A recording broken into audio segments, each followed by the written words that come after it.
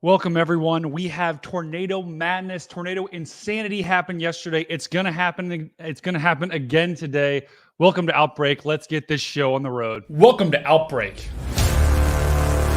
a new live stream format brought to you by the Stormfront Freaks podcast, hosted by me, meteorologist Brady Harris, also known as Stormcat 5. We'll go live on days of extreme weather with the goal of keeping you safe, informed, and entertained. The only question that remains is, are you ready for the outbreak? The outbreak starts now.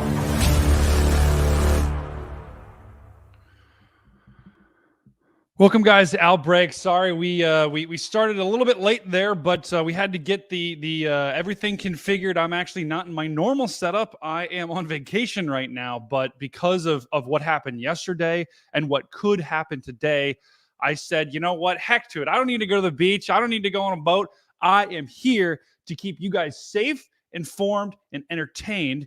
And really, that's what Outbreak is. That's what we, if it's your first time tuning into Outbreak or it's your fifth time tuning in Outbreak, it doesn't matter. We are glad to have you here. What is Outbreak? For those that it might be their first time tuning in, it's essentially it's brought to you by the Stormfront Freaks, and we are, myself, as well as Phil and other freaks will join from time to time. We're going to take you through nowcasting severe weather. We're going to take you through today. We're going to be taking you through the moderate risk that we have issued for much of Oklahoma, and this could be a pretty incredible day in terms of we could have strong long track tornadoes, just like yesterday. I mean, for those that were watching yesterday on Twitter and other areas where you guys were seeing pictures and everything like that, I was watching as well. It was a crazy day yesterday. And oftentimes when you can have one setup, they can go one right after another. So I'm expecting a crazy day today. So we're going to take you through everything today here on Outbreak. And we are going to start the day by, I just want to take a quick look at, okay, why are we doing this? What's the setup for today? Time now for our Outbreak setup. So let me just go ahead and pull up the outlook for today. This is the convective outlook for today, April 27th. This was issued a couple of hours ago. And we have a moderate risk for very, very strong storms. We already have storms ongoing that we're going to get to in just a sec. We have tornado warnings ongoing. We have severe thunderstorm warnings ongoing. But today we have a moderate risk for, really, it covers much of central and even parts of eastern Oklahoma, parts of northern Texas. Let me just go ahead and read off the cities that are in this moderate risk. Oklahoma City, Tulsa, Oklahoma, Wichita, Kansas, Norman, Oklahoma, and Wichita Falls. This is a part of the country that actually hasn't seen a lot of severe weather so far this year. A lot of it, surprisingly, has been to the east. I think Ohio right now has the most tornadoes in the country. That's not necessarily going to change today, I don't think, but the numbers could even out pretty significantly. Also, Dallas, Texas, Fort Worth, Texas, Kansas City, Missouri, Arlington, Texas, and Plano, Texas. You guys are all on the enhanced risk. Even Chicago, you have a risk for some severe storms today. I mean, this is a huge area that we have that covers, if we look at the population sizes, this covers, the up to a slight risk. This is almost 35 close to 40 million people that are in this risk for severe thunderstorms today. So a dangerous day ahead, a potent day ahead in terms of what we could be seeing here. Now, on top of that, right? So let's look at, so we have a moderate risk. Now, this is the tornado risk. So anywhere where you see in green, that's 2%, brown is 5%. Yellow is 10%, and red is 15%. Now, what do those percentages mean? That's essentially the National Weather Service puts out this forecast, and this is them saying, okay, if you pick a point anywhere within that 15% risk, there is a 15% chance of seeing a tornado within 25 miles of any point. And then if you see the little black dash marks line that go through, that's what we call a hatch risk. And that actually means, okay, within that, not only are we expecting 15% or 10%, depending on where you are, chance for tornadoes, but also they could be strong tornadoes. That's EF2 plus. Yesterday, they're still doing some damage surveys on a lot of those storms. But yesterday we saw some very powerful storms and very powerful tornadoes that produced, honestly, some of the craziest images and content of the year so far. So it was a crazy day yesterday, and yesterday in total, and they are still doing reports from yesterday. But as of a couple of minutes ago, there was about 83 tornado reports yesterday. So a full-fledged tornado outbreak, one for the record books, one that I think we're going to be remembering for a while. And today could be just as prolific, if not more so. And these tornadoes were centered on eastern Nebraska, western Iowa. I think the center of reports today, if we get a significant amount, are going to be in Oklahoma. So that's what I would expect today. But just an unbelievable day yesterday. We had just an insane amount. I mean, the most of the outbreaks we've done so far, the reports were exactly the opposite, right? We had 100 wind reports and maybe 30 tornado reports. This time there's 83 tornado reports and 30 wind reports. So completely flip-flopped from the last outbreak. So this is going to be a crazy day, and we actually have tornado warnings that are ongoing right now. And we'll get to that in just a second. But if you see on the bottom of the screen, that's the tornado warnings that we have. I also want to mention, if you are watching on YouTube or if you're watching on Twitter, go ahead and if you're on Twitter, go ahead and head over to YouTube, because that is a little bit of a better experience. You can actually comment, interact with the chat. We already have people that are chatting up a storm today. We got Jess tuning in. Jess, thank you for joining here. We've got Raymond's here as well. So thank you guys for joining. So go and head on over to YouTube as well if you're watching on Twitter, or just keep watching on Twitter. But if you do head over to YouTube, you will be able to chat with us. You can like the show. You can subscribe to the show. So that way, whenever we do go live, you can get notified. Like today, Jess and Raymond were the first ones in here because they got notified when the show started. So that's pretty cool. But so let's go ahead and let's just get over to, well, let's go ahead and bring in our other freaks here. I know we've got Dina here. Dina Knightley, a meteorologist at the Weather Channel, is joining us. I think we have Phil somewhere too, but we'll bring him in just a sec. I don't see his camera on. Dina, how are you doing today? Good. I mean, especially after yesterday. I mean, to see the total, like over 80 tornado reports. I mean, that's definitely the definition of a tornado outbreak. Yeah. It was nervous. Yeah, tornado outbreak because, one big tornado doesn't make an outbreak. But then, I mean, by the time I got off shift last night, I mean, they were incredible. And there were so many chasers out. And it was all daylight. It's not like anybody was trying to chase at night or anything like that. But it's amazing. Some of these videos coming out and how strong these guys were, some wedge tornadoes. I'll be interested in seeing, I haven't looked at all the reports to see how strong they actually really were. Yeah, I think there's still kind of tornado watch. Yeah, we do. Yeah, we do a PDS tornado watch right now. And actually, let's go ahead and get to that real quick. And let me go ahead and share that. And bear with me here, guys, too. I am on a I am not in my normal setup, so I don't have my Wi-Fi that I'm used to, so my screen might sometimes lag here or there. But we're going to do our best here, and I am hardwired, so hopefully that will help things progress here. But we have a PDS tornado watch right now, and that is our I mean, so really, what's the difference between a PDS tornado watch and a regular watch? We have PDS tornado warnings, right? We talk about those all the time. PDS stands for particularly dangerous situation. Now, they can also issue those for watches. And so a PDS tornado watch is like one level above a regular tornado watch. And what they're basically saying is this is a dangerous situation. This is a dangerous environment. There's not much that's going to stop possibly some pretty strong to significant tornadoes from forming and developing and continuing on into the evening hours. As we can see, this tornado watch was issued at 12:40 Central Time, so a couple of hours ago, and it runs until 8 p.m. Central Time. And that that they may extend this further east as we go throughout the day, and that they've talked about that in the discussion. But I mean, look at this: 80% probability, a high probability of tornadoes, a 80% probability of EF2 plus tornadoes. I mean, Dina, you've been working on the Weather Channel for a long time. How many PDS tornado watches have you seen? Not that many. I mean, that they're pretty confident. I've realized that in the years, that all government agencies try to stay like kind of on the conservative side. So when you start to see that, what I call like the big words, the adult talk type of thing, you're getting into a really dangerous thing. So, I mean, I'm already seeing a lot of tornado warnings, and the hard part is a lot of it is close to where it was yesterday.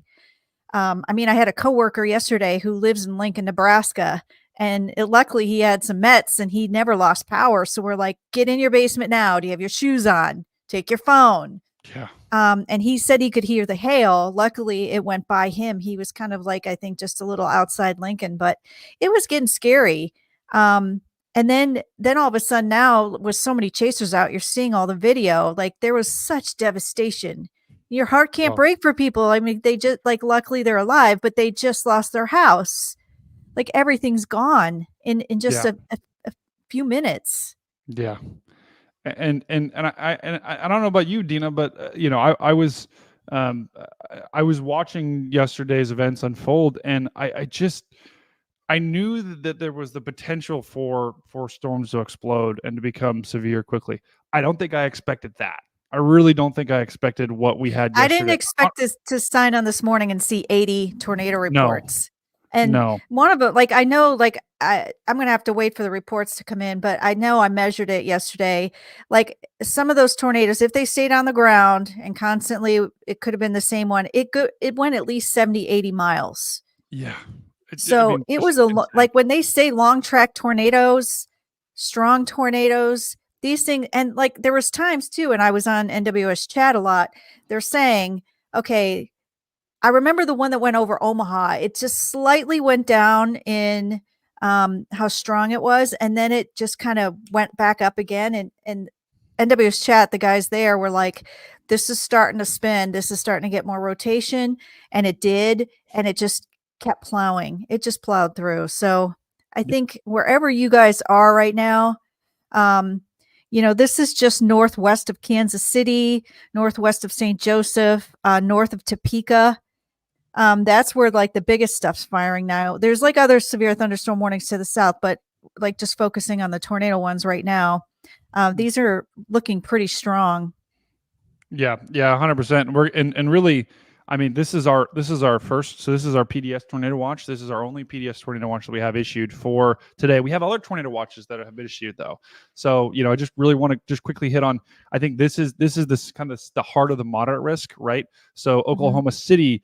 Oklahoma, I guess just to the north, Clifton, Oklahoma, other parts of western Oklahoma, not including the Panhandle, are in this particularly dangerous situation, tornado watch. So I think this is where we're expecting over the next couple of hours activity really to uptick from what is already ongoing. Now we already have. I mean, if we look at some of the other tornado watches, we have 2 other tornado watches that are issued, and both of them have active tornado warnings in them. So if we look at this, the most recent tornado watch that was issued, this was for northern parts of Missouri, southern parts of Iowa. I know that's the last thing folks in this part of the country want to see, because just off to your north and west in Omaha, you guys got absolutely a couple of tornadoes, long track, dangerous tornadoes occurred. The good news is Omaha, you are not in this tornado watch, but that's just off to your south and east. We have a tornado watch with several ongoing tornado warnings and moderate risk of tornadoes and EF2 tornadoes. So just even further north, right? This isn't even in the moderate risk. And we have another tornado watch that is indicating a pretty decent chance of tornadoes ongoing. And then the other tornado watch that we have is for, let's see, it is for just off to the west of that in central and northern Kansas. And that is centered, that I believe that includes Topeka, Kansas, Russell, Kansas, Dodge City, that's just off to your east. But that is for that kind of complex of storms that's moving through. And I think really this is just an incredibly potent environment. So up and down from Kansas to Missouri to Oklahoma, if you live in any of those areas that are under this tornado watch, take any tornado warning you get seriously today, because this is a high parameter space that we're dealing with. And you're starting to get into some big population cities. Like even you mentioned Omaha. They're in the enhanced. They're right on the edge of the enhanced. But all this stuff, even if it says it's moving east on the warning, it's kind of moving northeast. So in time, it's going to shift to the north. It's going to take a while. So I'm kind of like one of those people, like if you're out today, you're listening to us, maybe you're not right in the watch, just ask yourself, okay, if I go into a warning, which means you have to take action immediately, where would I go? Am I going to be out? Am I running errands? Am I at home? I go into the store, where would I go? So just put that in the back of your mind. It's kind of like where would I go? Where is my friends, family? If you got the families, like where would I go? What would I do? Yep. Just keep that in the back of your mind. Cause a watch is telling you, get your mind ready for it. And then the warning says, now do it. Yep. So there's quite a lot here, isn't there? Yeah, today of all days, you are going to want to make sure you have a plan in place, because this is just a potent day. I mean, look at this. We haven't even really gotten to the main part of this event yet, and there are, a total of 5 tornado warnings already today. So let's go ahead and let's just go around the horn here and take a look at the latest tornado warnings. We have some of the radar images that we have, and check out the velocity as well. just to be able to see what we're dealing with here. And this is actually the first time I'm looking at this. So I, like you guys on stream, will be kind of looking at this for the first time today up here. So we have a couple, geez, if this is a sign for today, then we're going to be in trouble. We are, the first tornado warning I clicked on was an observed tornado warning. That means we have confirmation of a tornado warning or of a tornado that was on the ground or currently is on the ground. And I mean, look at this. This was about 2:17 Central Time, so that's about 10 minutes ago.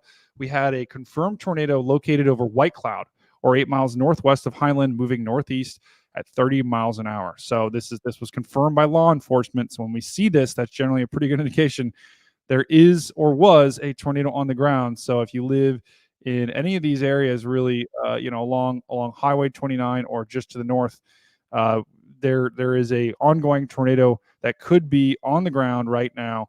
And let me just see if there's anything on the debris. There's a little bit of debris, maybe right in here.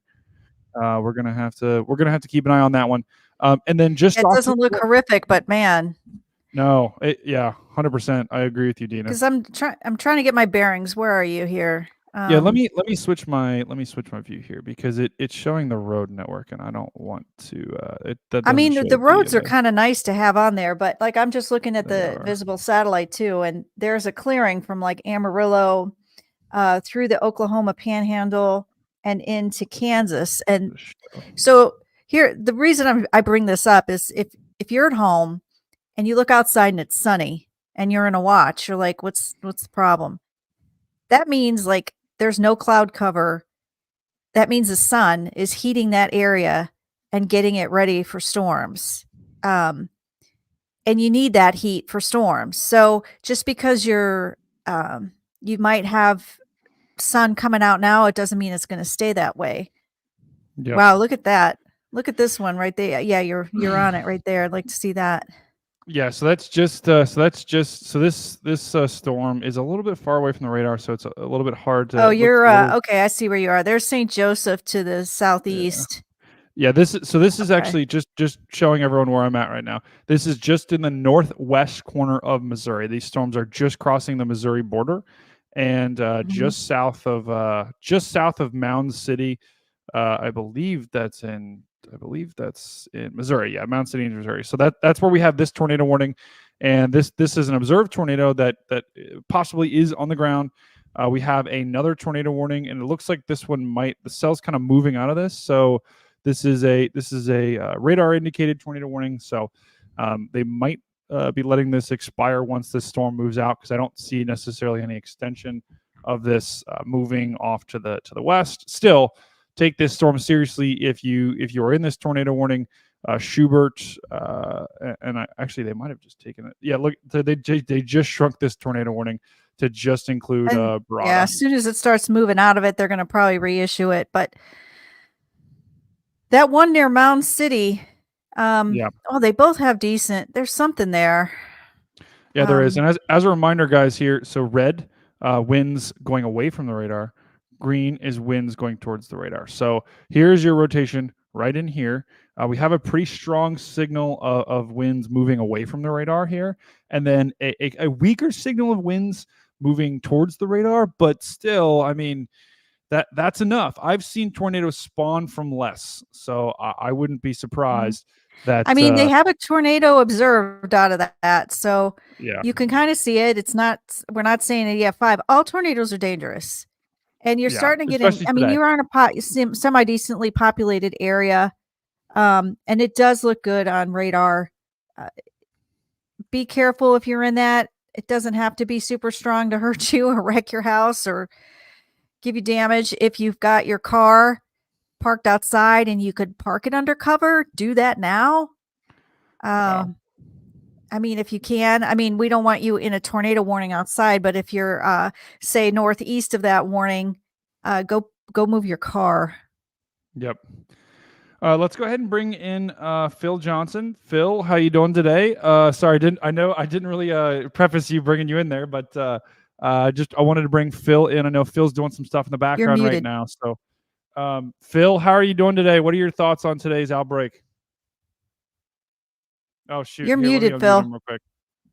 Oh, I can't unmute him.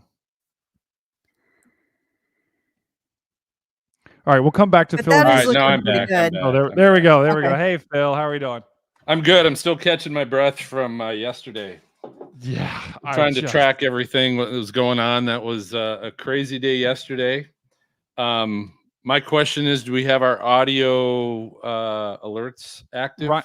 So Ryan's got it up, and I don't think, at least there hasn't been. I have not heard any alerts come through. But Do you have it? Do you have it pulled into the studio, or is it still Yeah. backstage? Yep. It's Okay. there. It's there. It's just not like if I would go into this mode, you can see it there. But so Got it. Okay. yeah, it should be working. I think the issue was you can't play like if I were to share my screen just from my laptop, it would also pick up the stream, and then you would hear like duplicate sound. So anyway, so we'll keep working on the alerts. I think they should be working, but if not, we'll keep working on that in the background. For now, though, I do want to get to this other storm right here. This is just zooming out.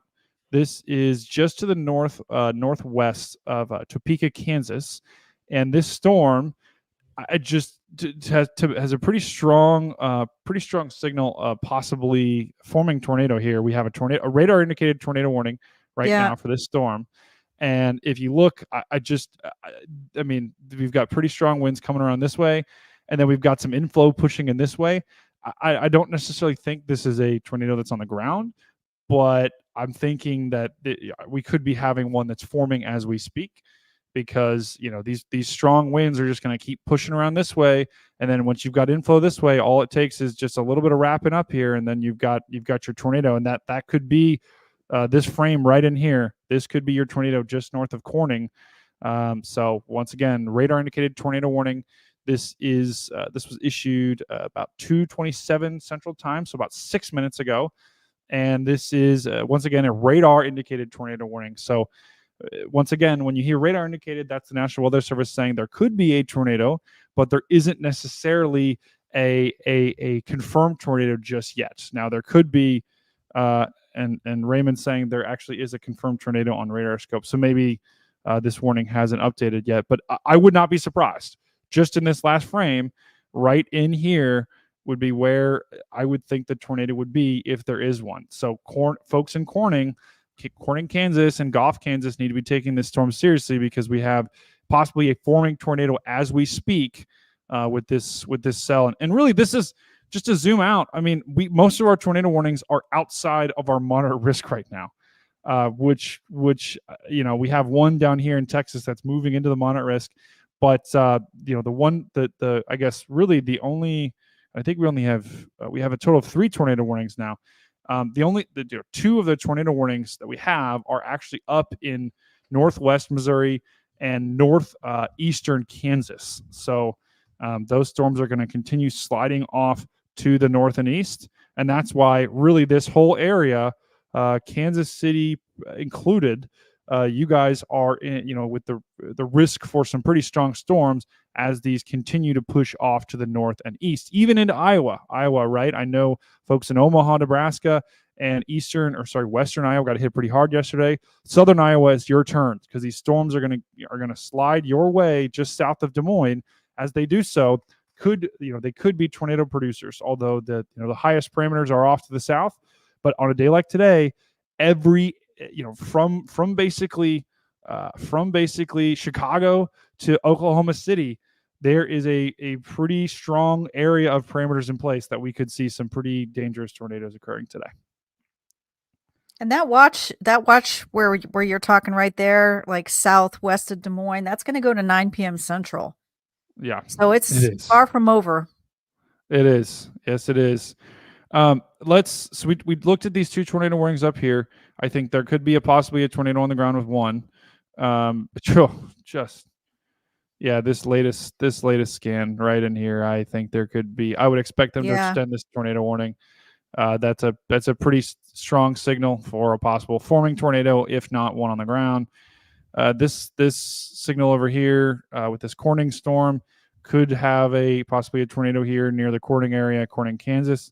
And then let's just take a look at our third tornado warning. And then I want to look at the parameters just and see what we got. What do we think what do we think we've got in terms of the conditions outside right now, and what do they forecast to be in the future?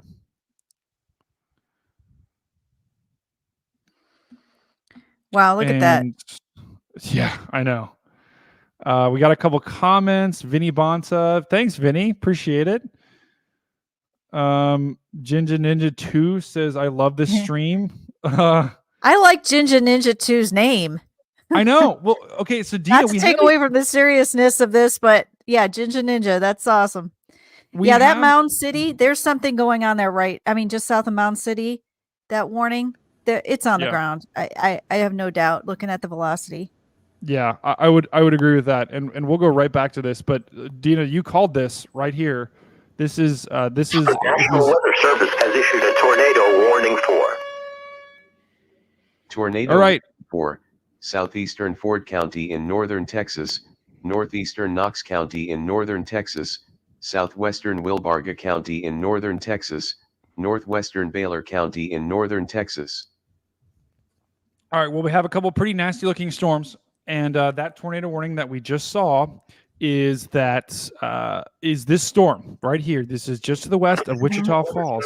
Oh my God. Oh, there should be a new warning. Yeah, there it goes. Tornado warning for northeastern Holt County in northwestern Missouri, southwestern Nottoway County in northwestern Missouri, northwestern Andrew County in northwestern Missouri. Yeah, you could say it's radar indicated, but I definitely think there's something there. It's on the ground. Yeah.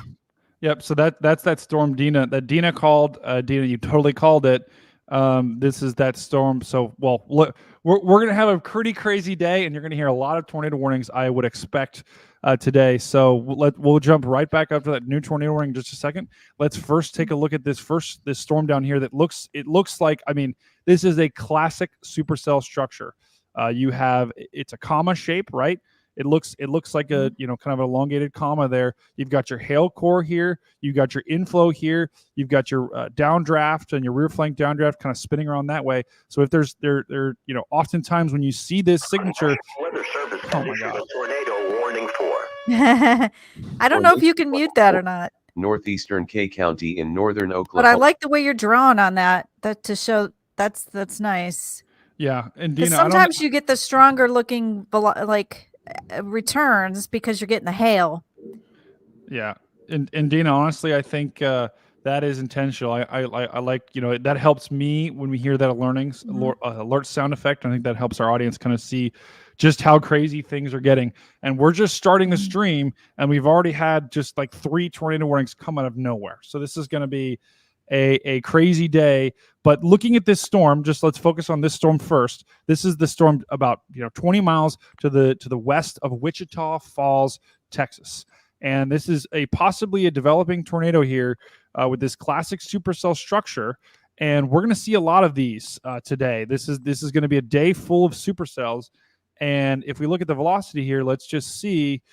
Okay, so not the strongest velocity signature. Maybe let me look actually. Let me go to a different radar here and see what it looks like from a different radar. Because sometimes it looks a little bit different if you look at different radars here to see. Let's just look. Okay. You're looking at the one to the south of Wichita now, right? It's just to the west of Wichita Falls. Wichita Falls. Okay. Oh yeah. Okay, I see where you're going. Yeah. So we've got a. I think the radar presentation on this one is a little bit more intimidating than the actual velocity itself, but still, I mean, I think the National Weather Service knows this is a supercell thunderstorm moving into an area. That's got a bow on it.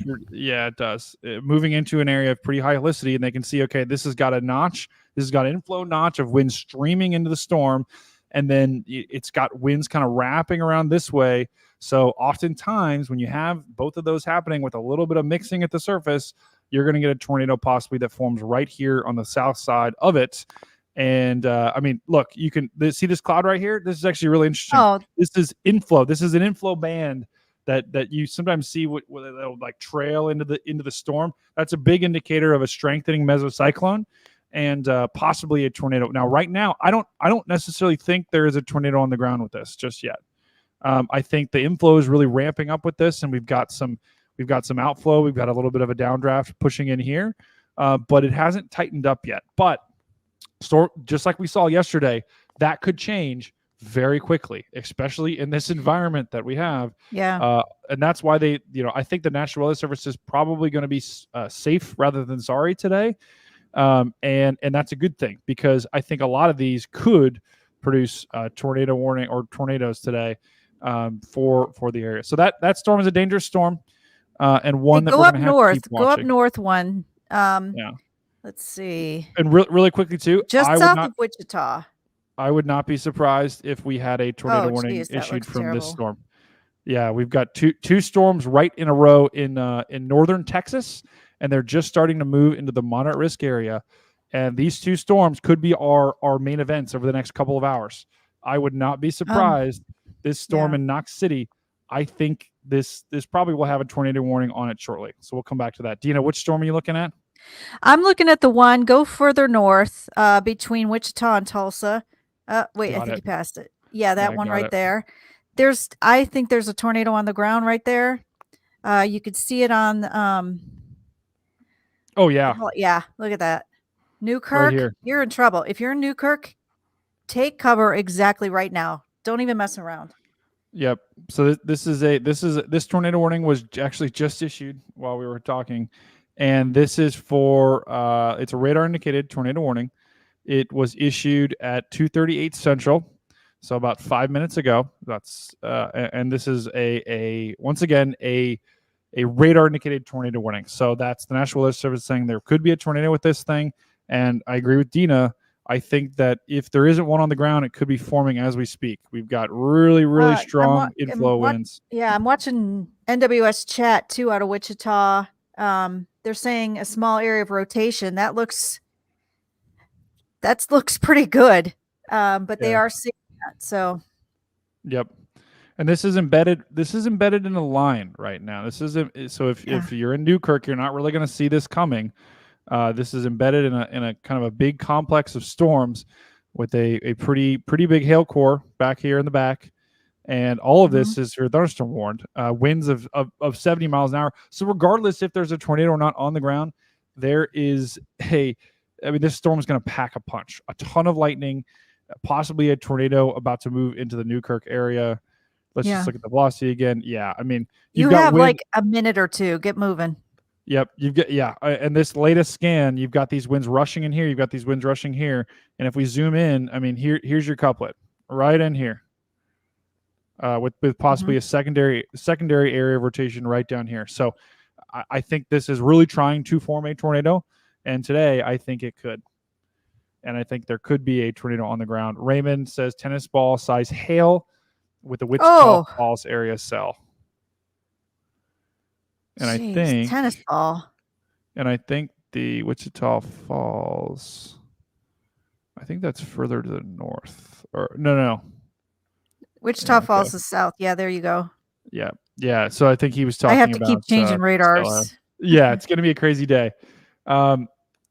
So let's go ahead and Jess is saying, my understanding, this is just round one with the hail threat being the main bit.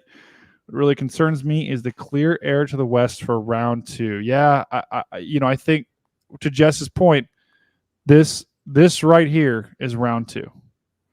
This area of storms, this area is round two. That's just going to really ramp up over the next couple of hours. These storms are going to be sliding into Oklahoma City, just south of Oklahoma City, and those are these two storms are probably the two that I'm most concerned about. But honestly, I'm concerned about all of this. I really am. This is just a crazy day to look at. Okay, so let's and Phil too. Phil, can you see if you find any traffic cameras or any cameras? Let me know. I will go ahead and put them up. The Weather Service has issued a tornado warning for. Tornado warning for northwestern Nottoway County in northwestern Missouri. All right, that's this storm up here. So these are the storms that we started with, and I do want to get to the Storm Prediction Center, the meso analysis, and kind of look at what are the parameters, but let me just hit these tornado warnings real quick to see what we got cooking up here. So this was the Mound City storm that we looked at about 5 minutes ago, about 10 minutes ago. And that was the confirmed on the ground tornado. It's now a radar indicated tornado warning. Now, looking at the radar signature, I mean, I still think there could be a tornado on the ground right here, just to the east of Mound City, to the north of New Point. That could be a pretty, that is a pretty good radar signature for possibly a tornado on the ground. This is in the northwest corner. Oh my gosh! Tornado warning for. Tornado warning for North Central K County in northern Oklahoma.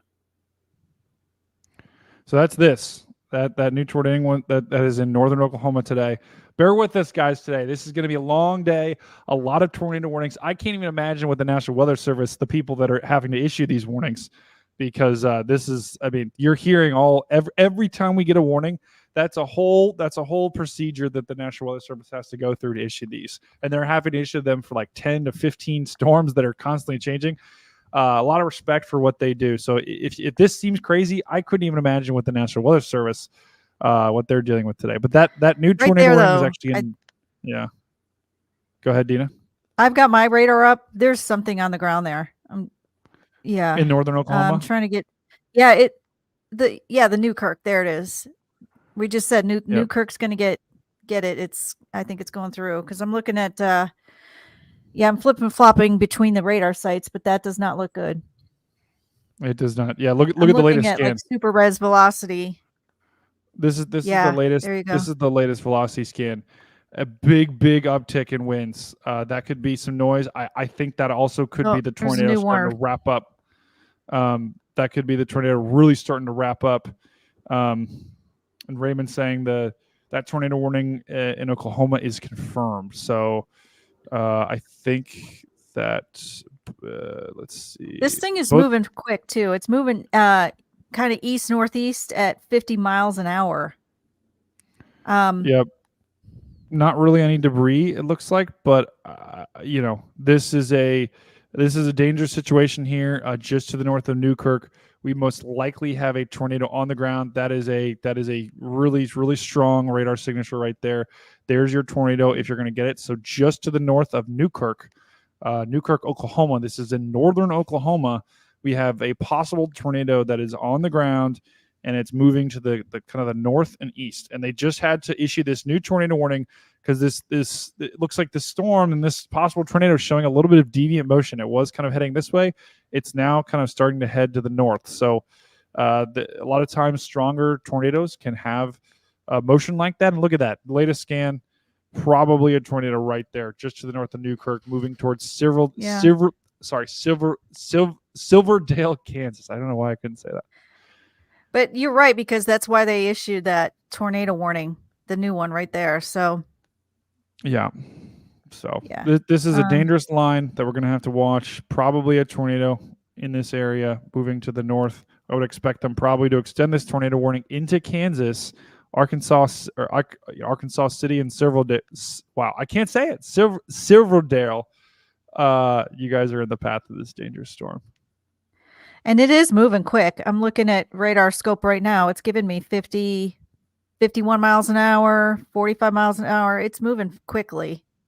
Oh, gosh. Yeah. Okay, look at this. So Raymond just said, and Jess is on this too, this is a for sure, oh, gosh, an observed tornado that we have. This is in northern Kansas, a confirmed tornado that is on the ground here. This is about, I think, 20 or 30 miles to the west of St. Joseph, Missouri. This is moving to the north and east. We have a confirmed tornado that is on the ground here. A pretty potent radar signature. A little sloppy in terms of, but you see that little hook here? See that little appendage? There's your tornado right in there. If we look at our velocity here, you can see, that's about as telltale of a sign as you can get. Yeah. You got your winds moving this way. You've got your winds moving this way. Here's your couplet. Not as strong in the latest frame, so maybe it lifted, but it's still, there is or was a tornado on the ground in this cell that is just in the northeastern corner of Kansas. It's a little bit by itself, which is troublesome. That means there isn't much stopping, and it's got some winds. It's, can really crank with this low level jet out here. That's just kind of starting to pick up. So these winds are going to crank into this storm and could continue. This could be a possibly long track storm as it moves into northeastern Missouri. Because if you zoom in on that, I think it's Grenada. That's Grenada and Capioma. Yeah, there it is. It's headed between, right between there. So I see it on super res velocity. It doesn't look huge, but it looks good. So if you're there, take cover now. Yep. Oh, wow. These are moving quickly. Yep, they are. We also have Dina, you were right on the Newkirk storm. That storm has an observed tornado now. So they just issued they just upgraded this. Jeez. They just upgraded this tornado warning in Newkirk to an observed tornado that is on the ground. Let's get back to this radar here and just quickly pull up what we see for this. Oh, geez, look at that. You're the one just set. Oh, yeah. Oh, geez. Oh, my gosh. Yeah, this is not a good situation at all. You've got really strong winds pushing this way. You've got winds wrapping back this way. This could be possibly a huge tornado. This looks terrible. This does not look good at all. Folks that are in Newkirk, just to the north of Newkirk. Hopefully this is over a not a very populated area, but this could be a massive tornado that we have. I mean, just this. The reason why I'm saying that is because this is a really broad area of rotation, and a really, really strong winds with this. And so the fact that this is an observed tornado with this warning, that means that this could be a monster. Looking at this, I would bet there's a monster wall cloud and probably some sort of wedge on the ground. And it's big. I'm just looking at the distance. I'm trying to use a little distance feature on mine, and it's wide. It is. Yeah, that is not a good situation. 2 miles that is developing at least 2-3 miles. Yeah, that, and this is so moving huge. off. This is moving pretty quickly. It's gonna cross the Oklahoma Kansas border pretty quickly here. So folks in the Kansas area need to prepare right now. Silverdale. Silverdale. We did it. Silverdale in Arkansas City. I mean, this thing is wrapping up, and it's wrapping up quickly. I mean, there is absolutely a tornado on the ground. Could be a large tornado on the ground here, and it's really showing some. Really showing some kind of crazy motion. I mean, this thing was headed this way, and now just is kind of taking a right-hand turn here, left-hand turn here. So this is a lot of times you can get that with some really, really, really strong tornadoes. So Brady, I'm going to show you. I'm going to share screen in regards to our GR analyst and using our Allison House data. So this is looking at a couple things. Like this is our just reflectivity of the storm. Yeah. And we're over 50,000 feet. The tops are at this point. But if we also, and this gives you a little kind of a 3D structure underneath, you can kind of see a little bit underneath the storm as far as at least the radar is going to catch. But there's a rotation option that you can look at, and you can see where right now, this is south, east, west, but right just northwest of Newport. Tornado warning for East Central Nemaha County in northeastern Kansas, Brown County in northeastern Kansas. All right, well, that's a new tornado warning that we'll get to in just a sec, Phil. Let's go back to this storm.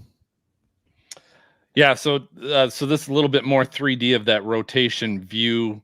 Not super defined at the upper levels there, but certainly when you take that away. Jeez. If you've got that 50,000 top, so you're going to get big South hail. Central Cowley County in south central Kansas. Phil, I don't think the tornado warnings like you. They really wanted to interrupt you there. Yeah, they did. Yeah, they did. So yeah, so there's again our tops over 50,000 feet will go into the storm, and it's pretty deep all the way in. So jeez, that's crazy. The rotation on the ground is cool because I mean, you see how it was tilted. National Weather Service has issued a All right. tornado warning for Tornado warning for southern Knox County in northern Texas. Wow.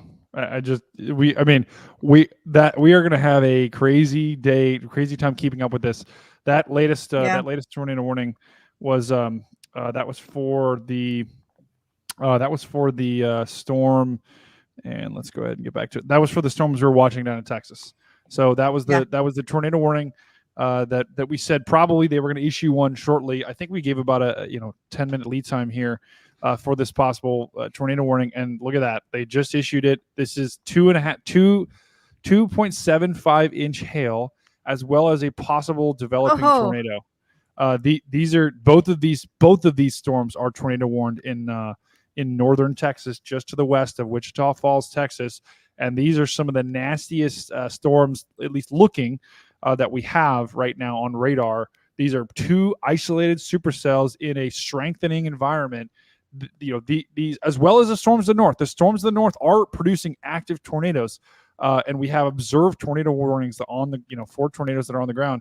But these storms, as they move into Oklahoma, these are going to be trouble. I'm telling you guys right now, these storms are going to be incredibly trouble. These are probably going to be long track supercells that we're going to be following probably for the next couple of hours. Knox City. Go to the bottom one there. That one. Knox City is it's going to go to the west of where it's actually. Yeah, look at that. Yeah, that's beast. Yeah, you've got your winds going this way. You've got your winds really strong this way. Here's your rotation. There's where your tornado would be. And looking at on velocity, on reflectivity, this is the radar. Just a classic supercell structure.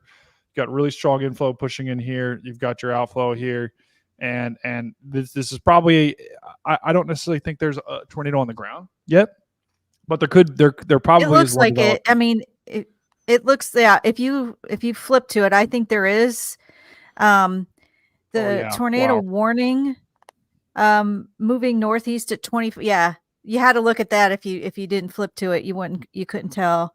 Flying debris will be dangerous, of course.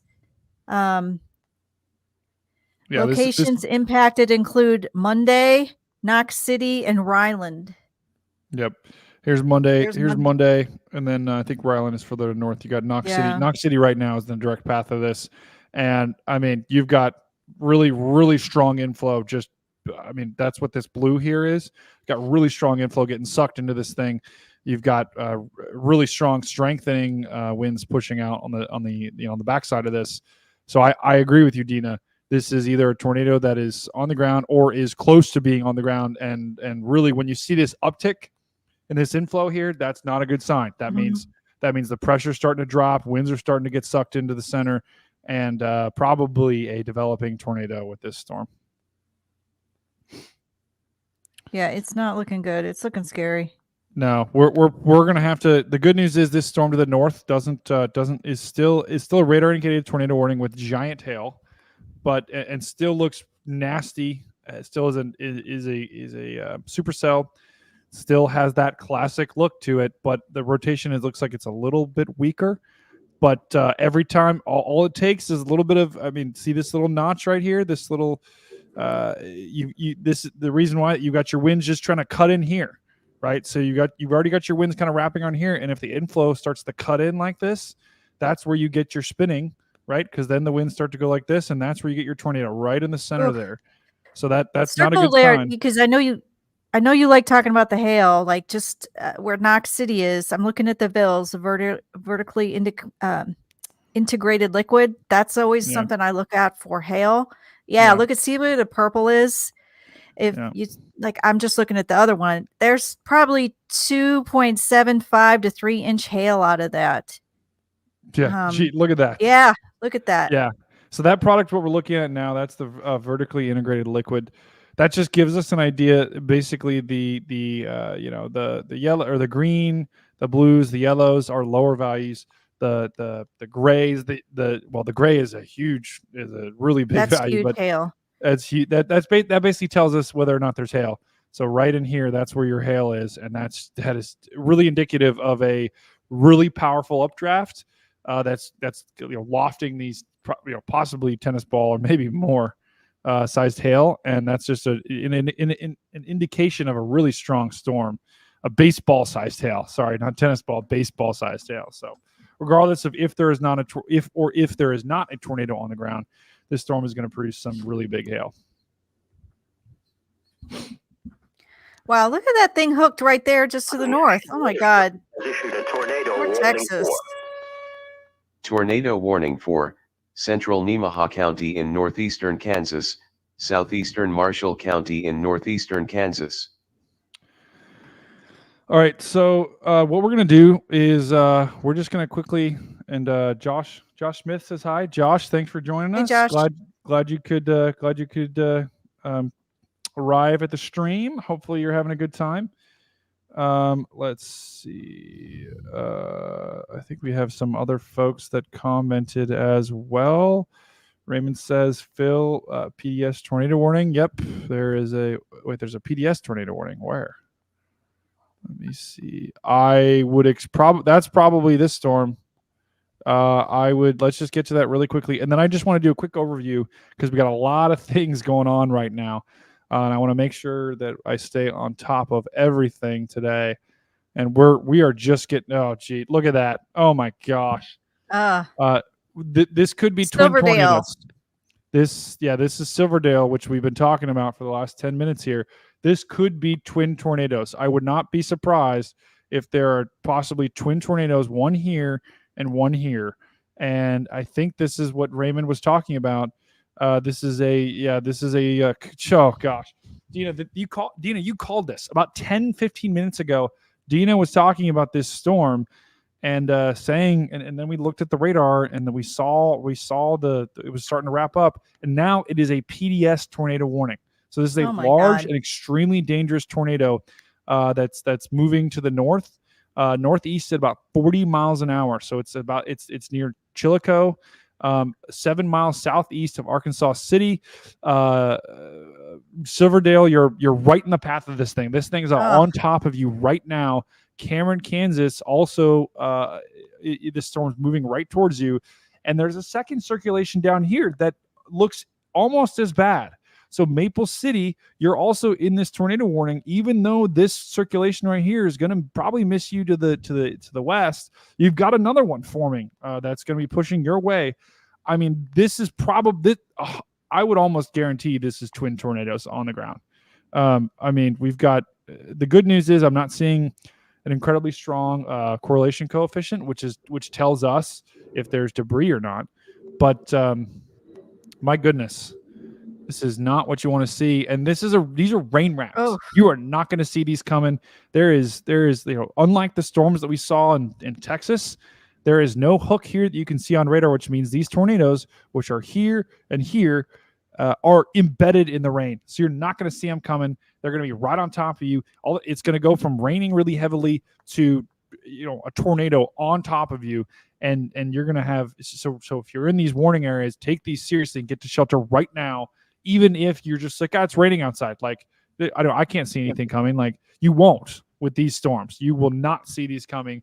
And they look violent to me. They really do.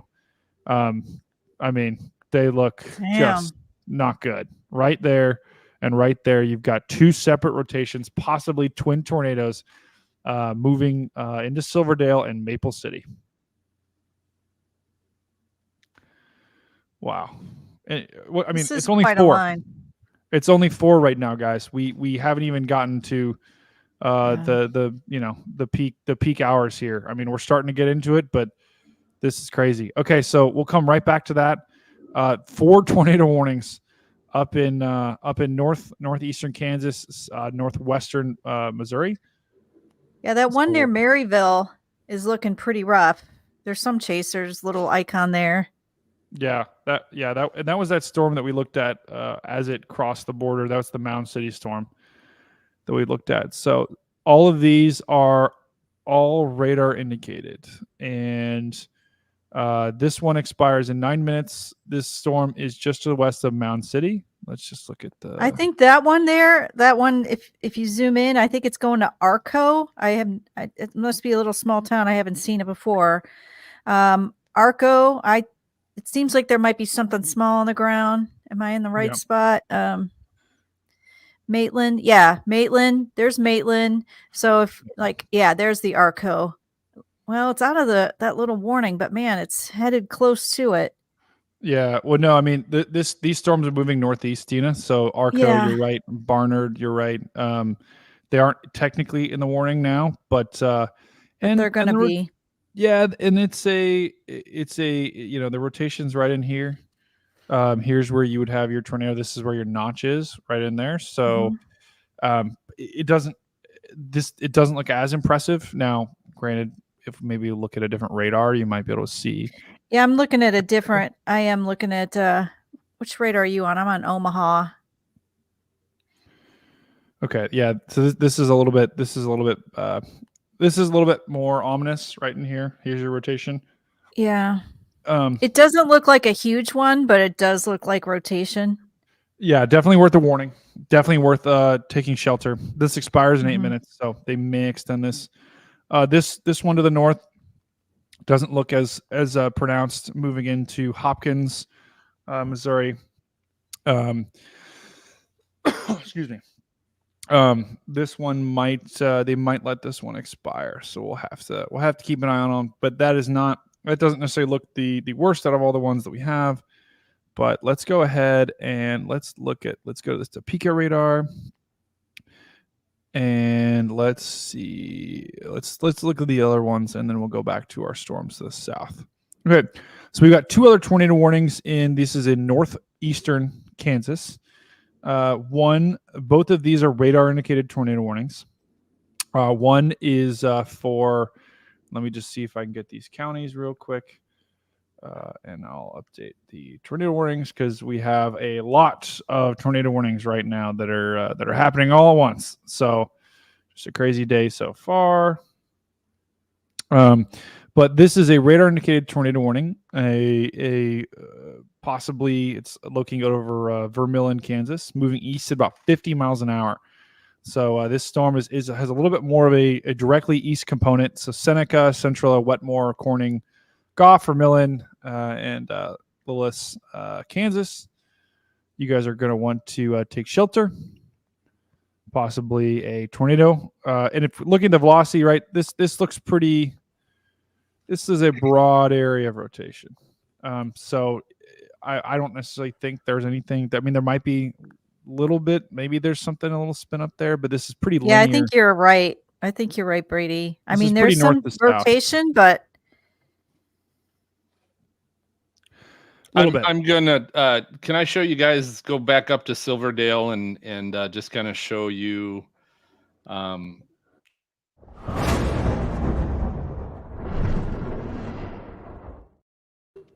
So again, this is the looking at the rotation. This is velocity of that storm. So again, see maybe where that couplet is, but dial down to the rotation. You can definitely see the rotation just north east of Newkirk.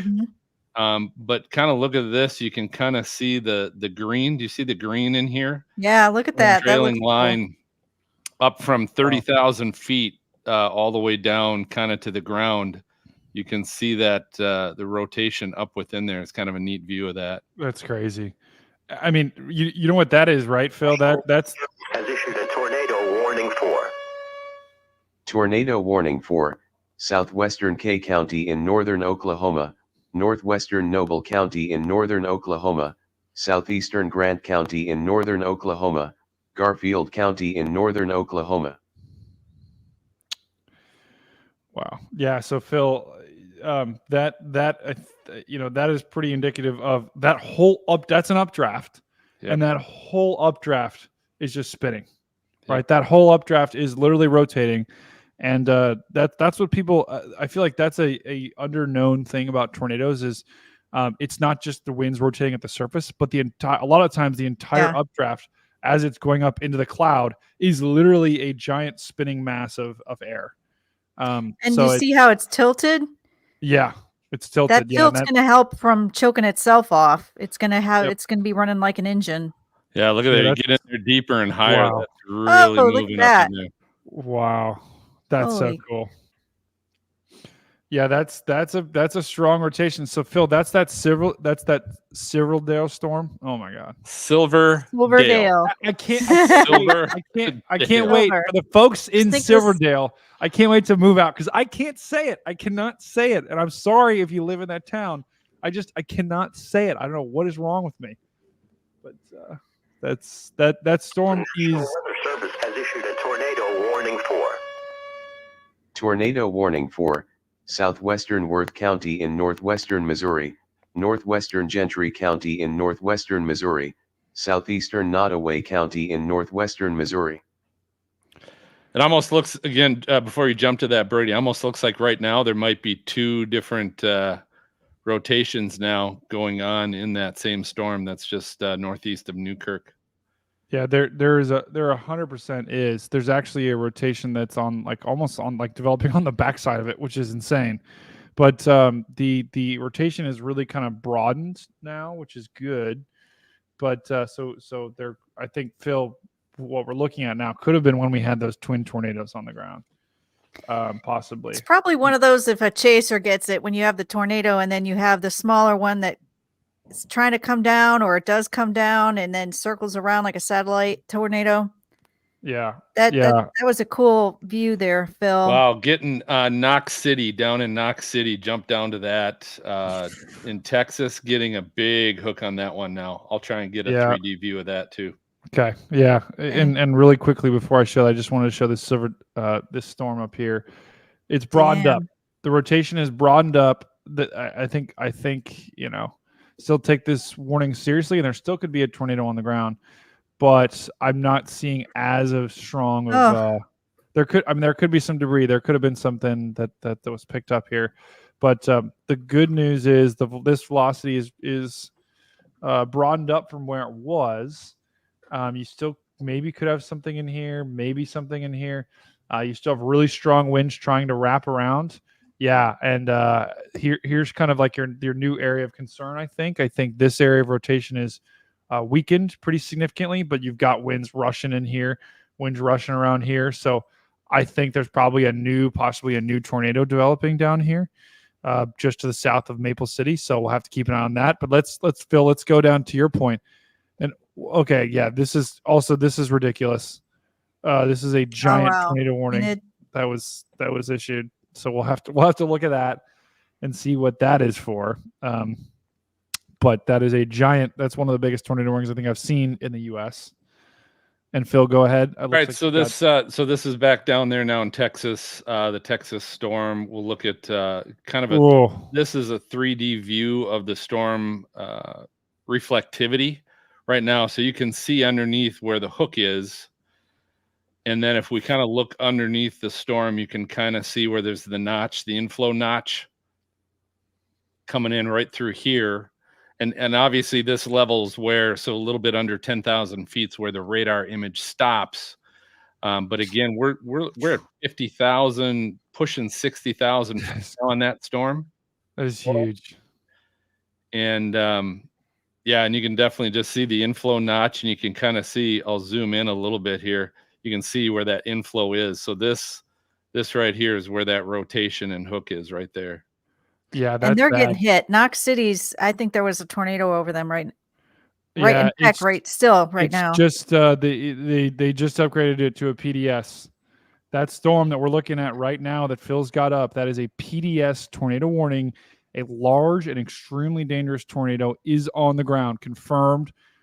This is a nasty, nasty storm with a confirmed, possibly dangerous, or it is a dangerous, possibly, incredibly destructive tornado that is on the ground. Really strong rotation. This is going to be a problem for a long time. Wow.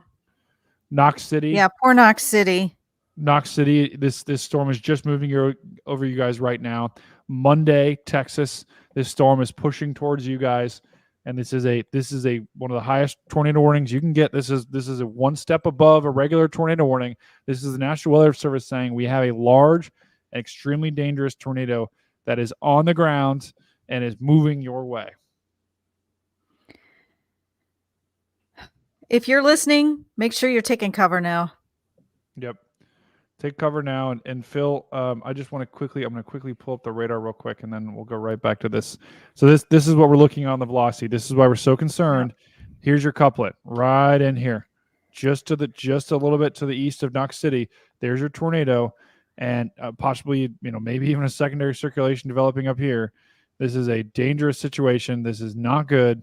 And a little bit of a debris signature, just a little bit. It could be some noise, but this is a dangerous storm. Has giant hail and has a PDS tornado warning, a confirmed large and extremely dangerous tornado moving over Knox City. It's moving to the northeast at 25 miles an hour. Anyone to the east of Knox City needs to be taking this seriously, because this was confirmed by weather spotters. And we had multiple reports of a tornado near Knox City. Yeah, if you live anywhere between Benjamin and Monday, it's moving right through where you can see the two city names. I'm watching it loop, and it's just moving northeast. So that's where you expect it to be. Yeah. Yeah, and I mean, wow. This is like some of the radar images that we saw yesterday, where, you can almost see the tornado on some of the strongest tornadoes that you get. You can see them on radar. This one you can see on radar. Yeah. Right. You can, just look when you almost see like the winds wrapping, when you see this like little, like you see right in here where that's the debris. I think that's a debris ball right there. It starts to wrap here. This could be a debris ball. For sure. Yeah. But that's your tornado, and you can see. You can see the tornado on radar. Yeah. Here's your winds flowing in this way. Here's your winds pushing down this way. This is 100% a dangerous storm. These storms, both of these cells are going to be a problem for the next couple of hours. These are probably going to be your long track tornadoes that the National Weather Service was talking about, and these are going to continue pushing off to the north and east. Wichita Falls, Texas. This is your early warning. You've got two nasty storms headed your way. One of them is producing a large and extremely dangerous tornado that is on the ground right now and is incredibly dangerous.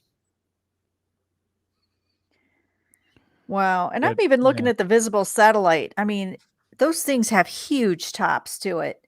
And there was just, I think what really fired it was there was a few little breaks in the clouds to get the sun in there, and bam, boom. Yeah. Wow. And we can even look at that satellite real quick too that you were talking about, Dina. Because while you're doing that, like I'm just looking at the super res velocity over Knox City, and the last two scans, I think there's debris in there. Yeah, I would agree. Let's get really down and just see. Yeah, right there. Yeah, look at the tops on that. See how there was just a few breaks there when you started that loop? Yeah. Yeah, see right there. That's our storm that we're looking at right now. That was your developing supercell right on the kind of let me see if I can zoom in here to see. But it had a few breaks in the clouds, let the sun in, and heat it up. Boom.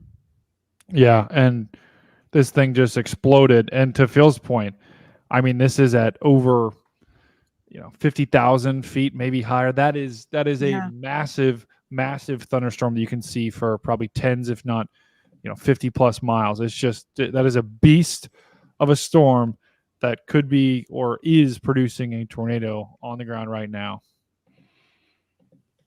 Yeah. All right. I bet here's the latest scan of that, just to get a feel for that structure underneath, especially. Wall cloud. It's your wall cloud right there. You see that? Yep. Totally. All right here. We'll check out the rotation. Oh, look at that. We'll pull out a little bit, but there's our rotation. So updraft heading all the way up to 40,000 feet with that whole circulation heading up there. That's crazy. Because when they're tilted like that, they can just keep going like an engine. They're not choking themselves off. They're getting inflow, outflow. Tornado warning for southeastern Cowley County in south central Kansas, western Chautauqua County in southeastern Kansas. Well, that's a new tornado warning. We'll get to that in just a second. For now, I mean, this is, I think, Phil, what that is too. Wow. You see that's your hail core. You see that? So that Mhm. what we're looking at right now on the screen. This is on the those north reds, side. Yeah. Yeah. Yeah. Those reds We'll go in. And that's where Some of you're those getting like yellows. 2.75, 3-inch hail. Yeah, and that's lofted pretty high in the storm. I mean, that's Yeah. and oftentimes when you see some of these massive supercells like that, you get there's your hail core. So that's at the center of that thing, and that's just massive, probably baseball if not bigger sized hail that's just being lofted, and then it's just thrown on whoever is at the bottom. Raymond says PDS tornado warning in Texas and Oklahoma. That's I mean that's our storm that we were just on, Raymond. It's a good call out there. Yeah, there's 100% about a Oklahoma? strong tornado. He's talking about the storm we were just on. Okay. Just to the southeast of Wichita Falls. So yeah, that is just a nasty storm that we're dealing with, and clearly, let's just go back to the velocity here. Oh my God! Yeah, look at that thing. Jeez, that is 100% a tornado right in Yeah. there. It could that honestly could be a massive tornado. And I think you've got debris in there. It went over Knox City. Yeah, looking at the correlation of the CC, there isn't. It's a little noisy. The National Weather Service has issued a tornado warning for Tornado warning for eastern Noble County in northern Oklahoma, north central Payne County in central Oklahoma. All right, so that is actually, this is a new storm that has been severe thunderstorm warned. That's this storm right here, and it looks like this is a radar indicated tornado warning. So we'll come back to the PDS tornado warning in just a second, because that velocity was off the charts. Also, I'm going to continue to try to keep up with the tornado warnings on our banner. Actually, we've had so many tornado warnings that we're running out of space for all. Oh no! Which has never happened before. So I'm going to try and get as many as I can on there, or try and maybe cut off the text a little bit. But so that's crazy. So because I think we've got 7 different tornado warnings right now, all for kind of different portions of the country. But this is the latest tornado warning that we had. Looks like we could have a developing tornado here. It's a radar indicated tornado warning, and this is for just to the north of Stillwater, Oklahoma. This cell is kind of going almost, dude, if we Looks put it almost in motion north here, yeah, which is just, moving north at 45. on a day like today, you have some storms moving to the east, some storms moving to the north. You've got this radar indicated tornado warning, which is that Silverdale storm that we had, and then this one that was just issued is just to the north of Stillwater. And let's look at the velocities here. Yeah, so it looks like you've got probably a developing tornado, probably a wall cloud right in here. You've got a really strong inflow streaming into this storm. Anytime you have that really strong inflow, that is a catalyst for a tornado, especially when, there's your inflow, right? It's inflow is just pushing into the storm right now. That's what's causing everything to kind of slide or look almost like an indent right here. And then you've got your outflow here. And then as these two mix, that's where you get your rotation. The whole storm is basically rotating. And it looks like they made a couple of different boxes here. So that's, of course, there it is. Tornado warning for Tornado warning for west central Osage County in northeastern Oklahoma, northwestern Pawnee County in northeastern Oklahoma. So that is a new tornado warning. This is for the same storm. So they're basically covering. They were covering this area with the tornado warning. Now they're kind of covering this area. So this storm, they're basically saying, okay, it's kind of sliding off. It's sliding off to the north. but it looks like it's got a little bit of a northeast component on it, right? Yeah. And you saw the latest frame. So right in here is kind of the path. And so they wanted to cover both areas.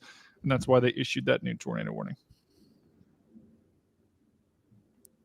Hopefully anybody in Morrison is already in a safe place.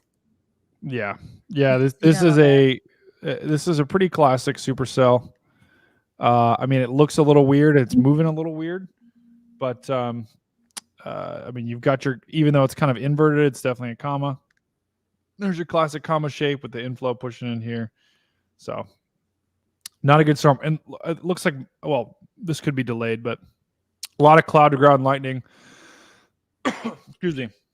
A lot of cloud to ground lightning actually outside of the base of the storm, which is pretty indicative of a strong inflow, pushing in strong updraft. So probably a forming tornado. Did you say we had a new tornado warning? We did. That was basically just an extension. Okay. Yeah. Jess was talking about the borders of the warning, or the borders of the forecast office. So that may be wise. Well, they had just a small one here and then another one issued just off to the east. So. All right. So let's just take a wide. Go ahead. Oh, I'm just saying that thing down there by Wichita Falls in Texas, man, that thing's just still going. Yeah, we're going to be dealing with these probably for the next couple of hours. That's going to be our these cells here, just to the west of Oklahoma City. Those are going to be a problem. I think that thing down there is big, and it's still kicking up debris. Southwestern Elk County in southeastern Kansas, eastern Cowley County in south central Kansas, northwestern Chautauqua County in southeastern Kansas. So that is right here. That's that same complex of storms that is just crossed the Kansas Oklahoma border, and now it looks like we've got a total of 3 tornado warnings covering the different possible areas of rotation here. And let me just look at the velocity. And yeah, let's actually look at a different. Wow, Silverdale, radar. Dexter. Well, the Silverdale one should be expiring, but it still looks good. Oh gosh, yeah, this is a forming tornado, 100%. Right in here, Dexter. Yeah. So this is that same storm that was in Maple City, that was in Silverdale, Newkirk, Silverdale. Yep, yeah, that was that same storm that looked like it was producing twin tornadoes. And that's oftentimes what happens with these storms. They drop a couple of tornadoes, especially when they're in kind of this mass of rain. I mean, this is just a giant mass of storms. They'll drop a couple of tornadoes, they'll recycle, and then they'll drop another tornado. And that's 100% what it looks like is happening right now. Dexter needs to take cover. Yeah, this is a probably, I would not be surprised if we got a confirmed tornado here, because we've got winds just absolutely screaming into this storm, and you already have your downdraft here that's already established. So when you have these winds that are really kind of getting sucked in here, that's gonna quickly spin up a tornado, and it looks like we're seeing that right in front of our eyes. Mm-hmm. Possibly a tornado that's forming, if not already on the ground. So Dexter, Cambridge, Grand Summit in Kansas, in southern Kansas. This is a dangerous storm, going to be a rain-wrapped tornado, could be a big one. I wouldn't be surprised if they upgraded this tornado warning soon, because this is clearly a strengthening rotation. I mean, these winds are basically indicative of wind screaming into the storm. So those winds have got to go somewhere, and we already have winds going that way.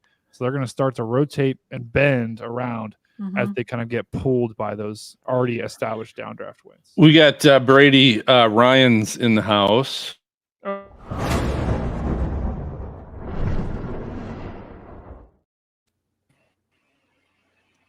Ryan, welcome, brother. Hello. How are you doing?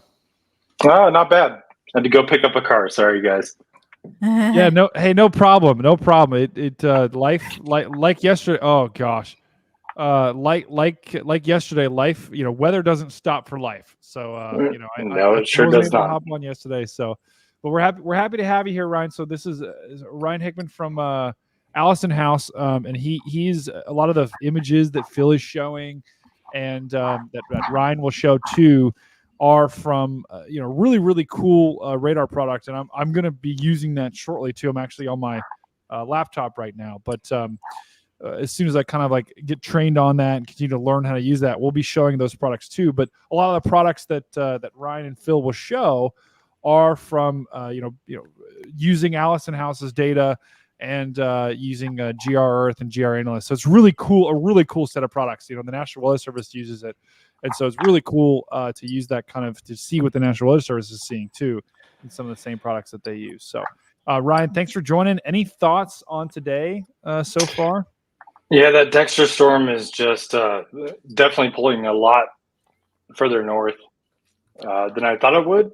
But that's the strongest storm of the day right now. You've got the storm just east of Perry, Oklahoma, moving,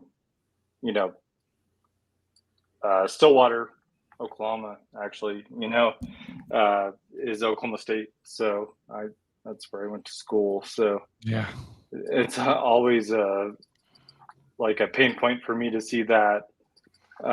Yeah. And then looking down into northwestern Texas, it's not looking great.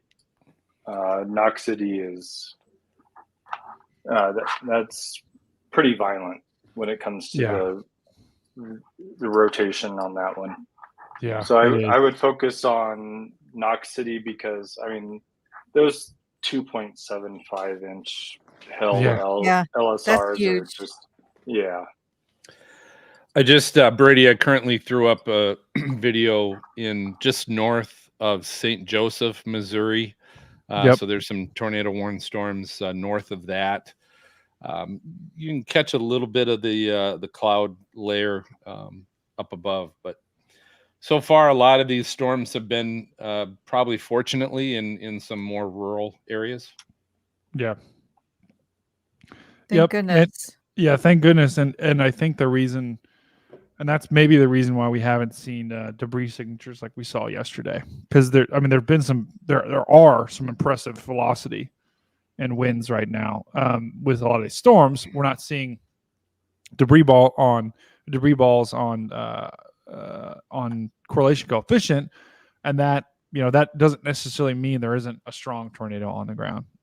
So cool. Yeah, that one down in Texas, and the Texas that one I think did. I'm trying to get back to it. And hopefully we have Knox City, wind damage, trees down, street flooding, vehicles are stranded. Wow. Yeah, that's a threat I don't think people that aren't really on people's minds today is the flood threat. There is there's going to be a lot of rain. A lot of areas are going to get hit with multiple rounds of storms, because this threat is probably going to continue well into the night, and it's going to be bad for a lot of folks. So we'll have to keep an eye. But hopefully a lot of these people on the freeway in Missouri are aware of the threat today. They weren't necessarily the area of focus, at least from the moderate risk. So hopefully everyone in Missouri, Northwest Missouri, is taking these storms seriously, because we have a couple of nasty storms that have radar indicated tornado warnings on them, as well as we had some PDS, or we had some confirmed tornadoes for that area as well. Go ahead, Phil. Yeah, sorry, Ryan. Oh yeah, okay, got it. Ryan, is this your GR analyst you got up? No, this actually is mine. Sorry, my dog just started barking. So I wanted Ryan's help and assistance on this a little bit. So again, this is the GR analyst and rotation. Yeah, what exactly, can you explain what exactly that is? Because it does give a good view of what's going on. Well, so it has a lot to do with the azimuth of. It's hard for me to dumb that down. I say dumb that down, but you Okay. know, as far as understanding this, you really have to have a almost a degree in meteorology. But in that regard, you're seeing the at this point you're seeing the lower layer of the storm drafting down toward the surface. Yeah. So you're almost seeing a condensation funnel with that one, with that end run.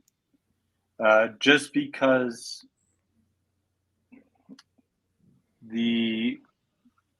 sorry, I'm looking at this just now. Okay. Yeah, that's not gonna. No. Yeah. you would have Yeah, to stay on that one. But yeah, you're looking at the condensation funnel pretty much. Oh my gosh. Okay. And it looks like you could tell just for the height. I mean, it looks like it was making it down to the ground. I mean, you can't see completely down to the ground, but when you see it below the 10,000 foot level, but yeah, see how it's like you could see it. It's pretty much reaching the ground there. So, oh man. All right, real quick, Phil. I want to bring back because we've had a couple developments, a couple pretty potent developments here. We have a PDS tornado warning that was issued. That is for this storm that we just looked at. That's moving into Dexter. Where are you? This is in Dexter. Dexter. Okay. This is that Dexter storm. And let me go to a different velocity here because this is pretty. Look at that. We have a PDS tornado warning for Dexter, Cambridge, and Grand Summit about to move into Granola. This is southern Kansas. We have a particularly dangerous situation for eastern Cowley and northwestern Chautauqua counties. This is a confirmed large, extremely dangerous tornado located over Dexter. So if you live in Dexter, you're getting hit by this right now. And this is a dangerous rotation. Clearly a large tornado on the ground. You've got inflow just absolutely screaming into this thing. And I would not be surprised if I saw debris here. Little bit, maybe. I mean, I would probably bet the next scan or two we would see some sort of there's it's a Just little give bit it a second. Yeah. It's a little bit on the south side here. But this is definitely a tornado on the ground, a rain-wrapped tornado on the ground. So if you live in Cambridge, just to the south of Cambridge. Tornado warning for. Tornado warning for East Central Ouachita County in western Oklahoma, northern Caddo County in southwestern Oklahoma, southwestern Canadian County in central Oklahoma. Yikes.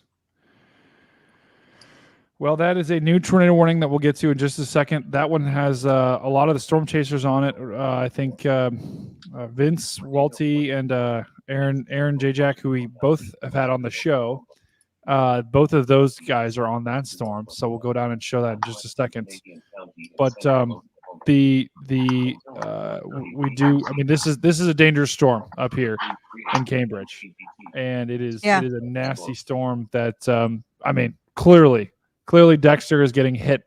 Just on the south side of Dexter is getting hit by a large tornado, and not a good situation for Dexter. And if you live in the path of this storm, Granola, even though you're not in this warning, this storm is headed for you. It has a history of producing tornadoes. We probably most likely produced just down here to the south of Silverdale. It probably produced a tornado, may have produced one to the south of Maple City. It recycled and is now a new circulation that is a tornado on the ground here just south of Dexter. So dangerous situation there. And once again, it's a rain-wrapped tornado. We're going to have to keep an eye on this. Just everything it is rotating today. We're going to have to keep an eye on this. I wouldn't be surprised if we've got some rotation here. Maybe that's a little bit of noise, but we definitely have a little bit of rotation here developing in this big mass of rain. We do, and I did see on Twitter this Pawnee, just to the north of Stillwater, Oklahoma. We did have a confirmed tornado, and this is now an observed tornado warning. And I did see on Twitter as well video evidence of this tornado. I'm not going to show it because I didn't take the video, but this storm was or is producing a tornado, and it was on the ground just about 5 minutes ago. So if you live just to the north of Pawnee, there is a tornado, possibly a tornado headed your way, and this is that storm we looked at, and it's a dangerous storm here. The most currently issued tornado warning that we people in Oklahoma City do not want to see this radar image. This is looks like definitely a supercell. You've got your comma shape right here. You've got your hook right here. There's where your tornado would be. The Weather Service has issued a tornado warning for.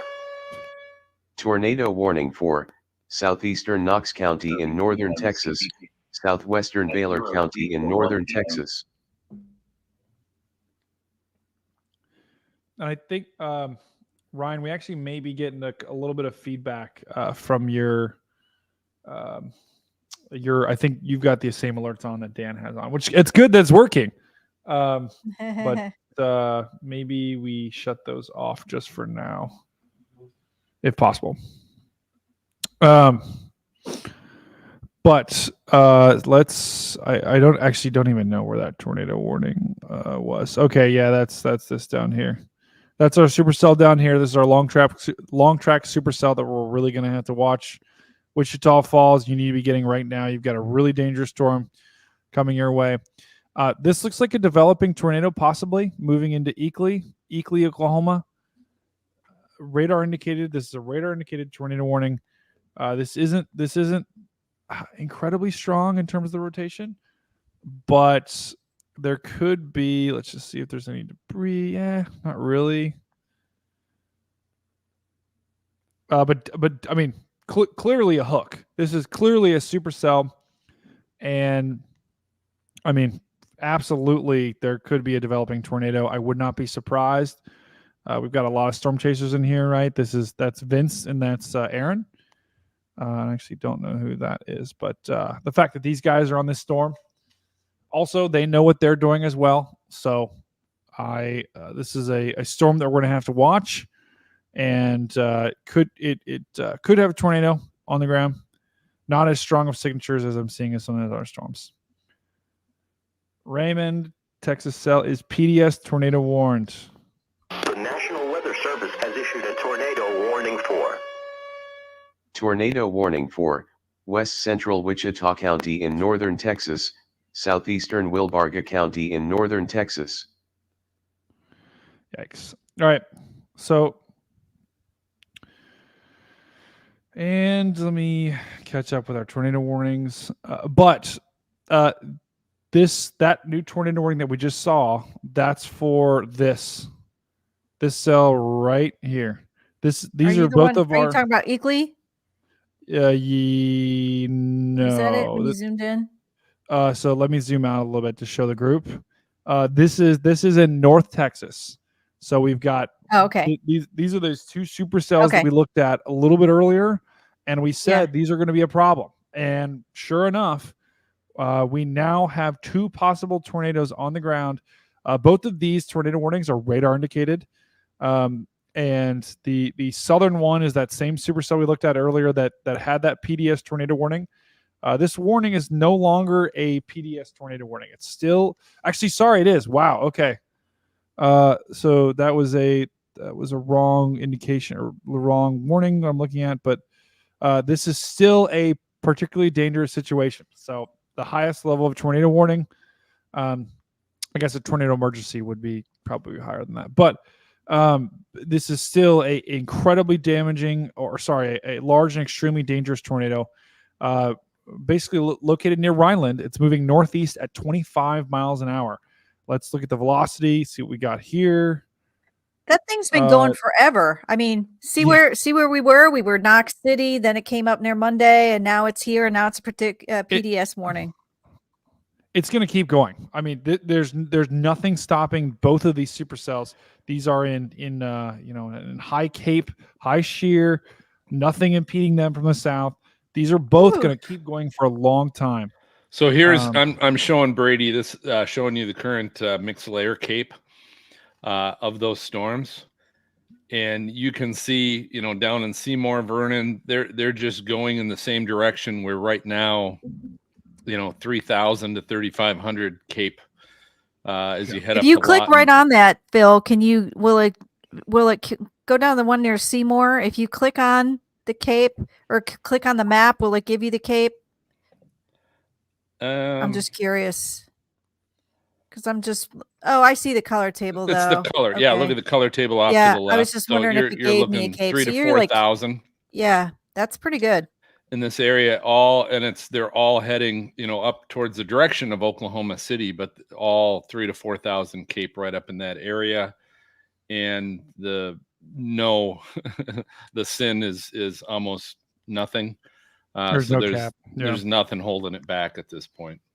Yeah, the cap is. There was a cap. I mean, the cap actually hurt us today. The fact that there was a cap at the beginning of the day, that hurt us, and that that helped the setup get way worse, because originally we were looking at the models yesterday thinking, could there be some storms in the middle part of the day to throw us off? That has not happened. Those storms have stayed to the north and have not formed, and so that's caused this environment to just really ramp up and is now fully charged, fully ready to go, and right in prime time, right? It's about to be 5 o'clock on Saturday. This is prime time for this part of the country when these storms are just going to start to get going, and they are producing tornadoes as we speak. And this is now I'm showing the significant tornado potential on this as well. And you can just see where it's at. This is all through the Allison House data that we've got, but they're certainly going into still a great environment for tornadoes if you're a tornado. Yeah. Yep. And I would expect a lot of these. I mean, these are going to be trouble. All of these storms, these two supercells that we have in northern Texas, the supercell that Phil's got up in central and just west of Oklahoma City, that's trouble. That's got a tornado warning on it. Those are going to be the storms we're going to need to watch, and as well as the other storms, just in Kansas that are producing or have produced multiple tornadoes, and really have had a couple of PDS warnings as well. So I would not be surprised, really up and down this area when we get to the end of this event, that there probably are going to be tornadoes not only in Oklahoma, Kansas, Missouri, even maybe into Iowa. We're going to have problems.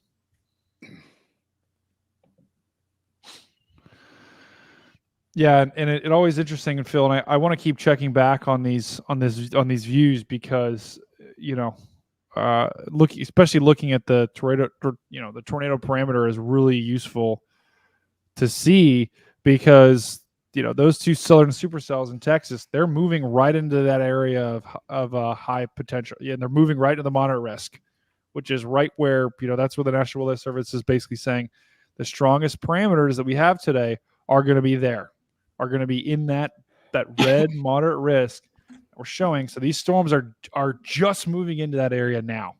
And as they do move into that area, it's going to be a problem. And I would not be surprised if these are the cell and just to the left of Oklahoma City and the two supercells to the south in northern Texas. Those are going to be continual tornado producers throughout the evening as we go. So.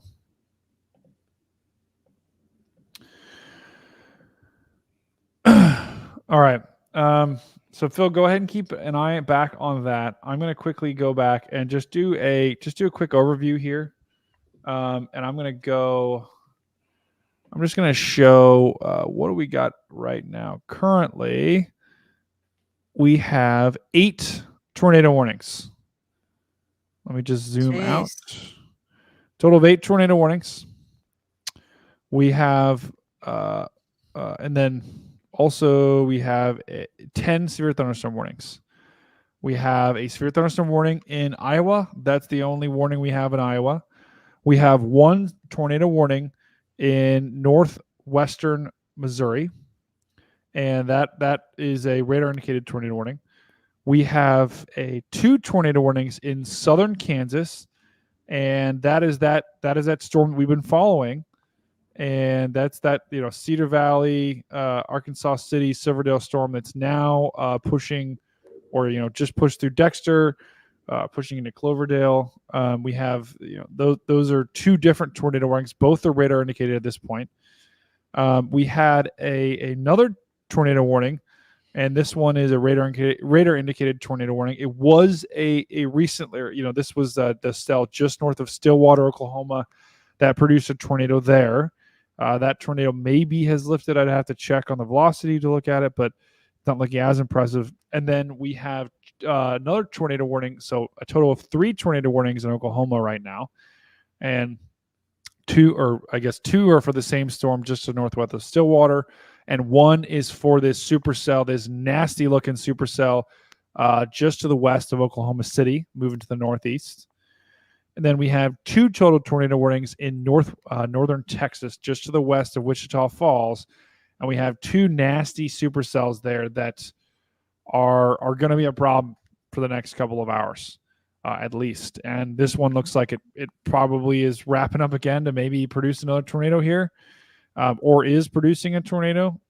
So that's that's you've got your inflow here wrapping in. This is probably a forming tornado as we speak.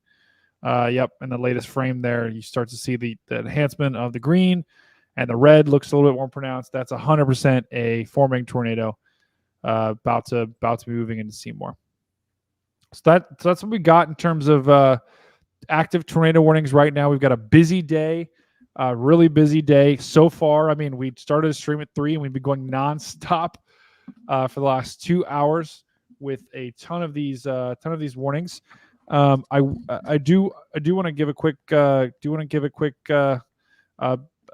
little quick shout out. If you are watching on YouTube, please share this with your friends, right? If you know people that live in any of these risks, share the link to your friends. We'll, I think this is a good, our goal here with Outbreak is really to not only show the radar, but also get into why this is happening. So our goal is to keep anyone in that area safe, to keep everyone safe and informed in this dangerous day. I see Phil is showing loads over 10 feet wide. Yes. So this is Cameron Vernon, Texas, facing east towards the storms. Oh, okay. So this is looking at that tornado warning storm out in that direction. You certainly can see some of the cumulus, the right side of the updraft of that storm shown there. Yeah. And I think what the sign is trying to say is don't have a load over 10 feet wide. I'm not sure. I think it's just, or maybe it's just a declaration. We see you with the load over 10 feet wide. Like, I don't know. I don't know. Maybe they're trying to get us to lose some weight. I don't know. But yeah, that is a right there in the center, right above the sign. There's your updraft. Yep. It's a nasty storm. But if you are watching us on Twitter, well, first of all, I just want to thank everyone for watching right now. If you are watching us on Twitter, if you do want a cool experience where you can actually interact and comment, and we'll put your comments on the stream, possibly, assuming they're appropriate, go ahead and go over to our Stormfront Freaks on YouTube, and you'll be able to see our YouTube page. And I could just quickly pull that up real quick to show you guys what that looks like. But you'll be able to see, you'll be able to interact with the chat, and you'll be able to kind of get a little bit better of an experience. Twitter is fine. So if you do want to watch on Twitter, keep watching us on Twitter. But if you do want to kind of interact with the chat and make little call outs here or there, and we'll put you on the stream, that's actually an awesome way to interact with our group, right? We've got Raymond and Jess and Garrett who are all kind of commenting and helping us move through this outbreak that we have ongoing. And then if you are on Twitter, go ahead and make sure you like and subscribe the show. And what that allows you to do is, so if I would just click on this, and we'll pause that so we don't see. But if you hit the like button, if you do like this, if you do like our stream, and then if you hit the subscribe button, that'll basically make it so anytime we go live, you will get notified rather than having to manually go on Twitter and find, okay, is this person live or not? You can actually you'll get notified every time we do go live, whether that be for podcasts, whether that be for Outbreak or anything in between. You'll get that sent right to you, so you'll be able to know when to tune in. And I do want to thank everyone for watching the stream. This is a dangerous day. We have a long day ahead of us, and really appreciate you guys tuning in.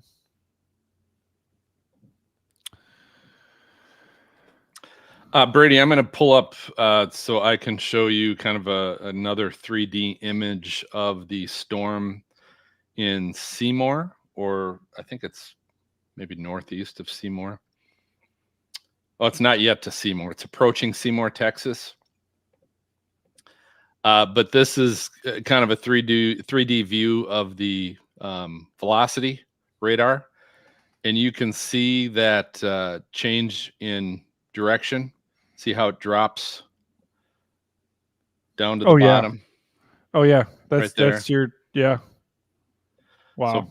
So there's obviously a lot of circulation going on within that, at least up to maybe it looks like it's stopping at about 6,000-7,000 feet. Yeah, where the radar stops. But obviously, good 3D view of that image. Oh yeah, that's I mean I would think that'd be your updraft, and that's probably where you're getting winds just like rushing in from the surface, rushing up. There's your tilted storm right there. But that's 100%. That's your updraft. I actually wouldn't be surprised if that's probably big part of the wall cloud that you can. I mean, you can almost actually see that on the velocity, which is crazy. That you can kind of see a little bit of a wall cloud on the velocity scan. But yeah, that's your inflow. I believe that's the winds, the actual updraft that's getting sucked into the storm, and that's the greens right there as it's mixing, and that's your rotation, and that's going to be a problem for a long time. That storm is going to be a big problem.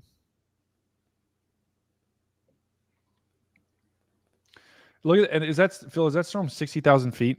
Does that go up to 60,000 feet? Yeah, almost like looks like it's about 50, a little over 50. Okay. Yeah, about 50. That's still crazy.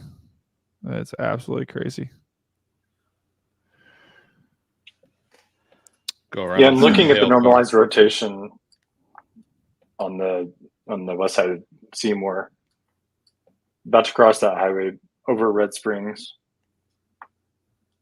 That hook, that in the 2D view, you're dealing with a lot of recycling here until now, and now you're seeing just this thing regather itself and continue to go.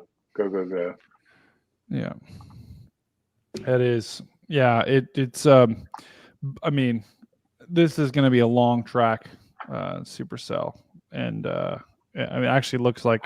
I think, Phil, I wonder, can you pull up the storm just to the north? And while he does that, I'll go ahead and show which storm I'm talking about. But and I'll bring this up in just a second because we have an observed tornado just to the north. I'd wonder what. I really want to see what the what GR analyst looks like for that, because we have an observed tornado warning and this was confirmed by weather spotters. Has issued a tornado warning for. Tornado warning for southeastern Cowley County in south central Kansas, northwestern Chautauqua County in southeastern Kansas. All right, that's up here. That's this storm up here. So we'll look at that in just a second.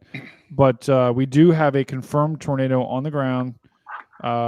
This is just to the west of Electra.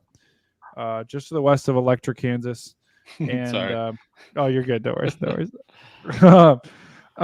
And let's go ahead and look at the velocity on this sucker. Okay. Maybe let's check a different. Wow, look at this. This is that storm to the south, really ramping up here. Probably a tornado is forming as we speak. Looks like could be a strong tornado. This tornado just to the west of Electro has not incredibly strong rotation, but has a really impressive radar structure. Here's your hook echo right here. Here would be your kind of tornado that's trying to develop. Here's your inflow coming in here. So this is it is an observed tornado that is on the ground. Now, this doesn't necessarily scream strong. Well, every tornado is strong, right? But this doesn't necessarily scream massive wedge to me. Like this down here. Yeah, yikes! This is the latest scan. So just to give everyone a where we are at right now, these are these two cells in northern Texas that we've been really watching closely, because they're moving into, as Phil showed it just a little bit ago, they're moving into an area with a tornado parameter, which is a mix of a couple different parameters. That basically tells us, is a strong tornado possible or likely? And the higher the parameter, the more likely that tornado is.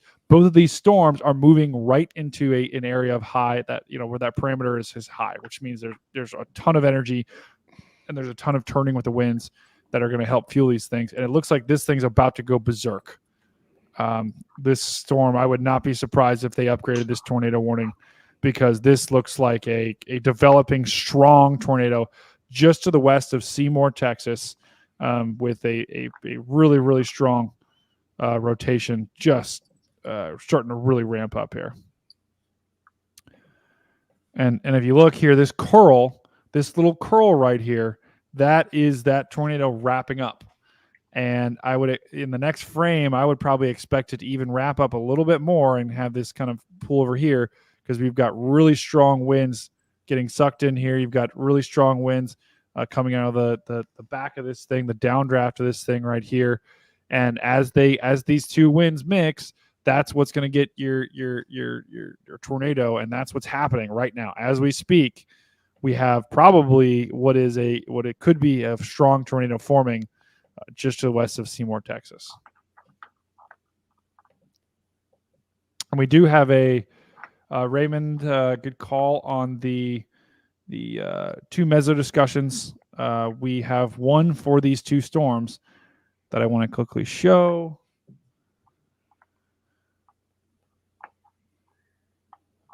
Yep.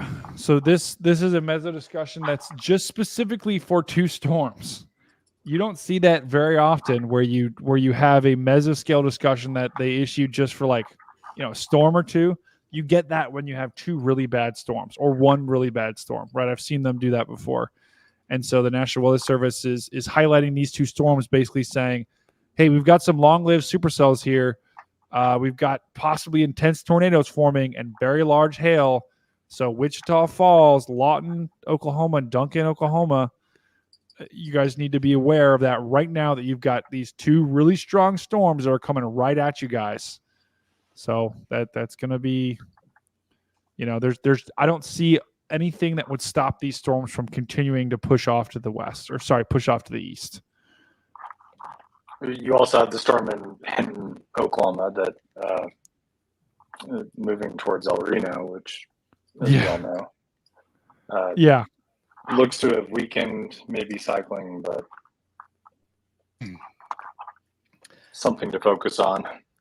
Yeah, and I don't know if it's just me, Phil, but I think, Ryan, we're getting a little bit of crackling.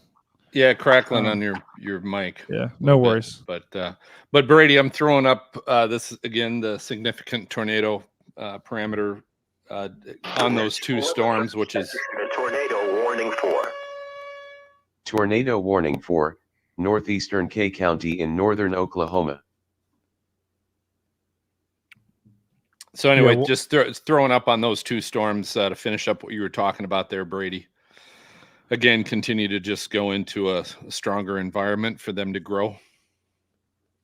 Yep. Yeah. And I'm reading in the discussion right now, there's about which is what Phil is showing right now. Mixed layer cape of about 3,000, which is high, really high, mid 60 dew points. They're a cyclonic tornadic supercell could evolve beyond the very large hail threat with up to baseballs reported so far. So these storms are going to be all three of these, right? To Ryan's point, you've got that one just as, I guess, to the north of Hinton, Oklahoma, moving towards El Reno. You've got two supercells to the south that are both tornado warned, and those are producing at the very minimum strong winds and baseball size hail, and could have tornadoes on the ground. Both of them could actually. All right, so here's what I'm showing. Give you an idea. So there is your cape, and the red is this is mixed layer cape. Red is 3,500. Orange is 2,500 to 3,000. So there's your cape. Then I'm going to throw on top of that. Here's your dew points, all in the upper 60s. And then on top of that, I'm going to throw in our winds at 850 millibars and 500 millibars, just so you can see the shear. And if you want to maybe explain that, Brady, kind of what we're seeing on the shear and those winds. Yeah. So, I mean, essentially the wind shear, right, is just a change of the wind direction with speed and direction with height. So the more, the higher the value, the greater the wind shear is. And generally, you need fairly strong wind shear to be able to create supercells. Because if you think about it, right, supercells are, the entire storm is rotating, right? It's not just it's not just the tornado at the surface if it produces one, but the entire storm is rotating. And so you need wind shear to help, basically shape that storm and tilt it on its side. So you have higher winds, or you have stronger winds higher up, and you maybe have weaker winds that are blowing a different direction at the surface. And what that does, that causes that storm to tilt, and it also causes it to rotate. So what that allows you to do is it just, if we dumb that down, that just means you're going to have a stronger storm, and that storm is going to be able to maintain itself for much longer. And that's what we're seeing with these. Here we go. Tornado warning for North Central Caddo County in southwestern Oklahoma, Western Canadian County in central Oklahoma. The National Weather Service has issued a tornado Unreal. for Tornado warning for southeastern Cowley County in south central Kansas. All right. Well, we've got a couple areas that we need to get to. And let me go ahead and make sure I have the latest tornado warnings that we have, because we have a couple. We have some that have expired and some that have been added. So let's just get to these really quickly. So we don't have any more tornado warnings in northwest Missouri, which is good. We don't have any tornado warnings in Iowa. We have this is the same storm that just won't go away down here. This is the Silverdale storm that possibly produced a couple rain-wrapped tornadoes. I saw a video of a rain-wrapped tornado in Knox City, so we were on that storm a little bit ago. And here was Knox City was south, but we currently have two new tornado warnings here, and this is just a huge area of rotation that just will not quit and just keeps spinning up here. Every 10 to 15 minutes it spins up and produces something, and then it drops. And I actually, oh my gosh, so this is once again another tornado warning for Silverdale. This is a new tornado. Okay, this is the new tornado warning. These are the old tornado warnings to the right. This is your new tornado warning. This is your new area of circulation. This area was just hit by a possible tornado a little while ago. So Silverdale, Maple City, you need to take shelter right now, because we have another possible tornado that is formed. And this one's going to be completely rain wrapped, just like the other one, just in a complete mess of rain, and you're not going to be able to see it coming. And this is really an indictment of how strong the conditions are today. You don't even need any of these things can spin up, right? I mean, this has got a little bit of a clear pocket to the south, but it really doesn't have much. But it's rotating incredibly strongly, and this right here is probably what could be a tornado on the ground. And if I look at the correlation coefficient here, and maybe a little bit of debris in here. I mean, not an incredibly strong signature, but enough to possibly say there could be something. The radar just looks like a complete mess, but your tornado, I think, is probably right in here, and I think that's where the velocity says it is. Yep. So it looks like just to the southeast of Silverdale, Kansas. You guys just got hit a little while ago, and now you've got another possible tornado just off to your southeast. The southern parts of Silverdale are going to see another possible tornado move through. And I know that's the last thing you want to hear right there, but that's not good news. And then just to the northeast, you've got a kind of a broad air rotation, but that's this is that storm that produced in Silverdale, and now it's pushed off to the north and east, and is still trying to wrap up and produce. So anyone in Granola, Moline, you've got a couple of dangerous storms moving your way. I'm going to have you jump down, Brady, to Bridgeport, Oklahoma, just kind of west of El Reno. And the only thing I want to point out here is if you look at the traffic cam in Bridgeport, there's one traffic cam there. And you also look at traffic right along I-40. Looks like it's really backed up and running slow, but that camera hasn't updated since 4:15 p.m. So who something obviously could have gone through there. Yeah, that we're seeing on radar. Wow.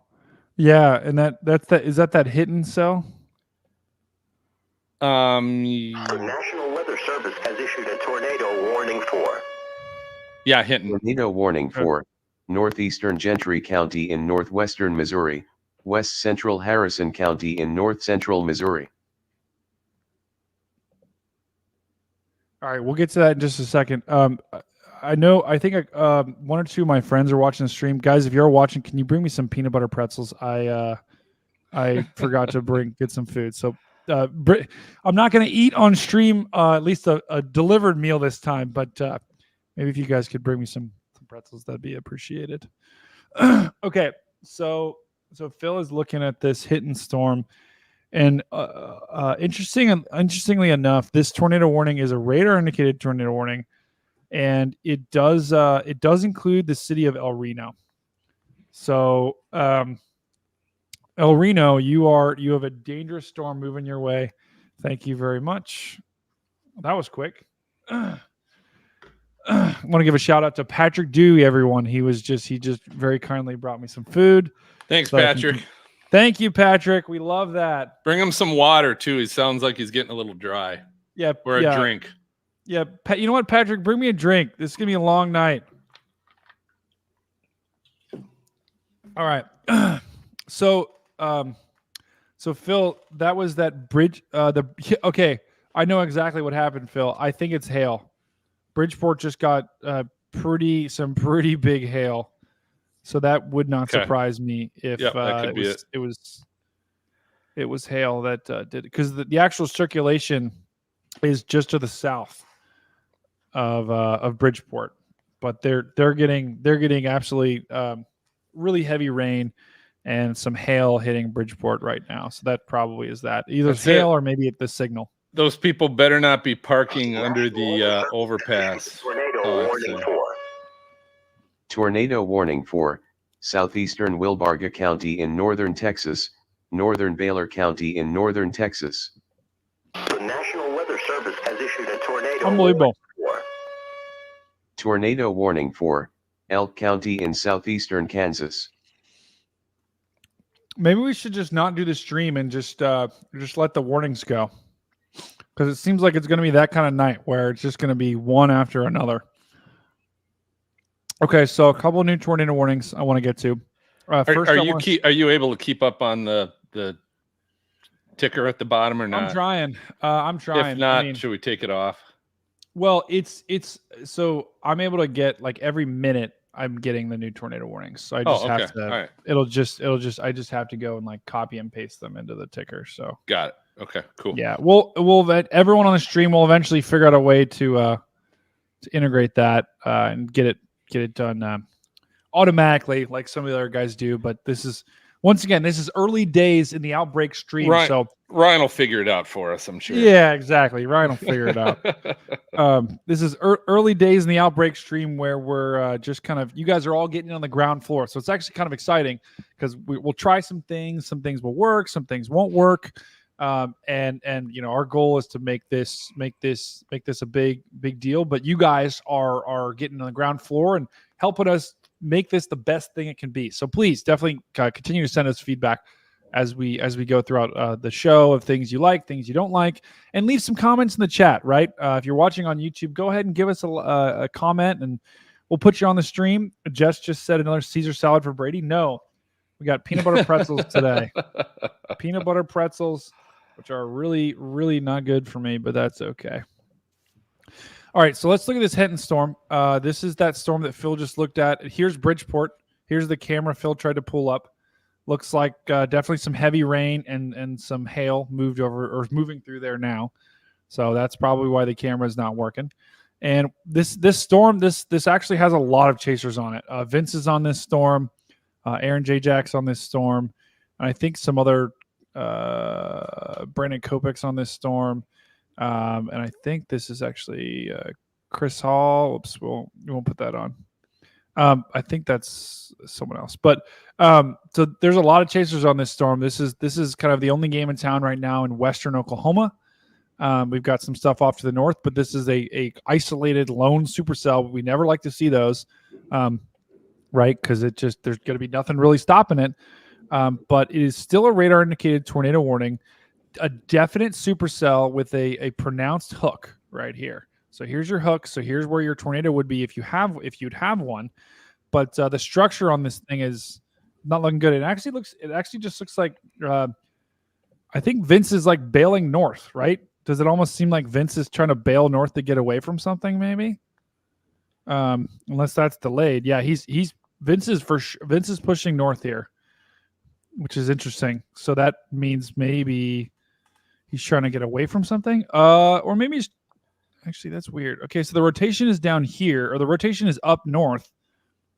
Whereas if we compare that to the hook is down south a little bit. So it almost seems like the rotation's like in here, which is interesting. Which there is a notch there. I mean, that would kind of make some sense, possibly. Yeah, no, it would. But let's just look at this again. It looks pretty broad. It looks like a pretty broad air rotation. You've got your inflow kind of coming in this way, then you've got your winds pushing around that way, and here's your like rain, and here's your hail core up here. So it's still, I wouldn't necessarily think there'd be anything on the ground, but this is almost lifting above the tornado warning. So here's your rotation. It's almost outside of the tornado warning. Maybe I think Vince is probably seeing this, and that he's probably trying to get in position here for this, because this is where your rotation is right now. Not really much rotation on the south side of this thing, where the edge of the hook is, but the rotation is kind of up here, just to the east of Bridgeport. So that'll be interesting. I wouldn't be surprised if, let's just put this in motion here to see. Okay, so it's lifting. Let me just look at the last couple of frames.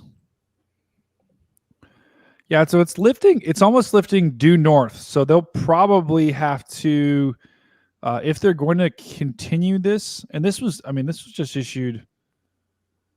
This was at 4:07 Eastern, it's Central Time. That was about 13 minutes ago. So my guess is if they are gonna extend it, they're probably gonna have to extend it north. This thing almost looks like it's lifting to the north of El Reno. That might be it. Tornado warning for southeastern Tillman County in southwestern Oklahoma, northwestern Wichita County in northern Texas, east central Wilbarga County in northern Texas. All right, we're going to come back to that hit and storm in a sec because it doesn't necessarily look like, well, we'll have to keep an eye on it, but it doesn't necessarily look like there's anything on the ground yet. Oh my gosh. Okay. Yeah, we need to get back to this Seymour storm.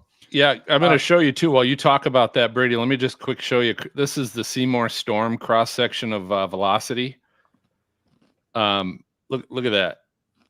That's crazy. So this is south. Here's Seymour right over here, and you can kind of see the change in rotation going straight up in the updraft. Oh yeah, 100%. Right where that green and red is meeting there on the right side of the frame there. That's your tornado, and it looks like, I mean, this is an observed tornado warning. This is a PDS tornado warning, and this is not a good situation. This is that same storm that we've continually looked at that has been producing tornadoes left and right, or has been trying to produce tornadoes left and right, and I mean, the velocity on this is crazy. Phil's kind of showing what the cross section looks like. The actual surface velocity is very indicative of a strong tornado forming, or has already formed and is on the ground. And it doesn't look like there's necessarily any debris. At least there could be, but it's pretty scattered. But this is a problem. This storm is a problem, and looking at the radar, definitely has a tornado on the ground. And Phil is showing, I think is that the rotation, normalized rotation? Yep. Yeah, so that at the surface has pretty high values, and even up into the storm is that same tilted image we keep seeing.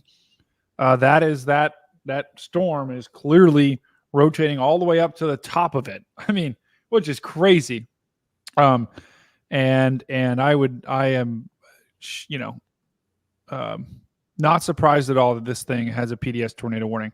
This is a life-threatening situation. Seymour, Red Springs, Lake Kemp, Melville, Lake Diversion.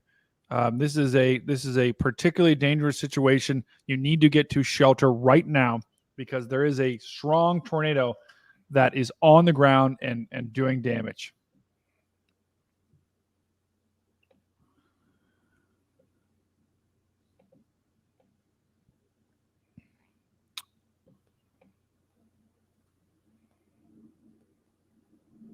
All right. I'm going to pull back up the radar real quick. Yep. So this is that storm. This is that hook that we were just looking at, that Phil was looking at. Here's your tornado right in here. I mean, just a classic, almost as classic as it gets in terms of a supercell. You can even tell whenever you can tell on the radar where the tornado is, that's bad. That means that we've got a strong tornado on the ground. You can see the kind of the higher values of reflectivity here. That's rain or debris that's rotating around this tornado, and you can tell on the radar. These are winds wrapping around. See the lighter values in the center, where's the darker values surrounding it. That is literally debris / rain that's being pulled around this thing because of how strong the winds are. And looking at the velocity here. This is yikes. Really strong inflow, really strong outflow here, pushing around. You've got, here's where your tornado is. Probably a strong tornado. This tornado has violent written all over it.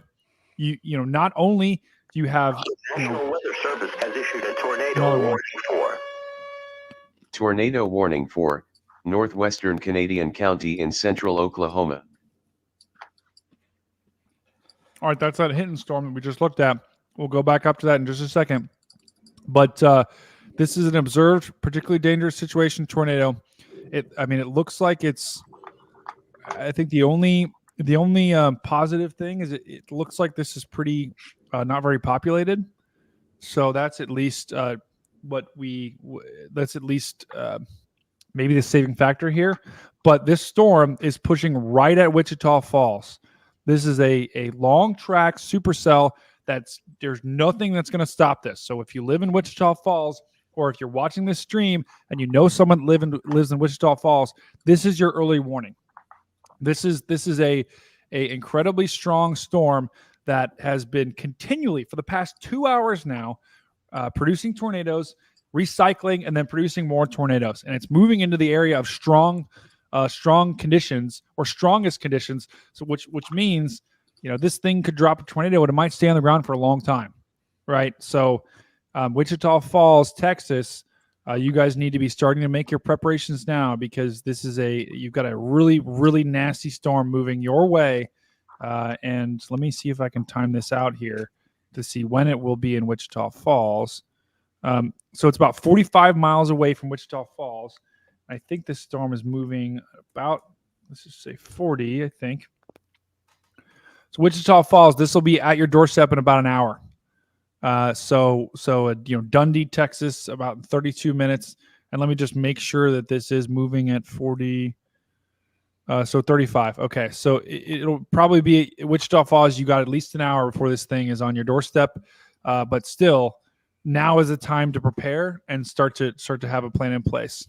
We still have another tornado warning just to the north. This has just crossed the Texas-Oklahoma border and moving into just to the southeast of Frederick, Oklahoma, to the northwest of Granfield. This looks a little bit more scattered. Doesn't look as strong rotation-wise, but the structure on the reflectivity, is still, it's a little bit more loosely organized than the one to the south, but it's still a supercell and is moving, like Phil was showing, into an area of a high tornado potential, which means that storm is probably going to start to produce something. So Lawton, Oklahoma, Faxton, Oklahoma. This storm is going to be a problem for you in probably the next 30 minutes to an hour, and could, as well as these other supercells, is going to continue to be a long track supercell. Now let's look up at this storm in Hinton with all of our storm chasers on it. Raymond thinks a tornado emergency will be issued for Wichita Falls, Texas, if it maintains itself. Yeah, I would not. I would agree. I think we could have a tornado emergency possibly issued if it continues to look as bad as it does, and it moves towards a highly populated area. That's going to be a problem.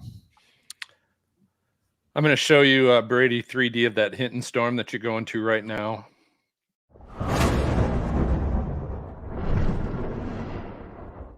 Or southeastern Worth County in northwestern Missouri, northeastern Gentry County in northwestern Missouri, western Mercer County in north central Missouri, northern Harrison County in north central Missouri. So that mess up there is still producing, huh? It is. That's an observed tornado warning, by the way. That's a emergency management confirmed tornado. So we'll have to go to that in just a sec, but go back to this Hinton storm. All right. So this is the Hinton storm, just to kind of give you a 3D view. We're at about 50,000 feet. And if you kind of go under the storm again, you can see here's the inflow notch. And then we've got our wall cloud kind of right under here. Yep. Yeah, you can tell it's a wall cloud because it's way lower than all the other clouds around it.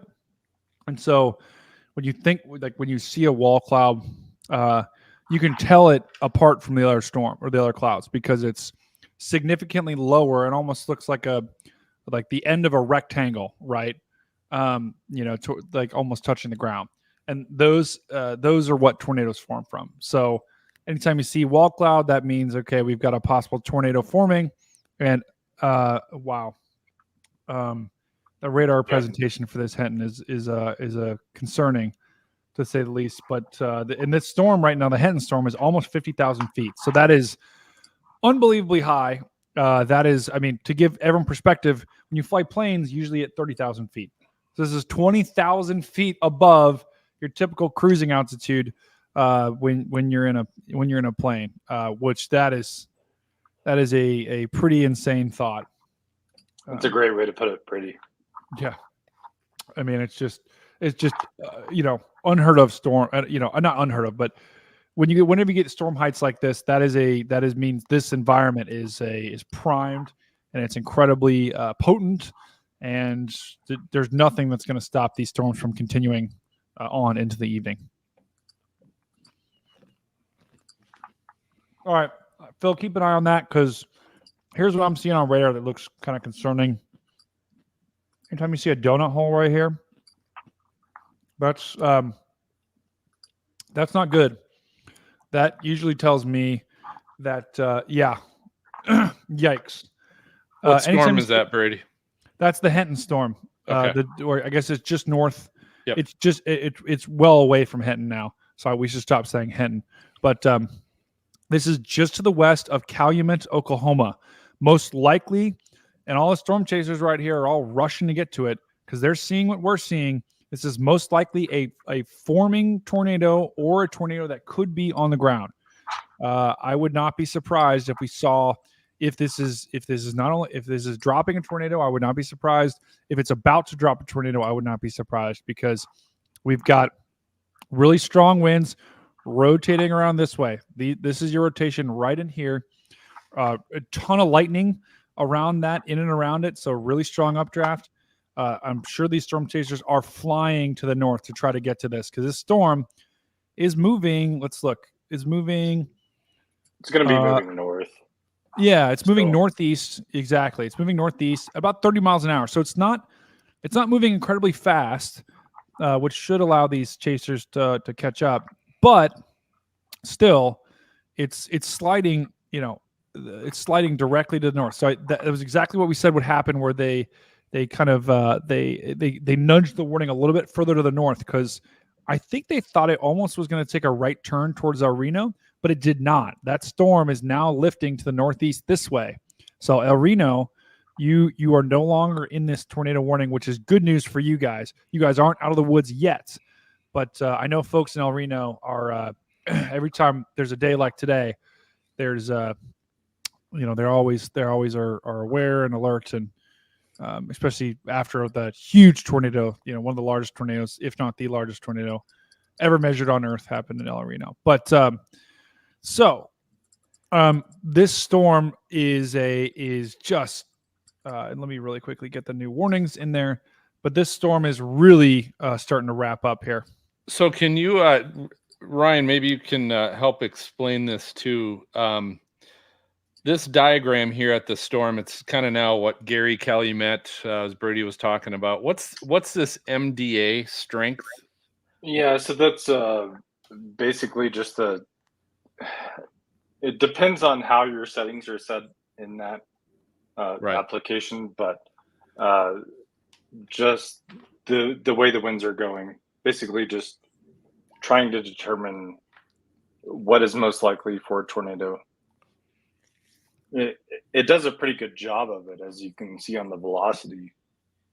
It's just contradicting winds in and out. Some winds are, I hadn't seen that. So it obviously was a little lower, and then it started picking up, went from green to yellow. Just to show that obviously it was picking up. It's starting to try to form a couplet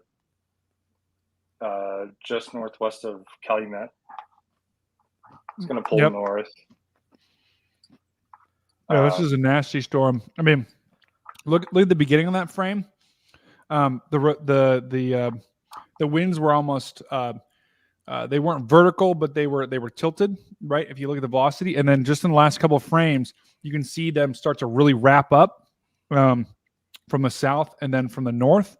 That is 100% a forming tornado, and that and the I guess the little tornado, the little service has issued a tornado warning for. Tornado warning for southeastern Cowley County in south central Kansas, western Chautauqua County in southeastern Kansas. Okay, I actually thought that was going to be an upgrade of the tornado warning, or extension of that tornado warning, but that was actually for Kansas. So you should go to Howard, Kansas. That's incredibly interesting. There's a Torah. Oh my God! Reported. Yeah, the one in that we were looking at in Gary Calumet has some reported rotating wall clouds to it, but no reported tornado yet. But oh my gosh. All right, there's two things I want to show real quick because I think, did you guys say that Gary, where is that? Gary, Kansas? Is that the cell you were talking about? No, that's in Oklahoma. That's the one that's okay, sorry. West of Oklahoma City, northwest. Yeah, there's actually there's two cells that I want to go to in Kansas. And I think that was that cell that you were talking about. And let me go ahead and I'll pull this up real quick. And Phil, you can prime. Go ahead and prime maybe the next. Yeah, get that ready for Texas, and we'll jump down here. But this is this Howard, Kansas tornado warning. This is a capable of producing a tornado. I think it just was. If we look, let's go back a couple of frames here because this was a confirmed tornado. This is that same storm that just keeps producing. This is that same storm that hits Silverdale. Oh my gosh. I need to find a new town. Silverdale. Silverdale. Yeah, pick a new one. Silverdale, and then it went to Dexter, and then it is now pushing and looks like it produced another tornado up just to the east of Moline, Kansas, right there. Look at that frame. 100%. That was a tornado. That was an observed tornado. And it looks like the rotation, once again, is kind of weakened a little bit again, but still, well, it hasn't weakened. It's just broadened a little bit. So still a dangerous storm that just continues to produce. So if you live anywhere downstream of this, so anywhere to the north, in Cave Springs, Fiat, Fall River, Climax, Toronto, Neal, Kansas, even Yates Center, I know you guys are really far away from this, but this storm has a history of continually producing, it'll produce a tornado and then it'll wrap back up, or then it'll dissipate, and it'll produce another tornado and then it'll wrap back up and dissipate. So, I don't see any reason to think that this is going to stop doing that. And so anyone downstream of this storm in what is eastern Kansas. Tornado warning for. Hold on. Tornado warning for southern Kingfisher County in central Oklahoma, north central Canadian County in central Oklahoma. All right, we're gonna have to jump back to that storm because I would not be surprised if that's an observed tornado with all the chasers we have on it and all the warnings we have. But this is a dangerous storm that would not surprise me if it's about to drop another tornado. So Howard, Kansas, this is coming right at you. A very dangerous storm, a rain-wrapped storm that has a history of producing tornadoes, and I don't see a reason why it's going to stop. Let's get back down to here. Okay, so this is a radar-indicated tornado warning. This is that same storm that just is pushing to the northwest of El Reno. We have a couple of tornado warnings. This is where all of our storm chasers are currently. So I wonder, maybe off-stream, Phil, if you want to pull up one of these guys' streams and just monitor it, just to see if there is anything that is on the ground with this, not to show, but just to be able to, so we can communicate accurately to people what this storm is doing. Let's look at the velocity here. Pretty broad area of rotation, but strong. This is a strong area of rotation that could quickly drop. If it's not already dropping a tornado, I would expect a pretty strong wall cloud with this thing, with this broad area of rotation kind of rotating around this way. That would not surprise me if there's a big wall cloud for this area. But it's not incredibly tight. So I don't know if there's a tornado on the ground just yet, but we do have actually 3 separate tornado warnings covering this area. All of them are radar indicated. Yeah, there's quite a bit of shear on that. I don't know if you can see my azimuthal shear on GR Earth. Pulled up. But that is. Ryan, do you think that's preventing it from dropping, or do you think that's helping it? I think that it's probably preventing it from dropping at the moment, and I think that it'll eventually cycle and turn into something more. So that's why that they've extended this all the way out to Kingfisher. Even like this is a long stretch for a warning. You know, you don't typically go that far. So, and I believe that this is going to cycle and continue to move northeast. Yeah, that's a good call. And wind shear, we don't always I mean, we always think it helps, but too much of it sometimes can be a bad thing, right? And can sometimes cause make it harder for a tornado to form. And that's probably what we're having in this case. To Ryan, you called it. I think that is probably what's really going to maybe hinder this storm in the short term, because it doesn't really look. It's lost its hook on radar, and it generally hasn't really dropped anything just yet, right? If you look just in the past couple of frames here, it looked pretty intense, and it wrapped up. I mean, if you look at the last couple of frames, it's right, from this frame, which was about at let's see, 522. This is 526. This is 523, 525, 526. And then just right there, that's when it kind of wrapped up. You can actually see like the little, the appendage, right? But then it kind of lost that. And I think to your point, Ryan, it looks like maybe the wind shear was preventing it from having a defined circulation, but that is going to change, right? As we've seen with this thing, it keeps recycling over and over and over again. And so it's going through a period of recycling. So there probably isn't something on the ground right now with this thing, but still a very broad, strong area of rotation that could drop at any point. And you can see it getting backed as well. Like it's definitely getting the winds on the northwest side of it. Oh yeah. To further back it. So that's another reason. Like I believe that it'll probably pull northeast and continue on. And apparently so does OUN right here. Yeah. Yep. Yeah. So what Ryan is basically like we got some really strong winds starting to wrap around this way. And so all we need is a little bit more strength here of the winds, coming out of the, I think that's the roof flank downdraft, maybe. But all we need is just a little bit stronger winds out here to kind of push this hook out a little further, and you're bingo. You're gonna be in business here. So we'll have to watch this storm. I don't think it's and it looks like actually Aaron has bailed to the south.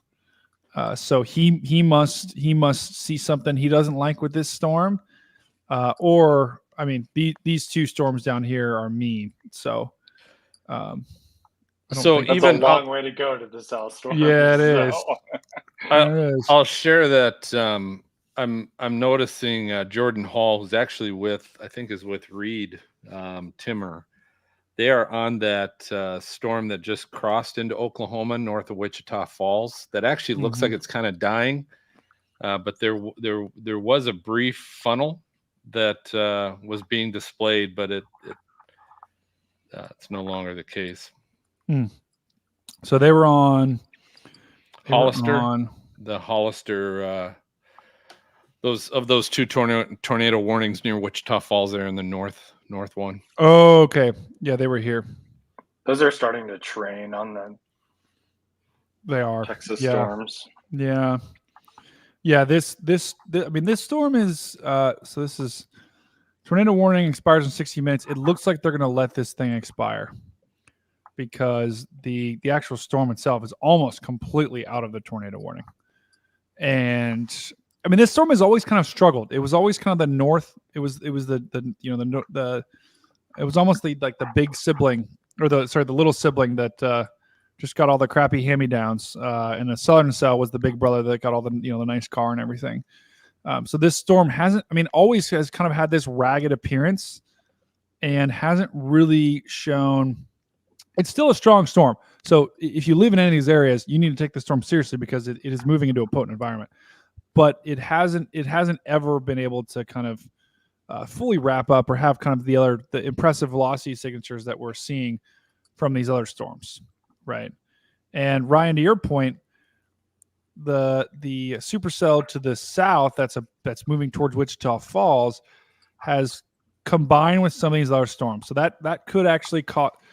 I know we said earlier it's not really going to hinder it, but that could be a hindrance in the short term. It's still got a little bit of a hook here, so that's why you have your tornado warning, and it's still a radar indicated tornado warning with really large hail. But that rotation is lost. It's still there a little bit, but it's really lost its strong, tight appearance that it had earlier. Yeah, it feels like they're going to start embedding, and that's the scarier part of that.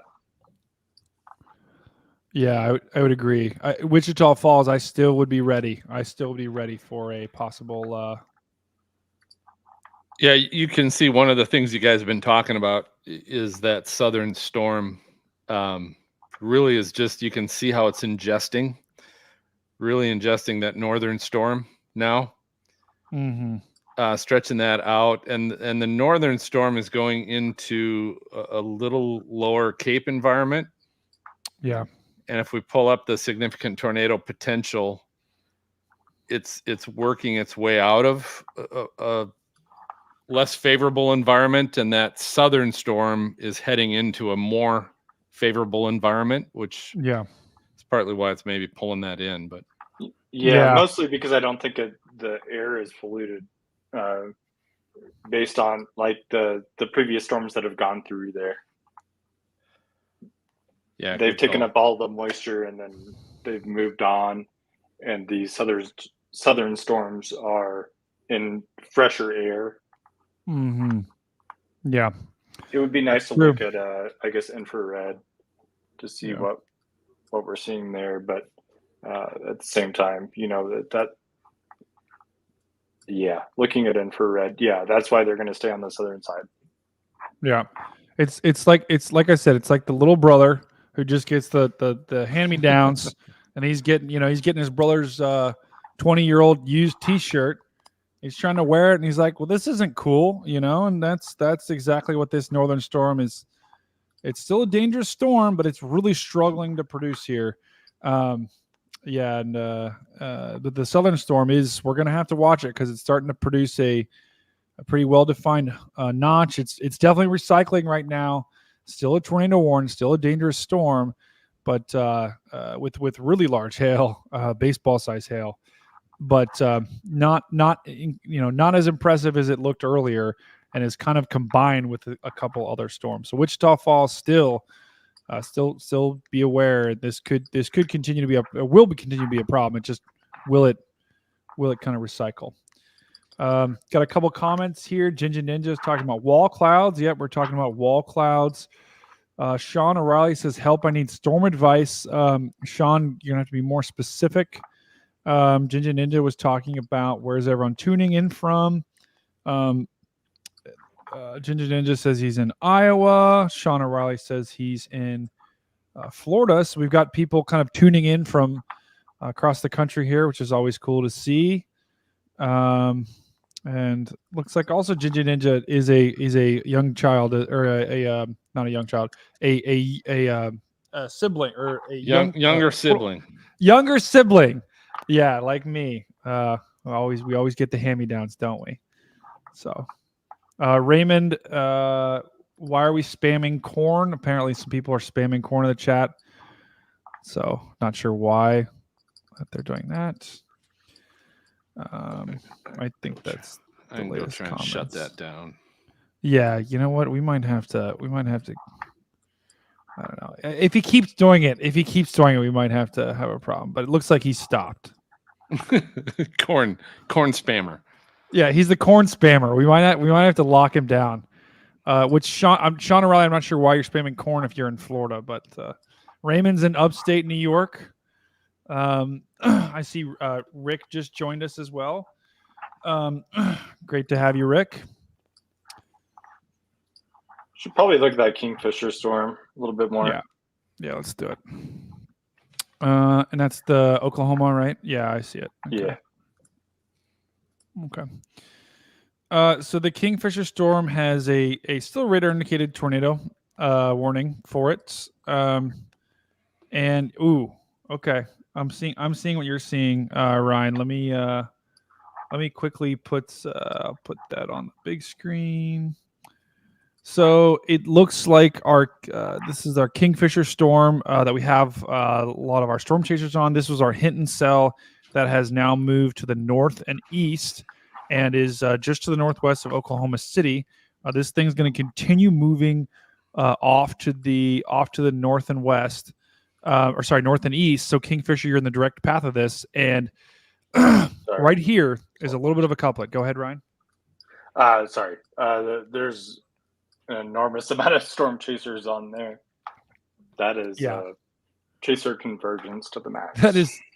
Do you have because this only shows me a couple. Is there a map with all of our chasers that we could pull up just to see how many of them are? Yeah, mine should show it now. I'm not sure. Okay, let's pull that. Oh my gosh. That is crazy. Okay, so everyone watching the stream, all of those green cars, those are storm chasers chasing that storm. So you've got a caravan of people.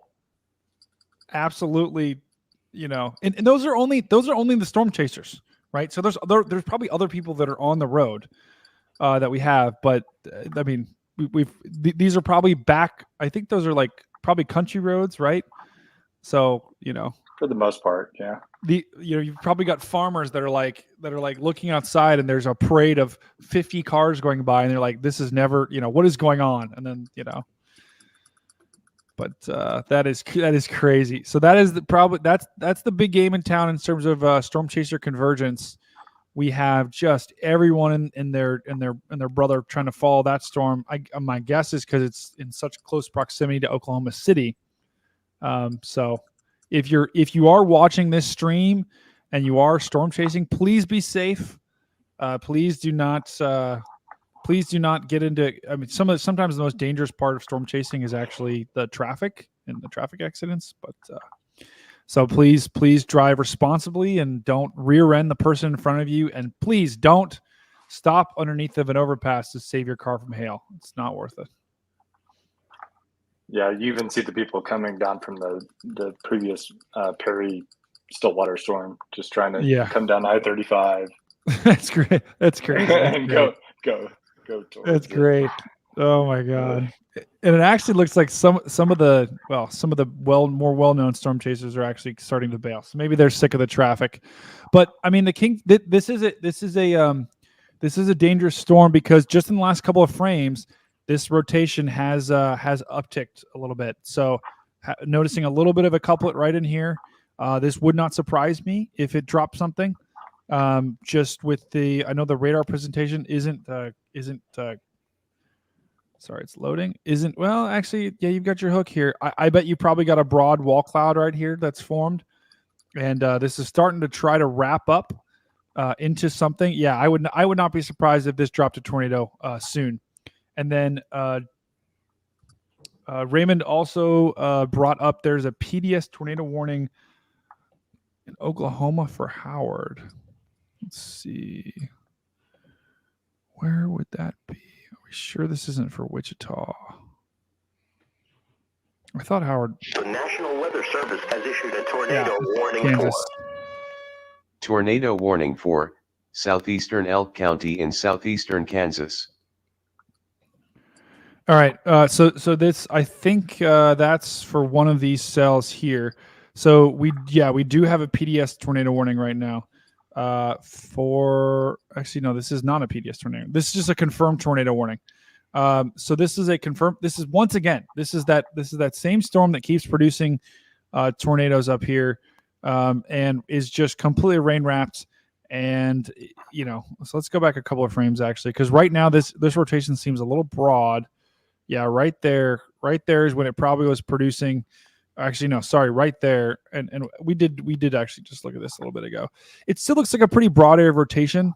I think there could be something. There could be maybe Cave Springs area.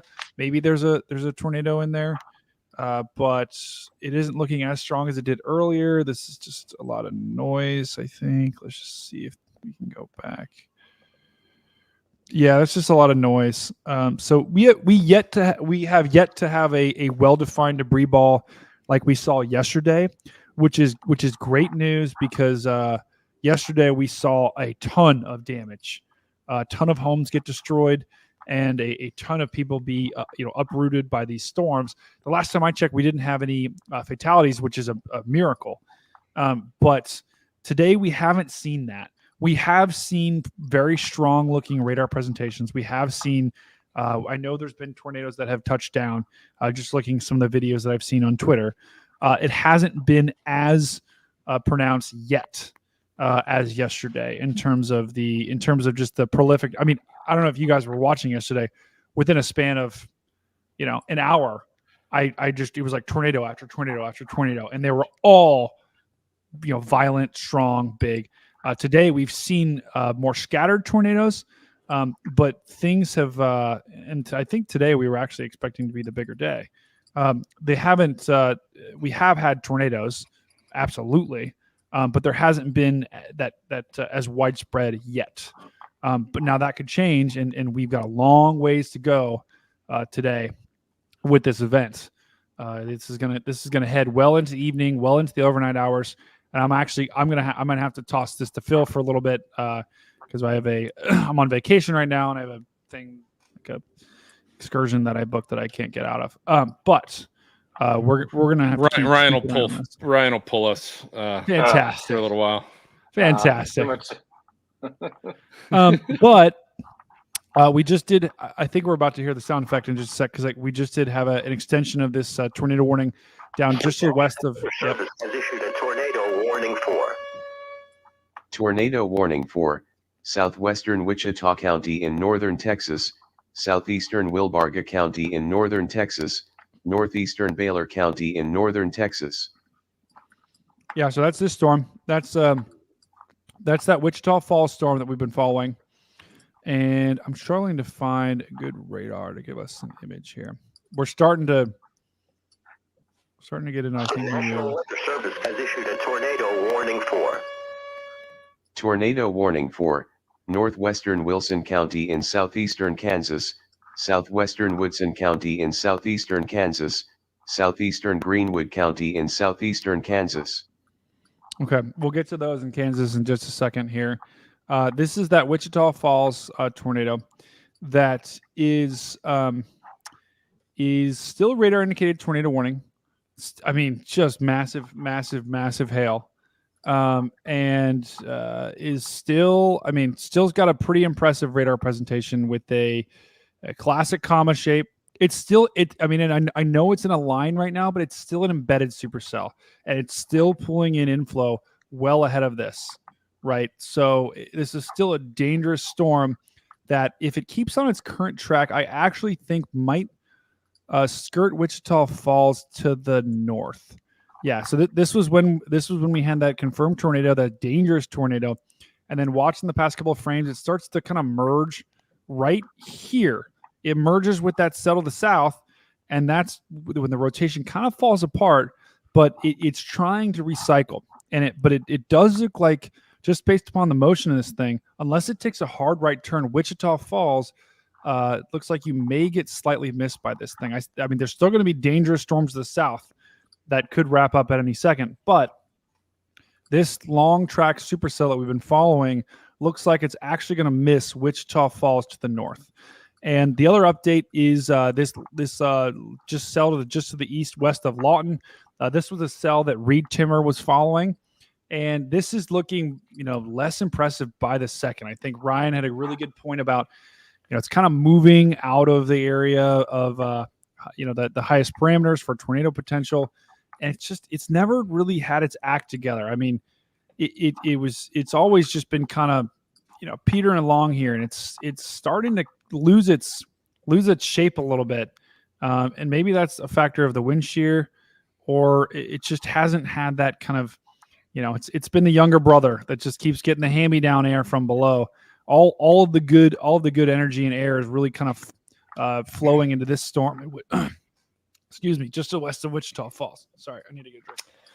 I'm going to share while you're getting a drink there, Brady. So this is near Orlando, Oklahoma. This is on what's this? What goes from Oklahoma City north, Ryan? I-35. I-35. So this is I-35, and this is northeast of the storm that's near Kingfisher there.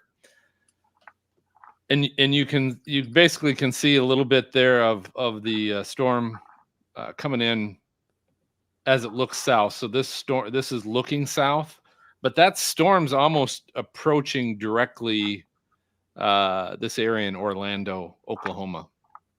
So we'll keep an eye on this camera. Yeah. And I think that cell is tornado warned, right? Yes. Okay. Yeah, that'll be interesting to see what happens with that, because that's the one that just has been struggling a little bit. That was the one that Aaron built off of. Aaron J-Jack built off of that. Connor Croft actually built off of that as well.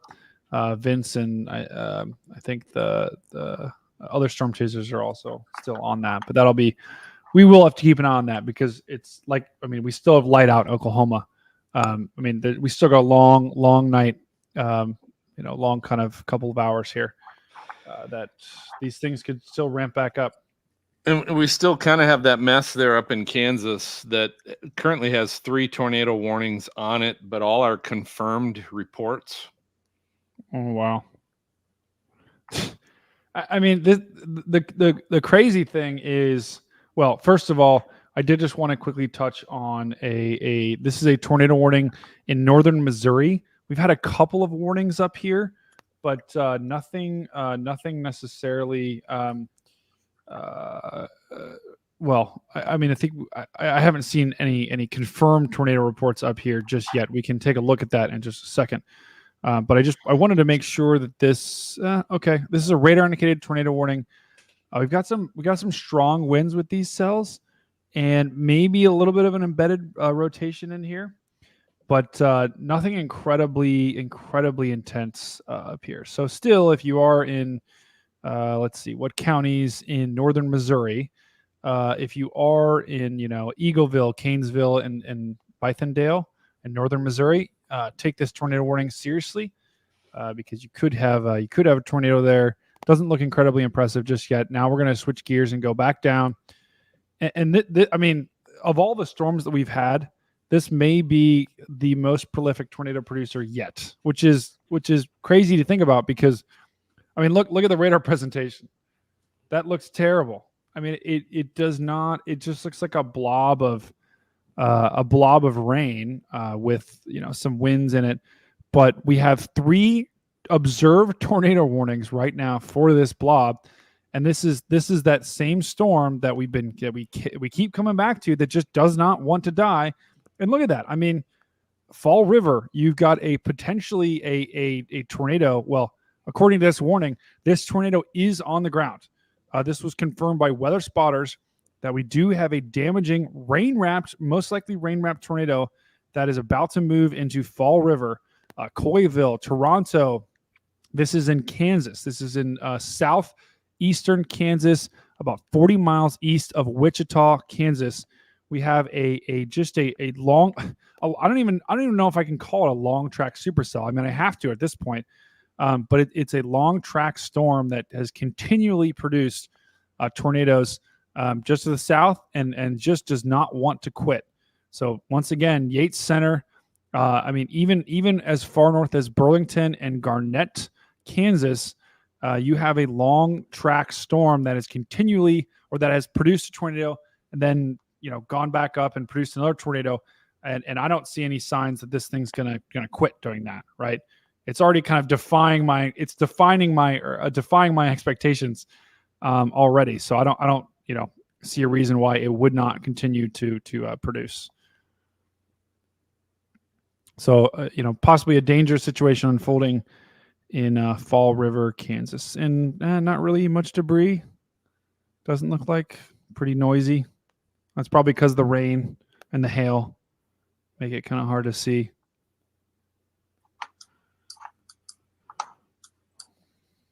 All right, so let's just get a quick overview right now. Things have calmed down a little bit. And we have Fuzzy. Fuzzy says hi. Hi, Fuzzy. How are you?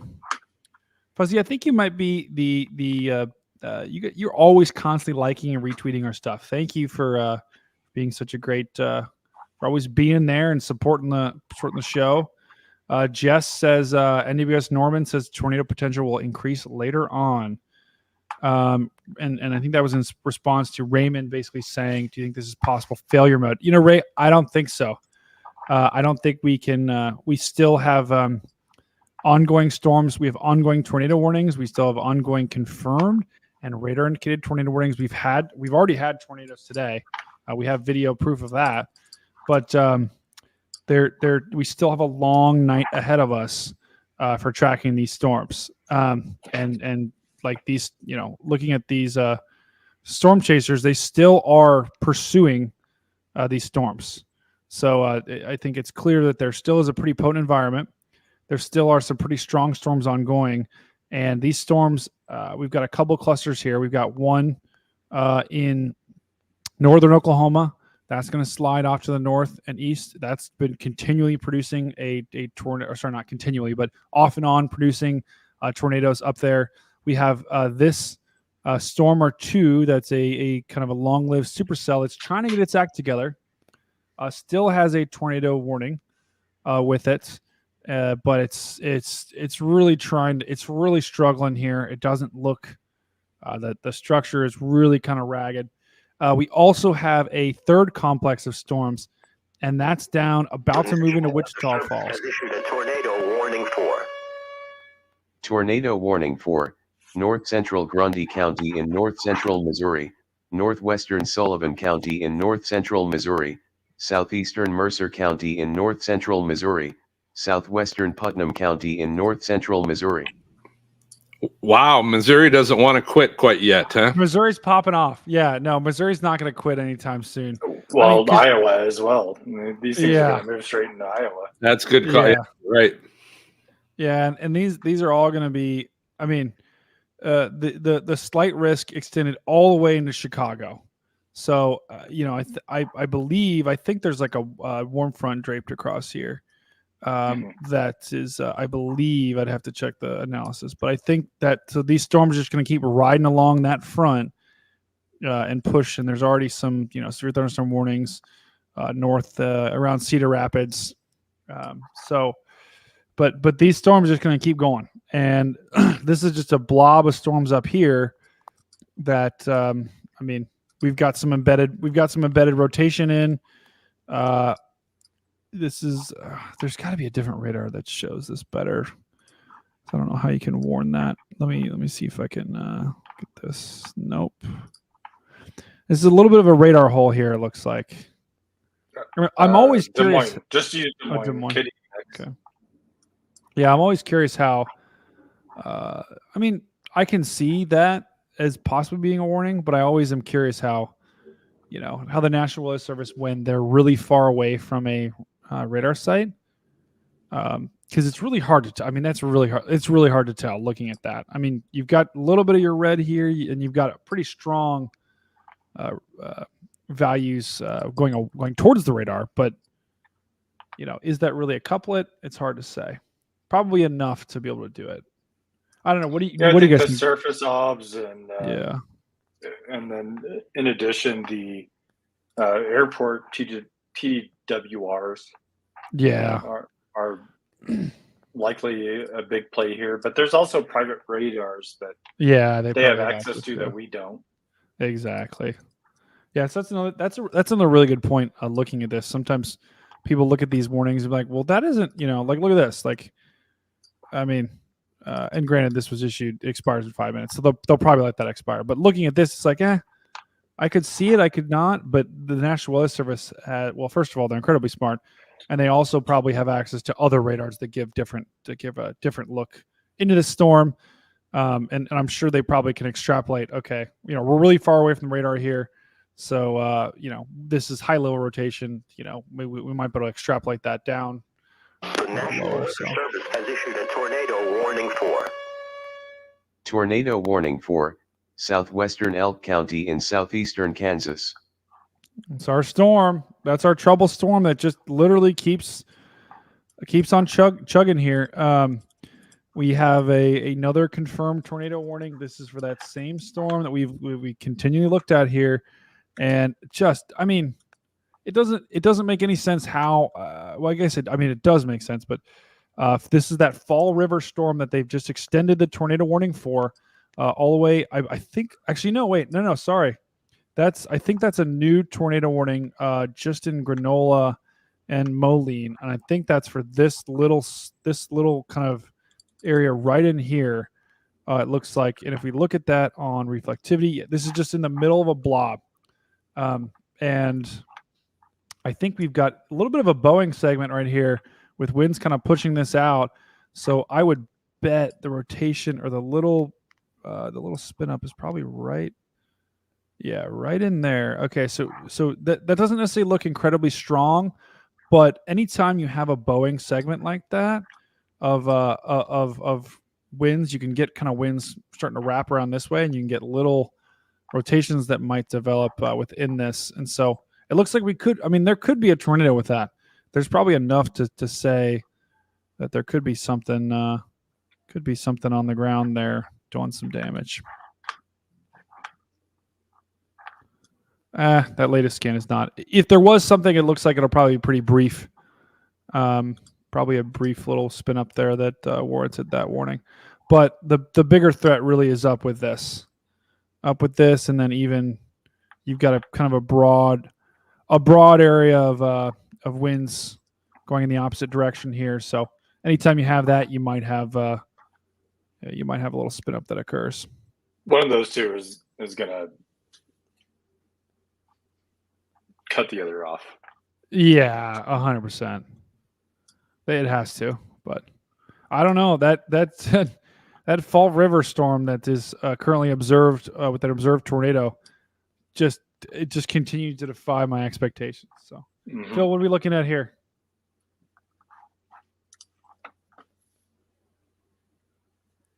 I think you're on mute, Phil. I was. So this is the Fall River storm.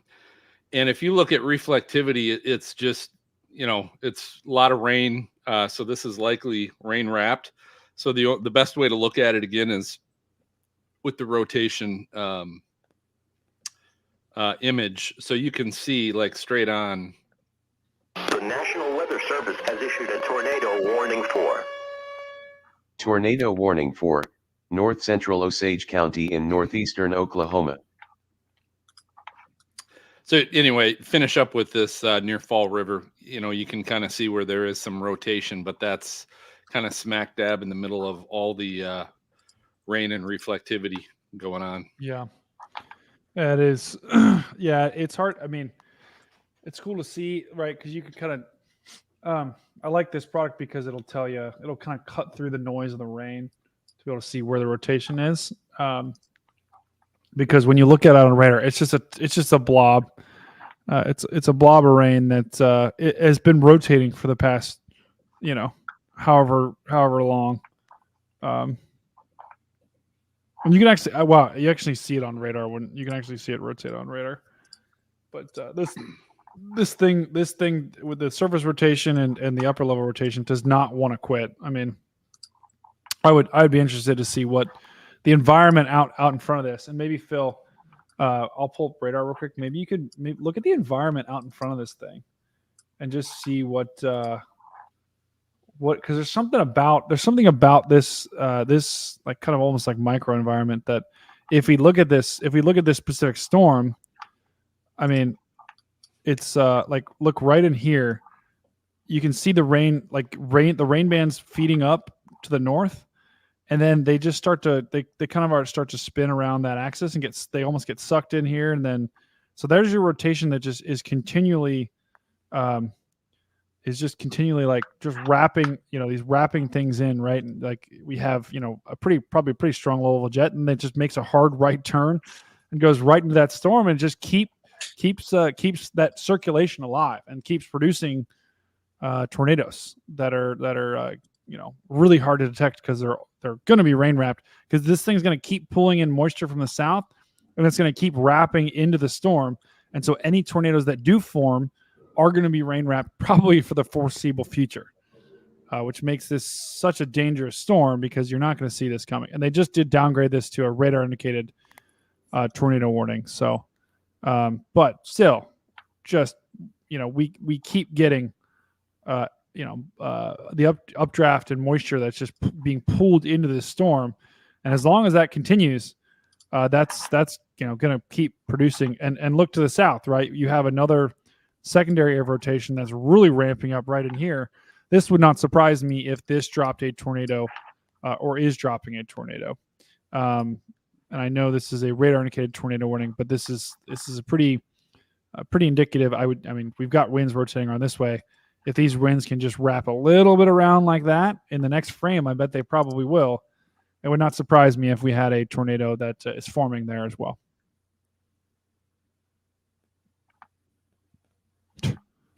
Look at that. Absolutely. Look at this. I think that there's so much energy in the atmosphere ahead of all of this that it's trying to suck it up, and it's going straight for it. Yeah. When you look at the Cape, it's just going straight for the. Issued a tornado warning for. Tornado warning for northeastern Kingfisher County in central Oklahoma, northwestern Logan County in central Oklahoma, southeastern Garfield County in northern Oklahoma. Oh. Yep, that's that same storm that we've been kind of. Yeah, sorry, go ahead. Oh yeah. I think we're about to say the same thing, right? This is that same storm. It looked like they dropped the tornado warning and then they just extended it. So let's look at that in just a quick second. I wanted to quickly look at this tornado warning. This is pretty hilarious here, because it's just like really strong inflow and really strong, but it's just a really broad area of. The whole storm is kind of rotating. And I would. But it doesn't take much. No. Right? No, it takes 2 scans for it to do that. Yeah, and National Weather Service has issued a tornado warning. Tornado warning for northwestern Wilson County in southeastern Kansas. Okay. Yeah, so that newest tornado warning was just for that rotation that we just saw. That we'd said it wouldn't surprise us if this produced, and so the National Weather Service, I think, saw that too, and that's why they've extended now this tornado warning for New Albany and Fredonia. This is for southeast Kansas, so we have two troublesome areas here, pushing into. I think one's kind of pushing this way, and this one's kind of pushing that way. So that'll be interesting to see if they're both able to kind of maintain their strength. I feel like the south one's probably going to cut off the north rotation, but we do have an extension of that tornado warning for parts of eastern Kansas, and this could drop something quickly, but it's got a bunch of rain out in front of it, so if it does drop something, it's going to have a little bit of an uphill battle. To be able to, but yeah, to your point, Ryan, this is it's still a very linear, still very vertical, or straight circulation here, but all it takes is a little, just this hook to wrap around this storm is as it's definitely a supercell. It's an embedded supercell, and it really can't. These winds, if these winds push out a little bit further and this develops a hook. That's when this storm will be troublesome. I to your point, it has really strong inflow here. You can just see all that red coming in. It's just going straight for the radar site. Yeah, so I know. Whichever radar site you're using, I'm not even sure Yeah, this is the I'm using the Wichita radar site. KICT. Okay, Yeah. Yeah, so we've got winds, really strong kind of inflow winds pushing in this way. That's from your low level jet, and then you've got winds from the storm kind of trying to wrap around. If these winds can just strengthen a little bit, these past couple of scans here are pretty concerning for these two areas. We might have something that might drop pretty soon here, because this is clearly a supercell. It's a little bit of an elongated supercell, but comma structure, all it takes is a little extension there, and we could be in trouble here. So we're gonna have to keep an eye on that. Let's look at this extension down here, and I do want to get to the mesoanalysis at some point. Maybe Phil or Ryan, you guys could pull it up. I just want to see what the conditions are like right now, to see have we there's still a bunch of CAPE, is the helicity increasing? I'd be curious to see that. And let me look at this cell. Let's just see. So this is our latest tornado warning. It still looks pretty messy. That hit and storm that moved into Kingfisher that we looked at, that had all those storm chasers on it. Raymond asked, is that more of a QLCS supercell? This storm, it still is isolated enough to where I wouldn't call this a QLCS just yet. It probably is forming. It's going to form one later, but it's still got relatively isolated boundaries. So I'd still call it a supercell for now. Big hail, really big hail core. But if these storms accelerate a little bit and catch up to this one, which they probably will, then we could be talking about it forming QLCS. But yeah, Jess, you'd love some mesoanalysis. Yep, that is a good call. We'll need to get into that. Ryan's got it when you're ready, Brady. Okay, cool. So this storm was just issued another tornado warning. It's for radar indicated. So this is kind of a northeastern Kingfisher County, northwestern Logan County, and southeastern Garfield County in northern Oklahoma. And this is moving in northeast about 35 miles an hour, capable of producing a tornado. So nothing, at least they don't, with the amount of storm chasers on this, I feel like we would know if it was dropping a tornado. But let me just look at the velocity here. Okay, yeah, it's trying. Yeah, definitely trying. It sure is trying. It looks like our big name storm chasers are bailing on it though. Vince is getting off that storm. I think that's Chris Hall maybe. He's getting off this storm, and it's still a broad area of rotation. Still has winds kind of wrapping around like that. And if these winds can just push in a little bit and kind of push these winds a little bit this way, we're gonna have a big problem here. But it almost looks like, I think there was 2 cells and now there's So this is interesting. I think Cameron Nixon. Yeah, go ahead. Sorry, go ahead. I was gonna say, I think sorry, and that's Brad Arnold, not but I think Cameron Nixon had a paper about, and I was just reading his thing the other day, but about like when you have like a storm or when you have 2 storms that or you have like a storm that comes in from the south below it and kind of starts to nudge the the hook of the storm a little bit further to the east, which this storm is clearly being absorbed by this by the parent storm. That's sometimes when you can have some pretty strong supercells or some strong tornadoes form from that. So we'll have to keep an eye on this storm because these 2 cells are merging right now, and when the merger is complete, this could be one big supercell, and maybe this is what that storm needed, was this cell merger to get it going. Go ahead, Brian.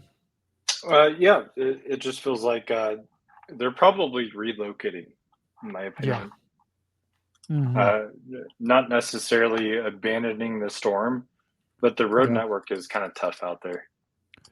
Yeah, I'd be interested to see because they've got a tough decision, because I know Vince is right here, And at least the last time I checked, he was driving south. So maybe they're trying to cut over and cut up, but they're going to have a hard time catching up to that thing.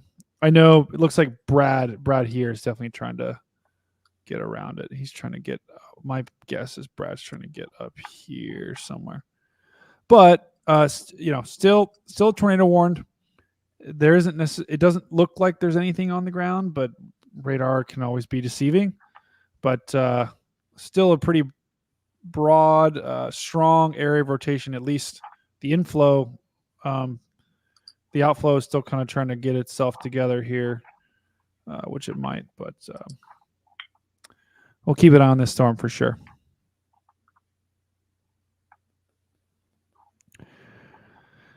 All right, let's check back. Thank you, Jess. And so I'll do this. Let's look at this Wichita Falls storm, and then Ryan, let's go ahead and look at the meso analysis to see what we got. Sounds good. We got cooking here. All right. And okay, switching radars here. Let's get to this radar. That'll be nice. Okay, so we've got a line of storms here stretching from the Oklahoma-Texas border all the way down into Rochester, Texas.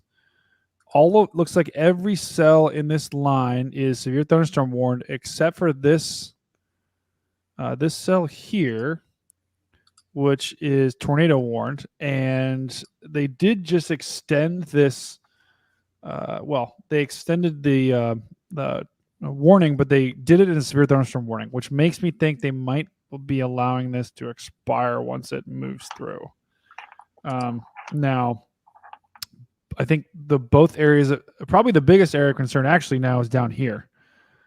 We've got a big hail core moving into Electro, Texas, and that this storm to the north, which was tornado warned, which is in Electro, the Electro storm, looks like, I would bet, if we looked at velocity, still has really strong inflow to this, not as strong wrapping around winds. So that just means that the rotation is kind of weakened, which is probably why they. Weather Service has issued a tornado warning for.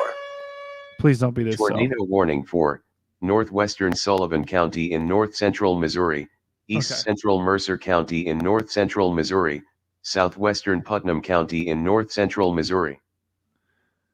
I was about to say that I'm hoping. Well, I was hoping it wouldn't be this storm because I was just like, the rotation's weakening, and then the National Weather puts a warning for it. I'm like, So I was hoping it wasn't that storm because they would make it look like an idiot. But still, I mean, still got a pretty pronounced, decently pronounced hook right in here. So the storm is still rotating broadly. Just looking at this radar presentation, I think I'm more concerned about this to the south, and pretty not incredibly strong rotation, at least from this radar that this radar would have us believe. But the radar presentation tells a different story, right? We're going to have to keep an eye on this because I don't think it's necessarily anything to warn just yet. But if you look in the last couple of frames, right, it's just the last couple of frames. This hook is, look at that. It's really rapid, which means, north. Yeah, exactly. It's going to pull north. And when you see this like hook appendage here, that's wind literally wrapping around the storm. This has got to be this tornado warning. Tornado warning for southeastern Logan County in west central Kansas, west central Gove County in west central Kansas.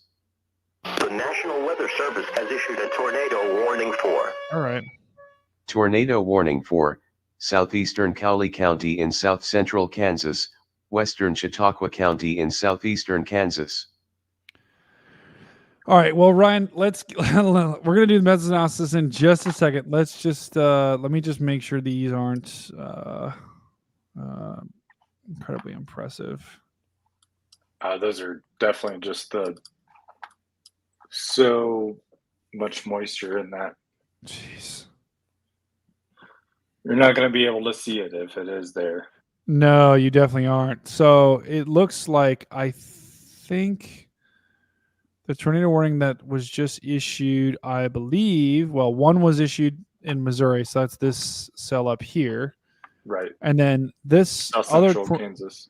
Yes. So I think it was these both expired in 15. So I don't think it was this one. I think they just issued this one for Cedar Valley or Cedar Vale. And I think it's really looks like there's two areas of rotation here.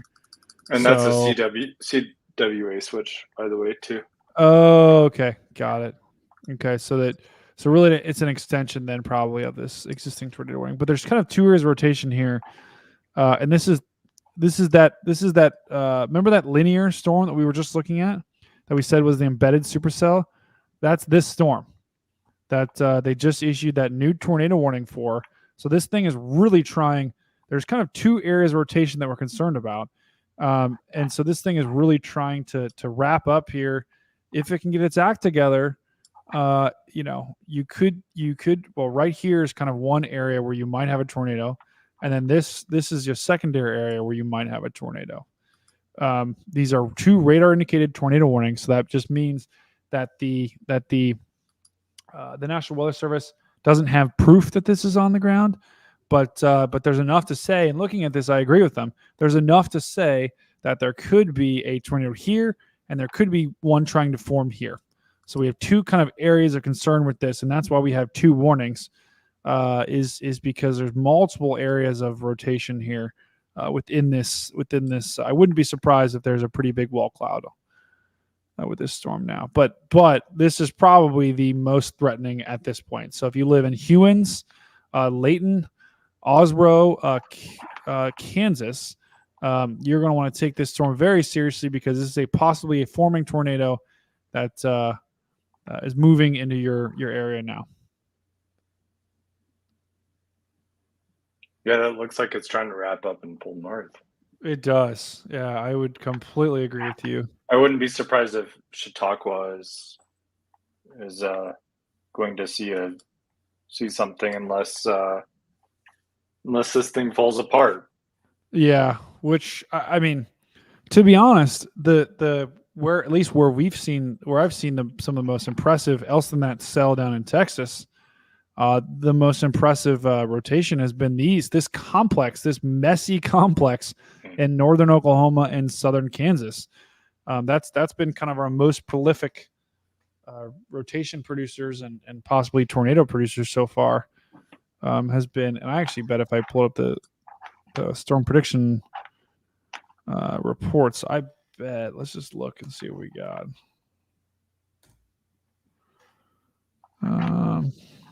Yeah, that's 100% right. So we've got a total of 14 tornado reports so far. Let me zoom in on this. So we got a total of 14 tornado reports, 4 hail or 4 wind and 26 hail. And the majority of the tornado reports have been northern Oklahoma and southern Kansas. And then we have that one kind of cell that kept producing tornadoes in northeastern Kansas and northwestern Missouri. And that was your other big producer. And then we had a brief tornado report down in Texas. And that was that cell that we had a PDS tornado warning earlier. That has kind of since, I think it's still tornado warned, but it's since weakened a little bit. Yeah, that stuff down in northwestern Texas is where Reed is, I think, is what you said. Yeah, I think Reed was on. I think he was on the northern cell. So my guess is he's racing to get to that southern cell. If I know Reed. Yeah, that thing has a really good hook. I would never bet against Reed. I would agree with that. Just west of Dundee, Texas. That thing has quite the hook on it. Whoa. Yeah, that's this one, right? Yes. Top Falls, yeah. Yeah, this is wow. Let me just look at the Raymond says looks like it has a debris ball on it. Yeah, look, that was yeah. Maybe. Yeah, I mean, this is the hook right here, and you might have debris in there. Let me just look. Let's look at this in motion. You often can tell, is this thing wrapping up or not? Let's look at the last couple of frames here. It definitely wrapped up in these last couple of frames. Now, is this okay? And they just extended. No, this I think tornado. Electro is probably the Yeah. Just northwest of it towards Electra is going to be. The National Weather Service has issued a It's going to pull warning for sure. Tornado warning for All right, give me 1 southeastern second. Tillman County my in southwestern Oklahoma, Headphones just died central again. Wichita County in northern Texas, east central Wilbarga County in northern Texas. Actually, this would be a good time to quickly do Ryan. Quickly do you want to quickly do a meso analysis? I might have to when I plug my mic, and I think the only way I can hear you guys is if I leave and rejoin the stream. So yeah, I can. I'll add you, Ryan. All right. All right. So Right back. these are definitely going into a good level of Cape in northwestern Texas. You might have to share the tab or share the window and not share your screen. Oh, okay. Yeah. Tornado warning for northern Grundy County in north central Missouri, west central Sullivan County in north central Missouri, southeastern Mercer County in north central Missouri. Dang. Missouri. Wow. This dry line. Yeah. Well, so what we're looking at down here is just the surface-based cape for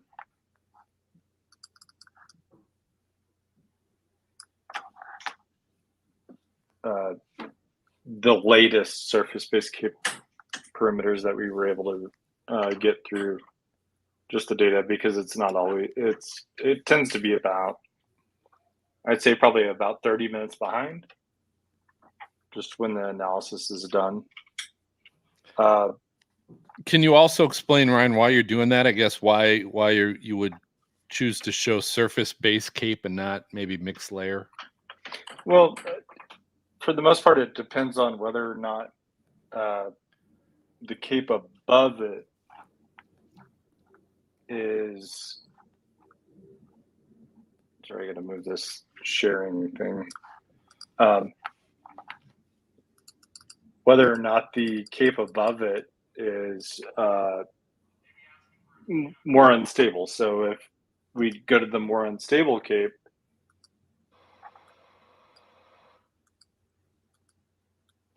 doesn't change much. As you can see on the right side, it just doesn't change a whole lot. So the unstable cape is literally at the surface at the moment. I can zoom out and make it a little bit more clear. Hey guys, I'm back. There's very little difference between the surface-based cape and the most unstable cape. Yeah. The mixed layer cape, on the other hand, is quite different. That's between all of the layers, all the way up. There's a little bit of capping on these here in Texas. Let me switch this to radar instead. There's a little bit of capping here. And honestly, the capping isn't always bad for storms when it allows them to be more discreet. Yep. So these storms, like, you can identify 4 different storms here that they're feeding off the capping a bit, just because they have to break through the layer up to sustain themselves.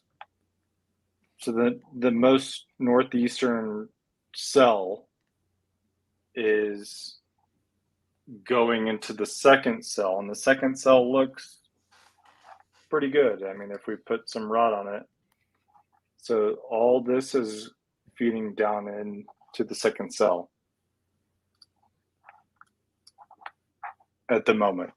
It appears, you know, Yeah. I'm No, that's what I'm seeing. That's what I'm seeing on radar too, Ryan. I think the first cell that's tornado warned right here. So this is just to the west of Wichita Falls. Wichita Falls. I know we've been talking about you for a long time. You are going to get a nasty storm. You're going to get one of these in the line, most likely the second or third cell. And the first cell to the north. Well, they're the top two cells are both tornado warned. The cell pushing into Electro, Texas, and pushing across the Oklahoma-Texas border, that has a radar-indicated tornado warning on it, and is a strong embedded supercell. The cell just to the south of that, which is what the second cell that Ryan had mentioned, is also tornado warned, also radar-indicated tornado warned, and has huge hail. I mean, you can see that pink and purple on Ryan's radar he's showing. That is hail. That is large hail, baseball sized, maybe bigger. The National Weather Service is calling for baseball sized hail, so huge hail with the possible tornado. Now, the rotation doesn't look incredibly impressive, but still, to Ryan's point, they're both kind of the cap that Ryan's talking about has allowed these storms to stay relatively isolated, even though they're kind of forming a line. But there isn't a bunch of mess out in front of these because there's enough of a cap in the atmosphere, which is basically like saying, if you have a cap on a water bottle and you try to fill it up, right? It can't go past the top of that, right? Because there's a lid on it, right? That's exactly like a lid in the atmosphere, a cap in the atmosphere. It's keeping a lot of widespread storms from forming, which actually can sometimes actually help. In this instance, right, it helps keep your storms relatively isolated and allows the environment out in front of them to be juiced up rather than having to have storms to fight against for that energy, right? It would be like if you had 1,000 weeds in your yard, or if you had 5 weeds in your yard, right? Your plants would have a lot better. A lot easier time growing if there's 5 weeds versus if there's 1,000 weeds, right? That's the same thing with these storms. Is since there's less things out in front of them, they have a lot more energy to tap into. That was a great way to put it, Pretty. I don't know how I could have. I definitely couldn't have done better. Hey, Ryan, see, everything needs to be in analogies for me because my brain, I just have to simplify it down or else I'm just not going to understand it, right? My understanding of things is like, food and maybe a little bit of lawn and gardening, apparently, that last one. But Brady, do you want to do a SPC outlook, just kind of a little update? Yeah. Kind of go back to the basics here for a second. Yeah, let's do it.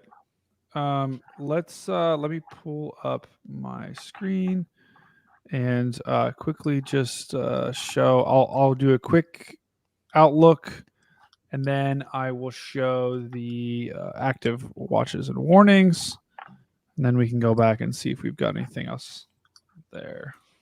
So, as a reminder to folks today, if you are joining, we have a moderate risk that we're covering. This is a moderate risk centered on really central Oklahoma, and we're seeing those storms move into that moderate risk as we speak.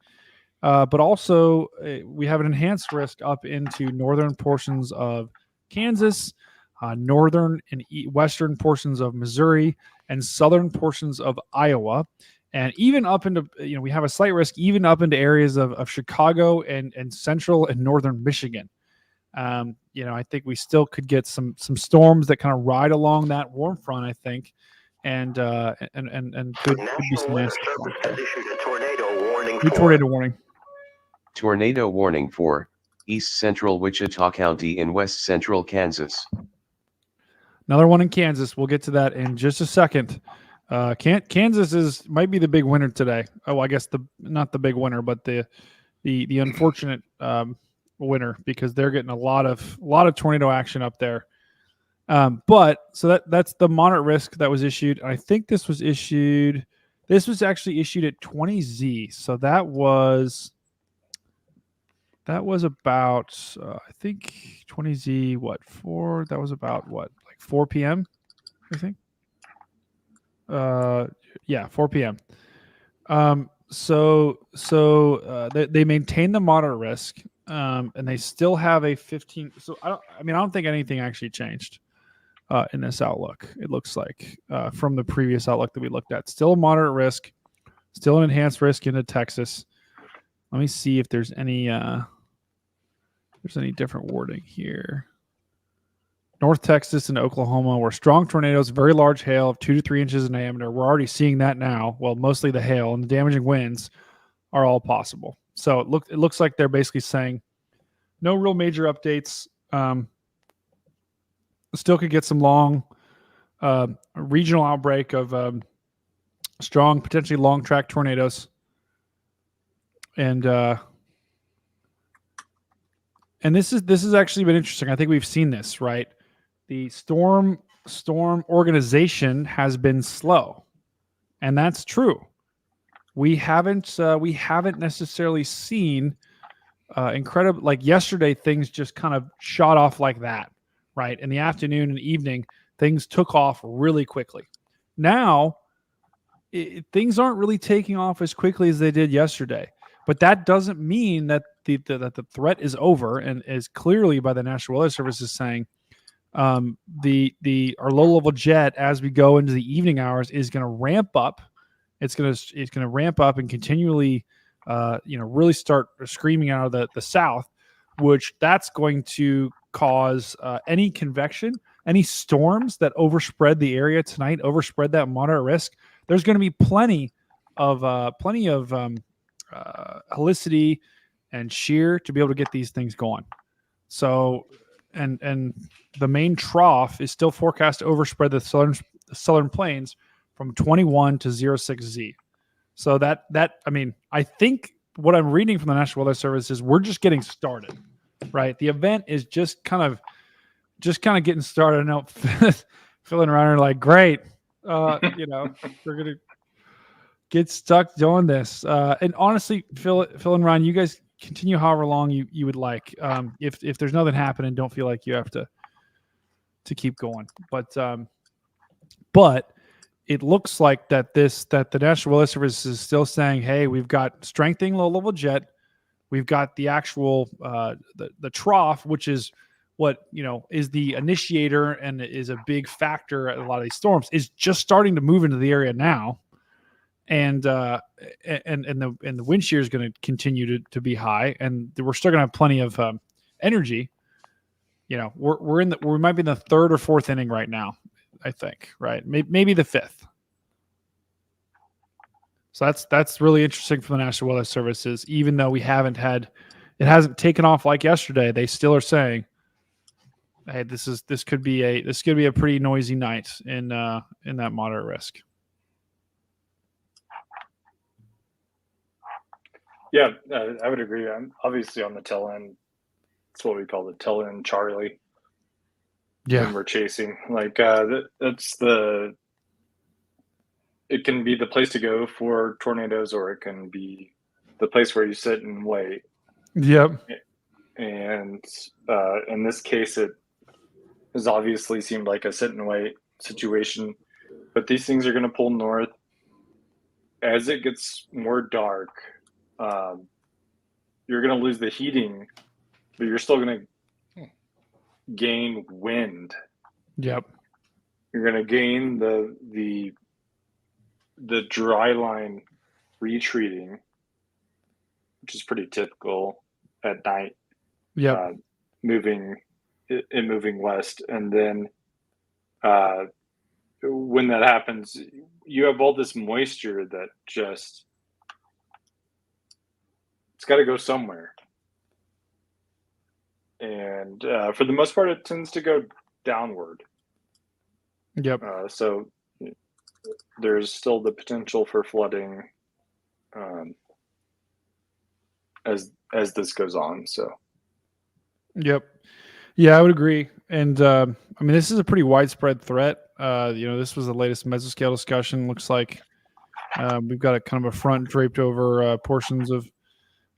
Looks like it's like Iowa, just to the south of Cedar Rapids. Or Cedar Rapids, Iowa City, Davenport, Iowa. Likely a tornado watch. Probably, I think they're saying that 80%. Yeah, 80% of a watch to be issued within the next hour or two. And I think, it doesn't look like they specify what watch, but the fact that they're talking about Cape and also Helicity, this is probably going to be a tornado watch. So yeah, we're probably going to see eastern Iowa come into play here as these storms move off to the east towards you guys. You guys don't have any storms right now, per se. But looks like we are going to have a continuation of this tornado watch into eastern Iowa, where we could get continued action. And even as far as western Illinois.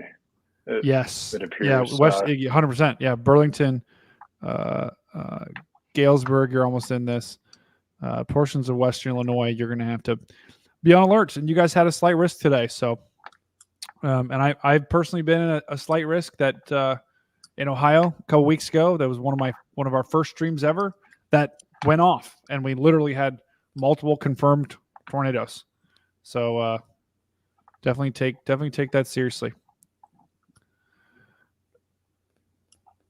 Yeah, as this warm front drapes out. Tornado warning for. Tornado warning for West Central Scott County in West Central Kansas. All right. There's Kansas again. Josh, howdy. How are we doing? I know. Kansas is going off. This is western Kansas, though, so this is kind of... that was western Kansas? Yeah. A couple little outlier tornado warnings out there on the west side. Yeah. The National Weather Service has issued a tornado warning for. Tornado warning for Central Chautauqua County in southeastern Kansas. Okay, that's what confused me.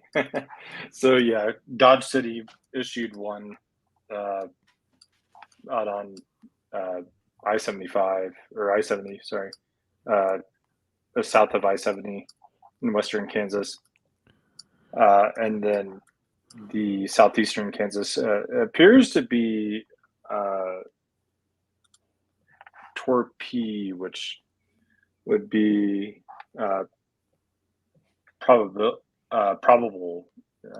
Is that right? Interesting. Okay, yeah. So yeah. Okay, here it is. So this is interesting. We actually have two tornado warnings. I don't know if I heard this one. Actually, we probably this probably was one that we had earlier. But here's this the newly issued tornado warning. Has issued a tornado warning. Things are popping off now. It seems like tornado warning for northeastern Osage County in northeastern Oklahoma. Yeah. PDS. So that's just PDS. Sorry. Yeah. So PDS storm. Is this the one they just announced?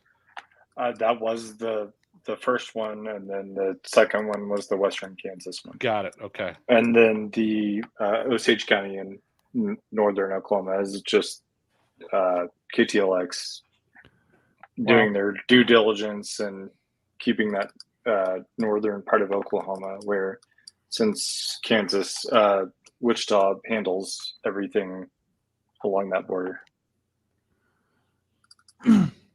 All right, well, let's get to that PDS tornado warning. I just quickly want to show this one, this cell. I mean, pretty decently strong rotation here, moving towards Scott City. So Scott City, you're not in this warning just yet, but you have a possibly a tornado moving your way. Still a radar indicated tornado warning. Nothing really in terms of debris, as far as I can tell. But this is a dangerous storm, and it's moving towards you, Scott City. So take this warning seriously. We could have a tornado on the ground there. We also have another tornado warning, also in western Kansas. This was issued a long time ago, so this will probably looking at this. This looks pretty this cell is almost kind of falling apart. So this warning will probably expire. Looking back at this is once again, I think. Well, actually, sorry. This is Silverdale is just off to the west. This part, Good job. yeah. Thank you. I got it right this time. That was good. But I mean, I feel like the Oklahoma-Kansas southern border has just been peppered with tornado warnings. It started over here, and then these storms slowly shifted to the north and east, and now, I mean, just let's take a look at this, because I think this is where the PDS tornado warning was, right, guys? It is by Sedan, Peru, heading near Elk City. Here it is. Juanetta. Yep. This is that supercell that we looked at, this embedded supercell that we had seen. This was, let me just go to the frame that you got, where we last left it was here, right? And we had said, okay, this is troublesome. Looks like there's a couple areas of rotation, one developing just south of Cedar Vale, and then one in Oklahoma that was developing on the tail end of this. And we had said this might try to wrap up, and just in the last couple of frames here, it looks like, well, it's hard to say exactly from the radar where this is, but it's still very much a supercell. And we have a total of 1, 2, 3, 4, 5 tornado warnings covering basically this entire storm from the top of the supercell all the way to the hook to the bottom. So this is let's just look on the velocity. It's the one on the northeast. That's the PDS. Says 5:52 p.m. Central, large, extremely dangerous tornado is located near Elgin, or 8 miles east of. Has issued a tornado warning for. Tornado warning for southern Tillman County in southwestern Oklahoma, Wichita County in northern Texas. Down there, down Frederick. Has issued a tornado warning for. Okay, this is just. So Brian Warning for northeastern Wilson County in southeastern Kansas, southeastern Woodson County in southeastern Kansas. All right, so just to note, the Kansas Oklahoma thing is just the Tulsa WFO and the Wichita WFO coordinating. Yeah. That all has to be warned. Yep, exactly. Well, it almost looks like too, like there could be. So I think there are two couplets. It does. Yeah. Appear, yeah. Exactly. There's a couplet here to the north. I don't think this is not the PDS couplet. I don't think so. I think the PDS couplet is here, because I heard Elgin, right, Phil? Yeah, it was near Elgin. So the warning that is just north and east of that is the PDS one.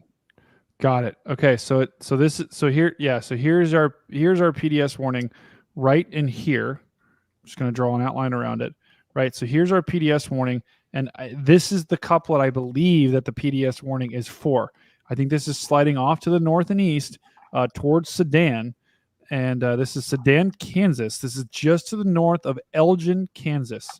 Let's just look and see if our correlation coefficient here. It's pretty noisy.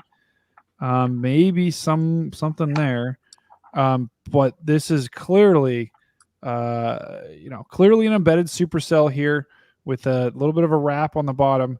But if you which it sounds like I believe law enforcement confirmed this tornado.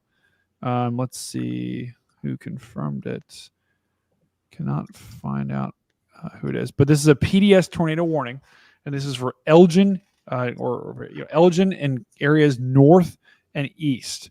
This is one of the highest tornado warnings they can give. This is one step above a normal tornado warning. This is the National Weather Service saying this is a incredibly dangerous situation, and a large and potentially dangerous tornado is on the ground right now.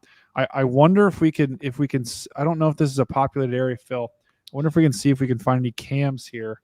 It's radar indicated, by the way. Yeah, it is. So you know. Oh, it is. It is. Yeah. So it's a PDS radar indicated. Interesting. Okay. Yeah, that's what I thought too. So my guess is they're looking at this. Yeah, I mean here. Well, man, I see like here, or what do you guys think? Maybe in here. but then there's another area up in here. I mean, we could have multiple tornadoes. This either could be a twin tornado situation, or it could be just a couple of circulations kind of rotating around each other here. But I would think right in there would be where your first tornado could be, and then there could be another tornado here as well. But a dangerous storm here that just has multiple areas of rotation. I would be really interested to see what the tornado parameter is up here, because this area has continually just been producing tornado. Had I think probably our most PDS warnings have been here, and this area has been producing tornado after tornado. So this is still within the moderate risk. This is just pushing out of the moderate risk, but I'd be curious to see. And yikes! Look at this! Look at this couplet up here. This is currently a radar indicated tornado warning. This is that same mass that produced a tornado all the way down in Cedar or in Silverdale, and it still won't quit. This probably is a tornado right here, just to the west of Buffalo. This would not surprise me. This storm has produced several tornadoes in the past. This storm is actually mostly responsible for a lot of tornado reports we have in southern Kansas. So this would not surprise me if this is dropping another tornado.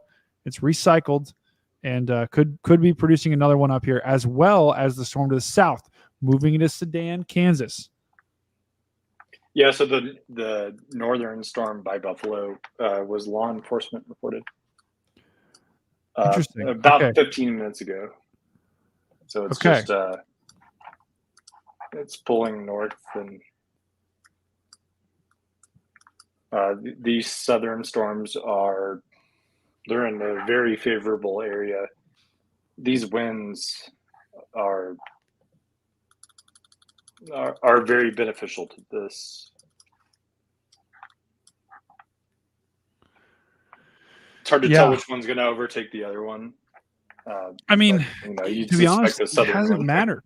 This area in Kansas has been like this line as it if we look back all the way, let's look back about 50 frames here. As we look back all the way, for the past like 2 hours, this line has just continually been the focal point for tornadoes. So it would not surprise me if these things keep rolling. So Dan's on a storm down by Fort Worth.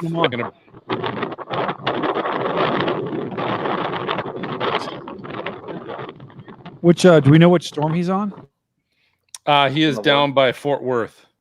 Okay, down by Fort Worth. Let's Dallas. check that out. So west of that, Wichita Falls. Sorry.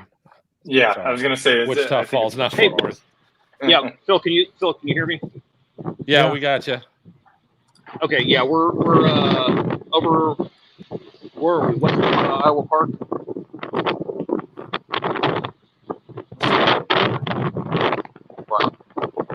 Okay, I see right where he is.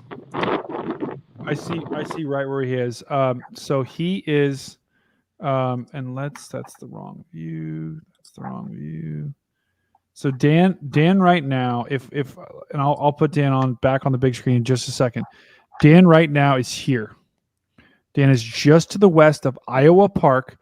He is within a tornado warning, a radar indicated tornado warning right now. This is a tornado with a golf ball. Show the size reflectivity tail. looks a little better too on that. The reflectivity. This is that same storm that has been that we said was going to be a problem for the next couple of hours, and it is, and it has been. It hasn't necessarily been as prolific of a tornado producer, but it's still got a very pronounced hook. So Dan is right here, looking at this hook right now, and let's maybe let's go ahead and put Dan back on.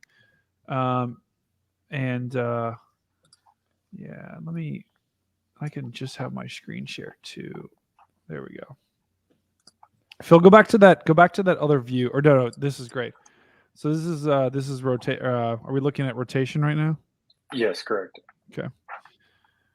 Yeah. So this is I mean, this really is the whole storm looks like it, but see that on the very southern side, we've got that hook that might wow. And actually, hold on, I want to go back to Dan. I want to go back to Dan's view real quick. He's got something.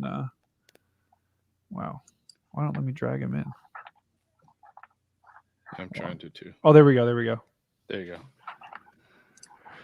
Wow. So this is actually pretty cool here. So it looks like I can't really tell if there's a wall cloud just yet, but this storm is definitely a nasty storm and has a pretty well defined hook, and like Ryan was showing, has a decent bit of rotation in it. Wow, look at that!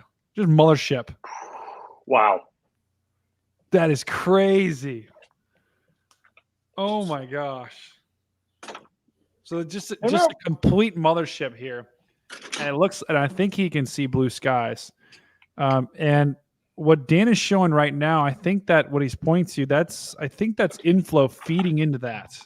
So I think where we're looking right now is like the inflow feeding into that storm, or maybe that's a shelf cloud that's pushing out in front of it, maybe with the outflow. Hard to tell, but definitely a little bit of a. I mean, look, he's right in where it would form if it's going to form. Wow. I think what he's showing too is maybe a little bit of rotation trying to build at the high level. Yeah. Yeah. Looks like it's cycling and literally just trying to form just north of Cadane Corner. I'm not sure how you would pronounce that. But. Yeah. No, that's how I pronounce it too. But definitely a supercell with this thing, and trying to form something. Looks like the cloud bases are pretty high, but look at that little appendage there. Looks like a little bit of an appendage, a little bit of a lowering there. Looks like Dan might be getting back into his car because he's getting ready to roll. Yeah, they've got to get ahead of this. That's very much a clear slot. Yeah, it is. The cool thing with that was just the blue. It's like blue skies to the south of it, but that's pretty cool. And they've got to project where this thing's going to go to even consider being able to chase it forward. Yeah. All right, we'll check back in a minute. No, notice Brady. It looks like they're driving in a NASCAR barn burner vehicle with the. Yeah, seriously. They sold the windshield. Yeah, seriously. Oh, I love that. That's sweet. I love that. They got a little sponsorship on the front. You gotta have that. That's awesome. You got to. Hey, and if it gets in the way, it's okay. It's worth it. The barn burner. What does it say? I think it's barn burner. Oh, that's awesome. We need a name. We need to put our vehicle names on our cars when we go storm chasing. But I'll just quickly pull up the radar here, and just in the last couple of frames here, it does look like the storm that Dan is on is still tornado warned, and it does look like it's starting to, develop a little bit of a hook here. Definitely more pronounced than I've seen this in the past couple of frames.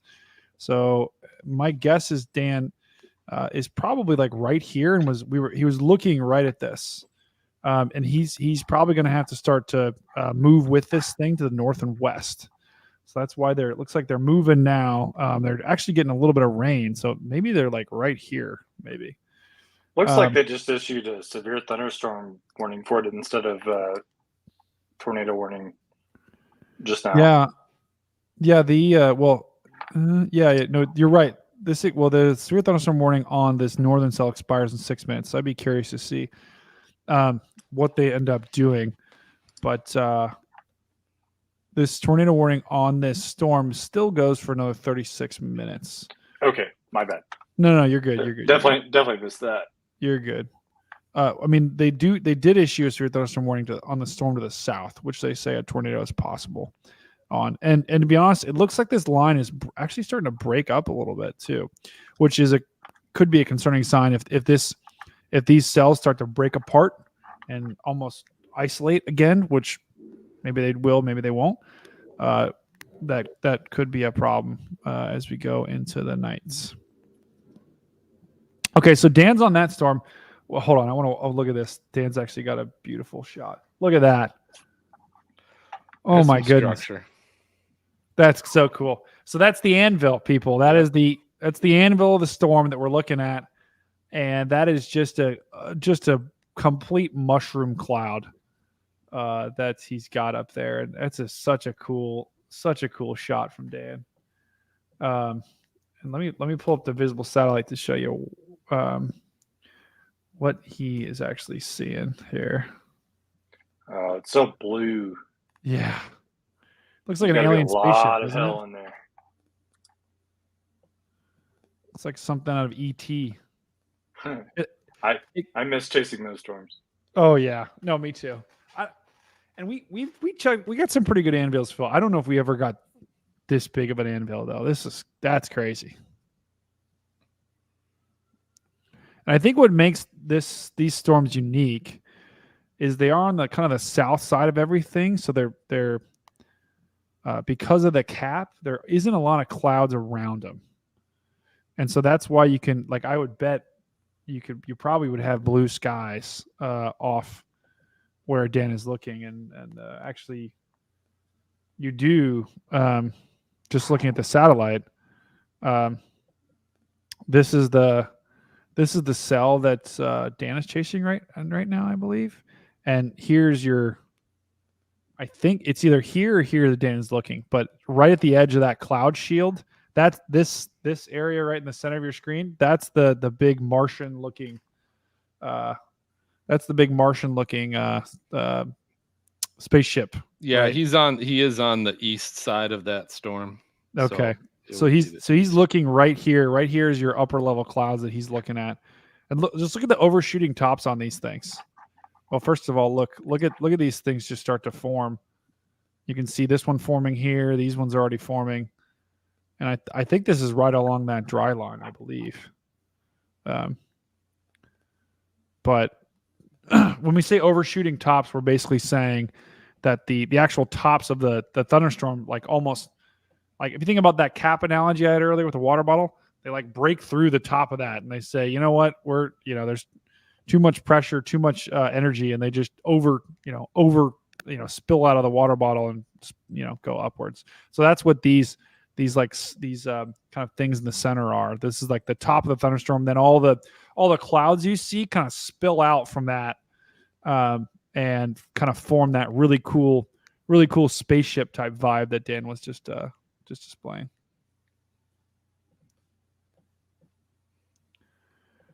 All right, so it looks like Ryan went to go feed his cat, so that's awesome. Oh, hold on. Let's put Dan. Oh my gosh, look at that. That is cool. So Dan is out. Dan is out from under the rain and is looks like he's driving. I think he's driving maybe east. Hey, Brady, can you hear me? Yeah, I can hear you, Dan. Okay, just to let you know, so yeah, we're gonna pull off here and try to get a look at the storm again. Okay. As the further east we go away from it, we're losing some visibility, but we're gonna let it come back to us again. Yeah, and it looks. I mean, it looks like there might be a little bit of a couplet trying to form, but that picture you got is just beautiful. It just looks like a total Martian spaceship. That thing is a beast. The National Weather Service has issued a tornado warning for Tornado warning for eastern Chautauqua County in southeastern Kansas. Another one in Kansas. Tell you what. This is not Kansas's night, that's for sure. All right, so we'll go back to Dan in just a sec. That's actually a pretty cool shot, though. Looking at that, that's crazy. But so this is the storm Dan's on. Still tornado warned. Dan, actually, that's where Aaron J. Jack is coming. He was driving to the south, so you might actually pass him. But it does look like it's really trying to develop a hook here. So gonna have to watch that. The newest tornado warning that we had, it looks like, I think, is for back by that sedan.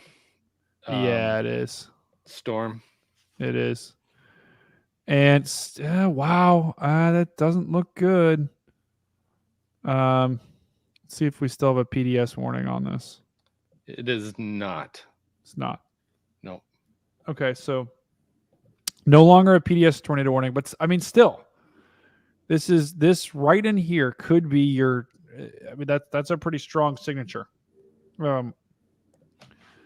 I would not be surprised if just a lot of noise and mess, a lot of hail. Looks like I would not be surprised if there is a tornado somewhere in there, right? Maybe just to the west of Peru, Kansas, and southern Kansas. We still have just a huge complex of storms that is all of it is tornado warned. But probably the biggest area of concern is right here just to the west of Peru. So there could be a tornado that'd be moving towards the hail area, but as we've seen with all these storms, any one of them could drop. And I tell you what, if this storm keeps doing this, it's just going to make me. This is that same storm that refuses to quit and has multiple circulations here. This is if I zoom out, this is in eastern Kansas. This is that same storm that pushed through Silverdale. And I want to put Dan back on in just a sec because I just saw he looks like he has an amazing shot. But let me just really quickly cover this. I wouldn't be surprised if this is tornado warned. I'm actually shocked that it's not with both these areas of circulation, unless it's just they're clearly not producing. But that's an area you got to keep an eye on. Let's go back to Dan. Let's get a quick update. Let's get a quick scan update, and then we're going to go back to his live feed here on this storm to see what we got. Because I mean, we could have a developing tornado right now. Maybe, right? Rotation is still pretty broad, but let's see what we got on Dan's camera.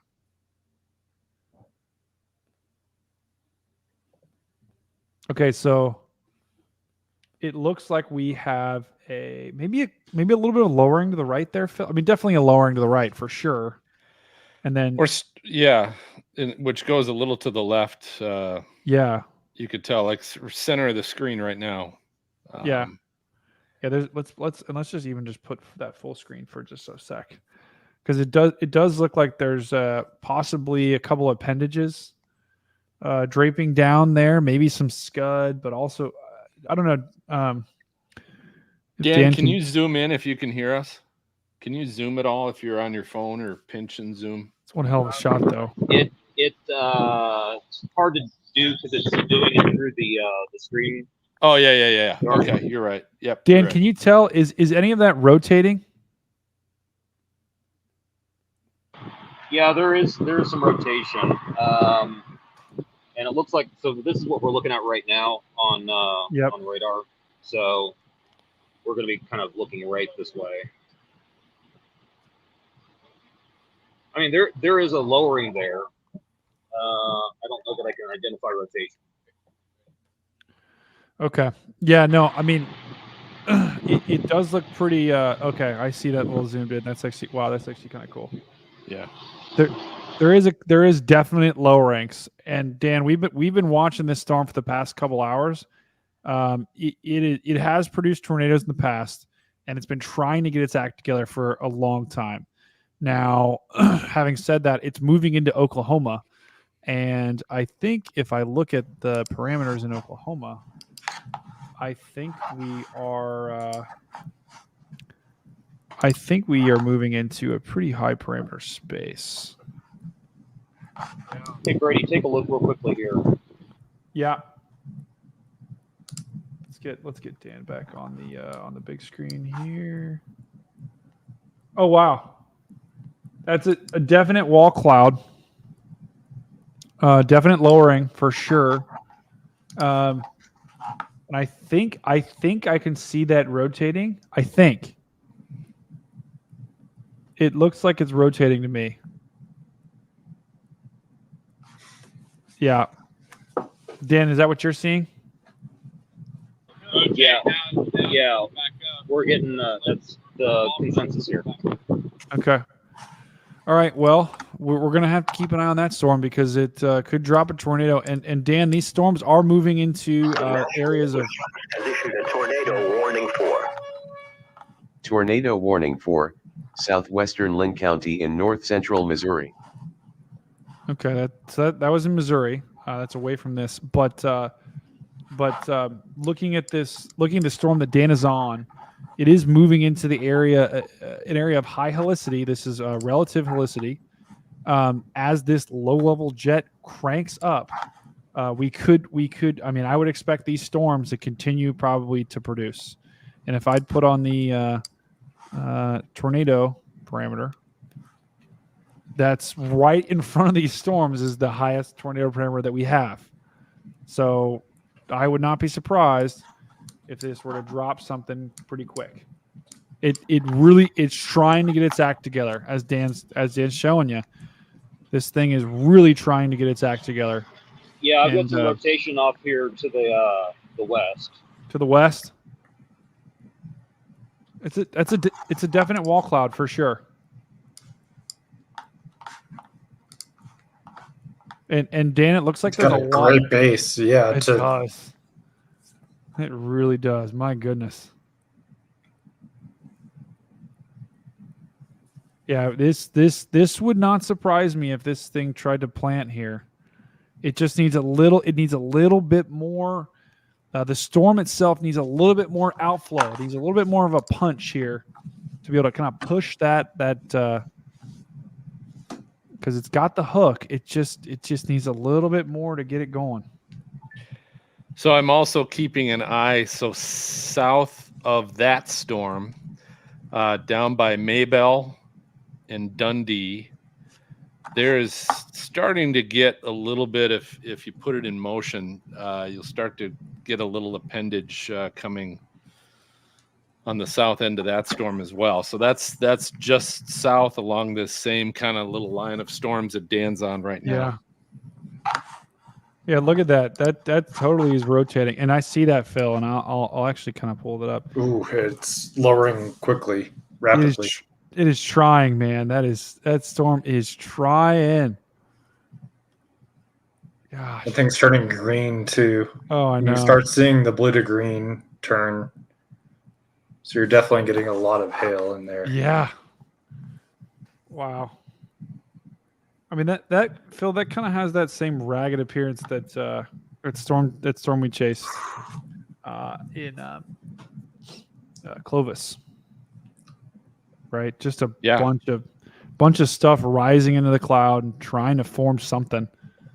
I'll pull up. Let me pull up a 3D on that one that Dan's got right now too. It's got two distinct lowerings, and then one that looks to be feeding the other two. Yeah. All right. So here's a little 3D image of the setup. So yeah, there's definitely you can see there's inflow coming in there. Starting to get a little occlusion on that. Rotations, not a whole lot of real tight strength, but yet. Yeah. And Phil, I am actually going to have to drop off. Okay. It's getting to be about that time. So,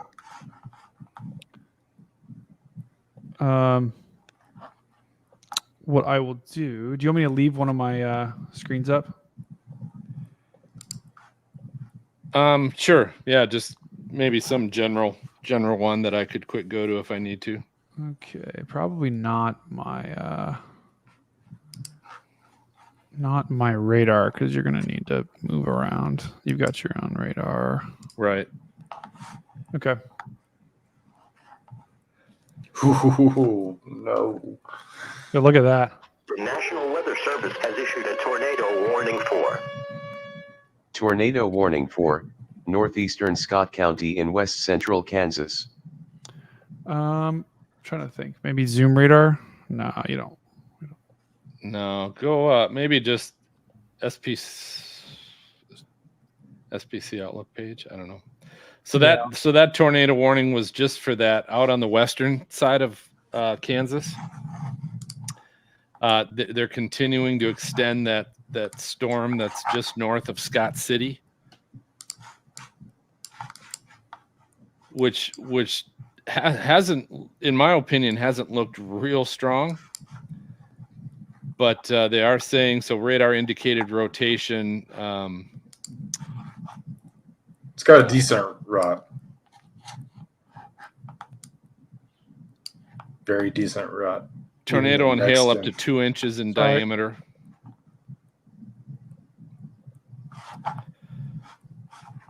Sorry. So no, you're good. So still, as we're keeping an eye on Dan, keeping Dan Wallace, who's near Iowa Park, Texas.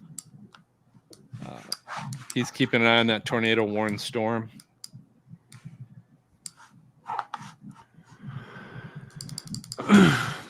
All right, people. Great stream. Phil, Ryan, I'm leaving this group in wonderful hands. Phil and Ryan are awesome. All right, Mr. Hey, Vacation. enjoy your vacation, man. Yeah. You shouldn't. We're going on a boat excursion right now, so I thought you already did one of those. we're doing another one. This group is big boat people, so it's our Why last not? one. Yeah, I know. I'll be following you guys though, and You get dinner. You get dinner on the boat excursion. probably. I'm really hoping so because I'm starving. All right. I don't think those peanut butter Pretzels crackers didn't do it. Yeah. Yeah, I don't think the peanut butter crackers are gonna do it. So. Hey, Brady, how do I join the vacation club? Yeah, I wish. Well, this is my last day of vacation, so don't worry. I'll have no more excuses. Brady going on a 3-hour tour. Yep. I'm also curious how it's going to be a sunset cruise when we're going to see like 10 minutes of the sunset. But anyway, all right, I'm leaving you guys in capable hands. Keep following this stream. Dan's got a crazy shot, and I'll keep my SPC up, and hopefully, I mean, things don't go too crazy here. And but this storm is a pretty nasty storm. So peace out, everyone. Cool. All right. See you, Brady. Great job. See ya. You too. Dan, you want to give us a quick update? If you want to unmute yourself, let us know how it's looking right now. So yeah, lowering is just kind of all over rotation. It would want to from any one of these many spots.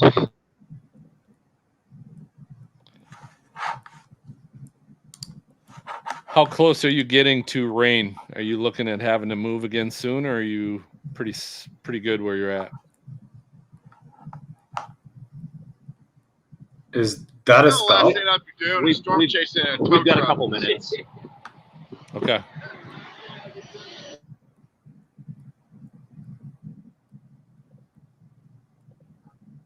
There's a lowering here I'm watching. Yeah, funnel. Yeah, on the right side of your camera too. What is? Those are some buildings. No, above that. Like it looks like a spout from a certain angle. It's hard to tell. It's probably just rainfall out. Yeah. Turning there.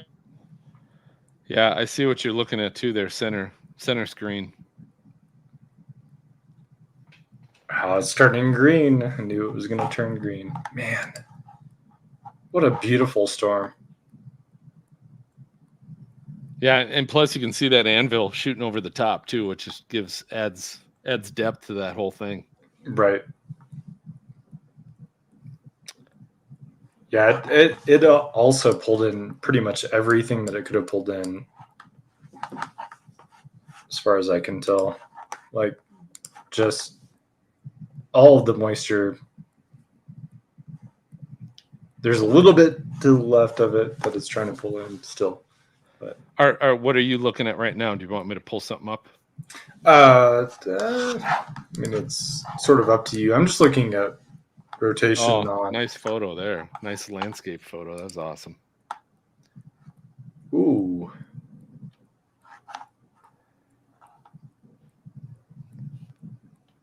So again, go ahead. Sorry, go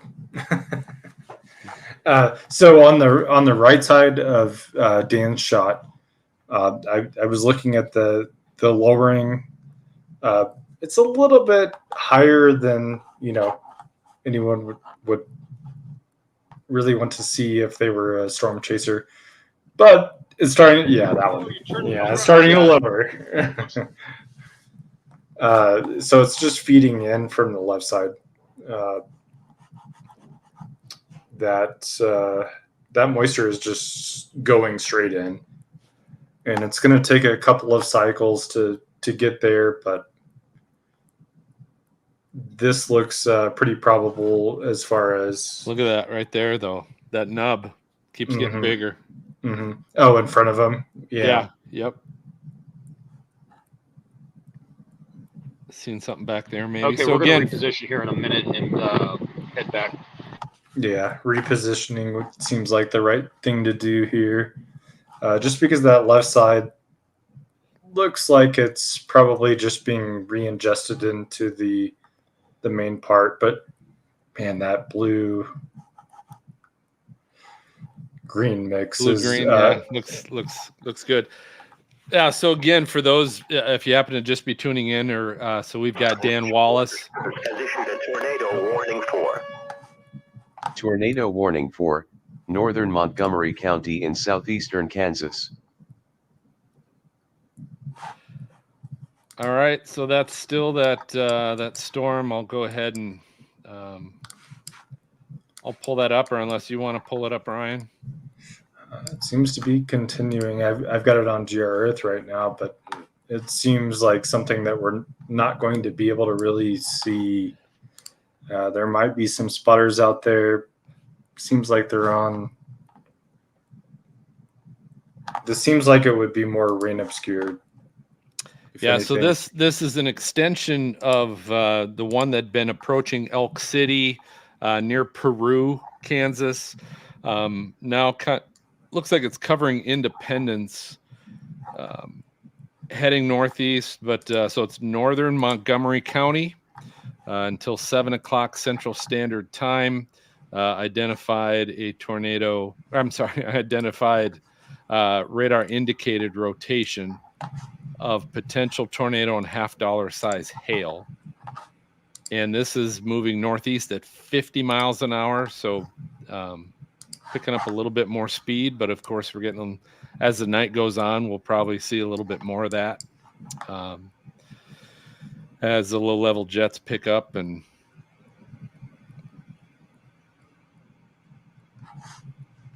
so, yeah, so this again is Wayside, Havana, Independence, Sycamore, Elk City, all within this tornado warning. Make sure you're getting into a safe place now. And I would also throw out towns of LaFontaine, Neodesha, Moorhead. It's getting close to you as well. So definitely kind of be aware of what's going on with that storm.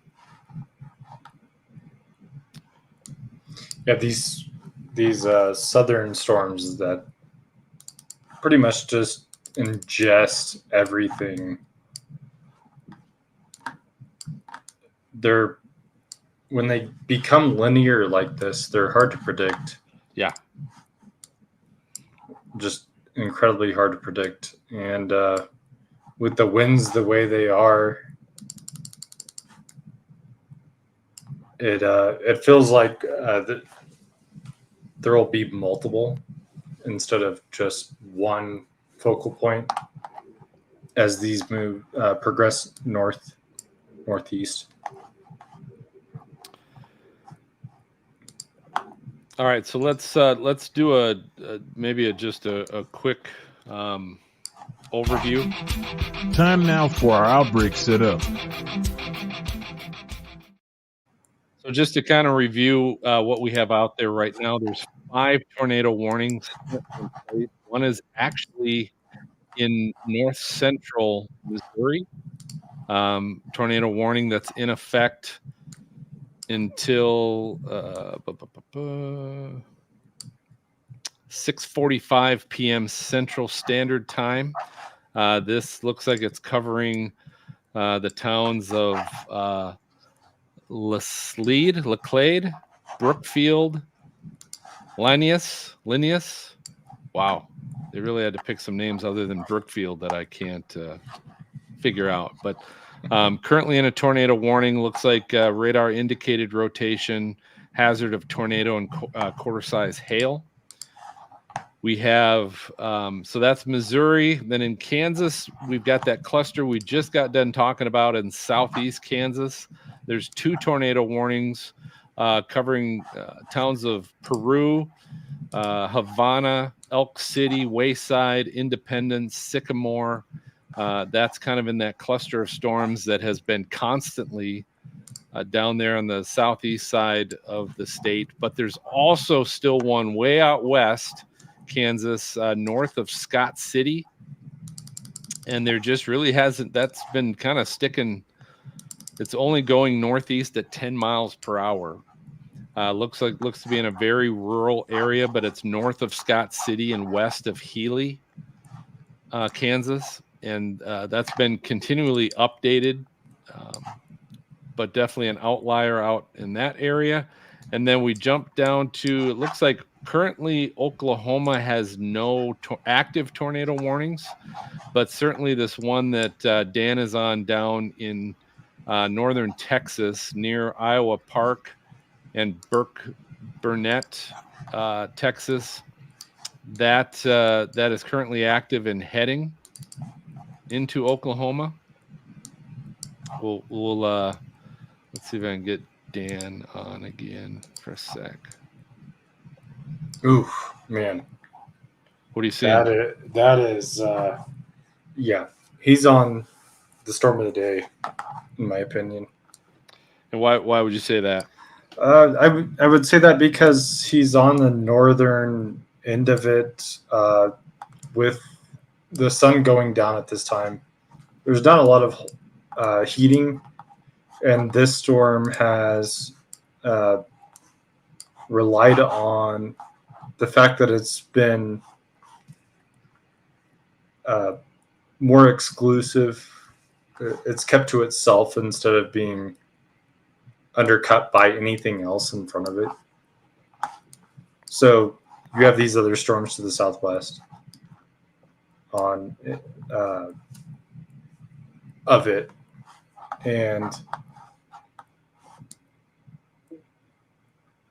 with this moving northeast, there hasn't really been a whole lot in front of it, so the environment isn't what I would call polluted, in the sense that it has a lot of moisture and it has a lot of energy. The cap didn't break until later for this one, which is good for it because it keeps it discreet. So that's why this storm has been able to just maintain its structure and move forward without having any sort of inhibition in front of it.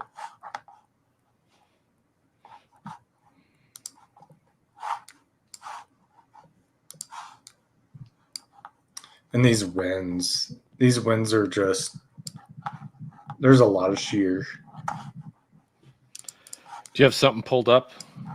On GR Earth, I do, yes. Let's see, where are you? GR Earth. Sorry, let me, oops. Not what I meant to do.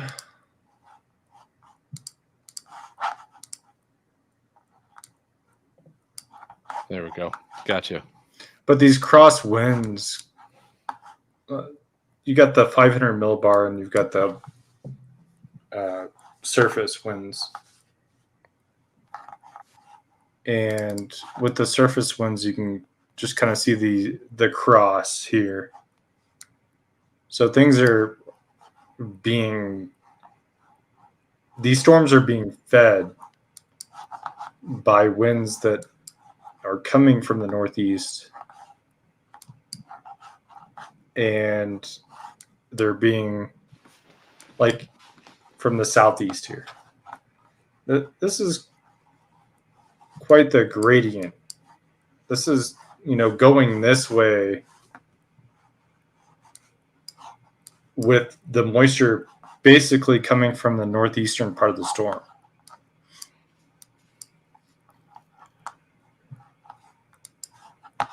Yep. And I bet Dan has a great view of it.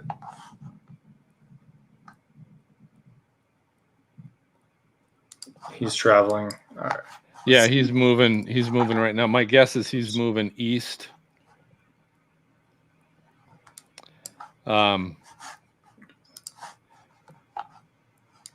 get north, or maybe he's moving north at this point. Was he closer to Burke Burnett? He might. Yeah, he probably should go east to. I'm not sure what the highways are National here.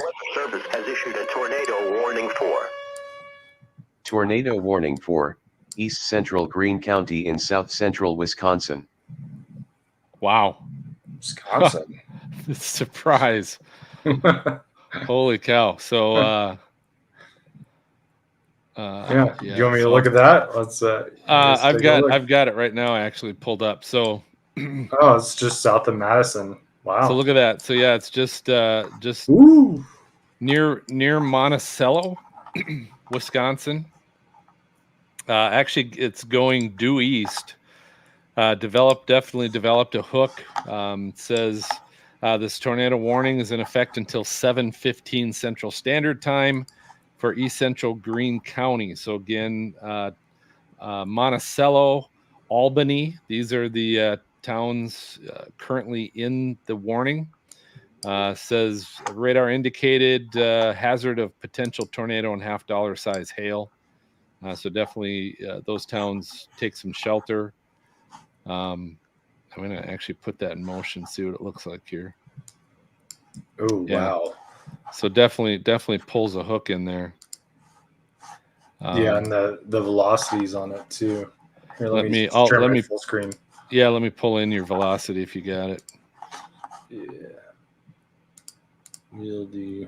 I'm gonna have to stop screen sharing just so I can share the entire thing, I think. Okay. That's usually what I have to do is stop and then start share a new one. Let's do the entire screen this time so I can.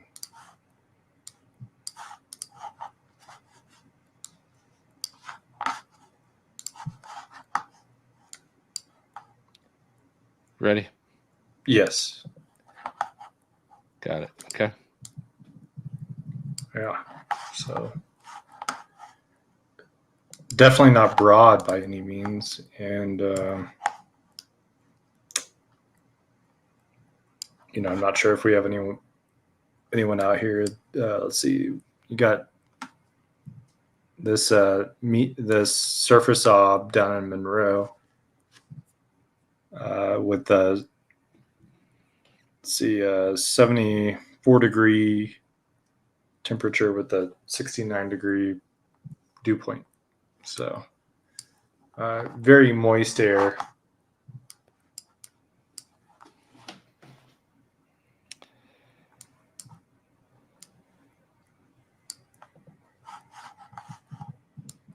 But yeah, this gradient right here is just. Boy, they already pulled it. I'm not seeing it anymore. Am I looking in the wrong spot? The warning. Should be right. Do you see this? Oh, I got it. Sorry. Yep. I had to move my radar forward. Hazard, tornado, and $50 size hail. Yep.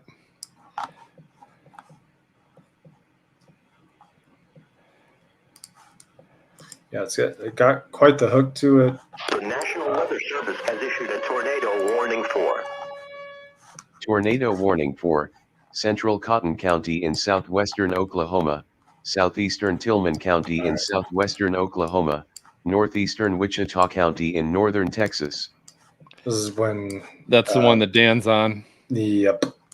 This is when... So these other warnings down here are typically handled by, the DFW, I believe. National Weather Service, and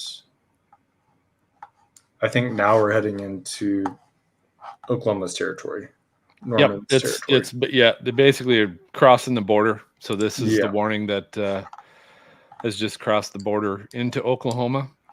Again, the one that Dan Wallace is currently storm chasing on. You can see off to the side. We'll bring in here in a minute. But so this includes the towns of Burnett, Randlet, Duvall, near Grandfield, Cookietown, and actually reaching up, and looks like it includes Walters.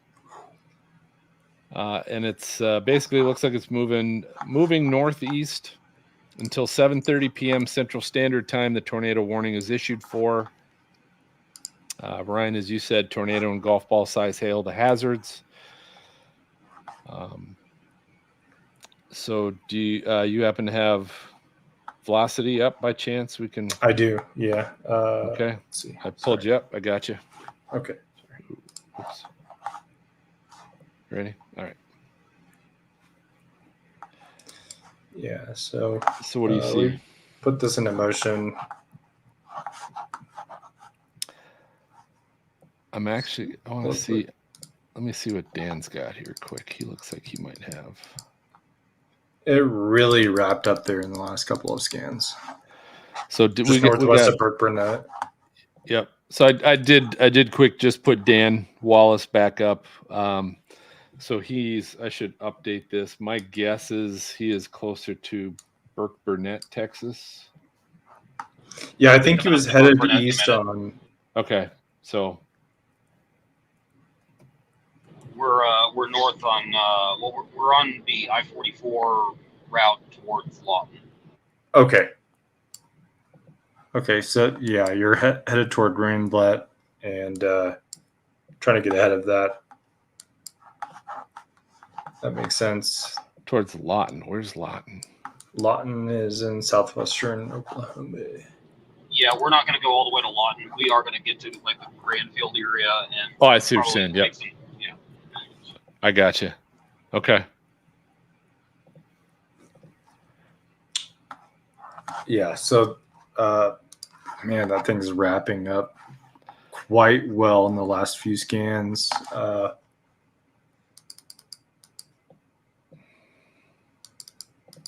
Looked pretty broad before, but now it's starting to pull in.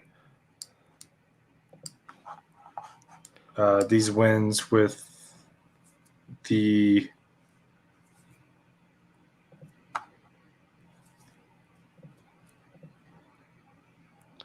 looking at the METAR surface observations here. I mean, you got a 31 mile per hour gust, and you got 18 sustained, so that's quite a lot.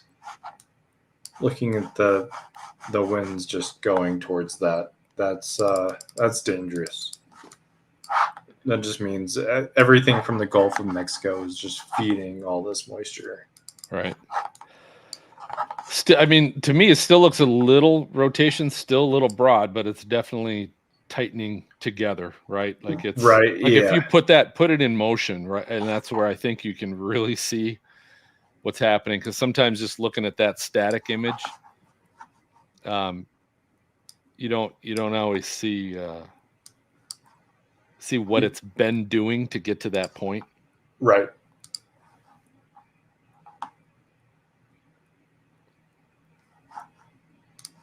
Yep. And still, I mean, even further south that we were talking about earlier, still looking to be some possible rotation down there as well.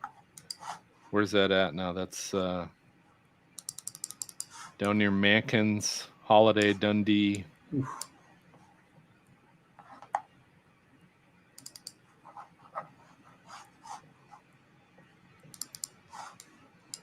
Oh, wow.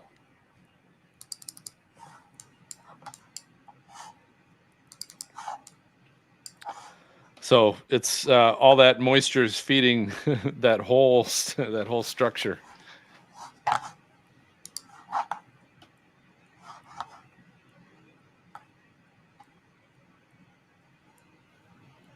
Dang, that thing's embedded though. Yeah. I don't see how that you'd be able to see that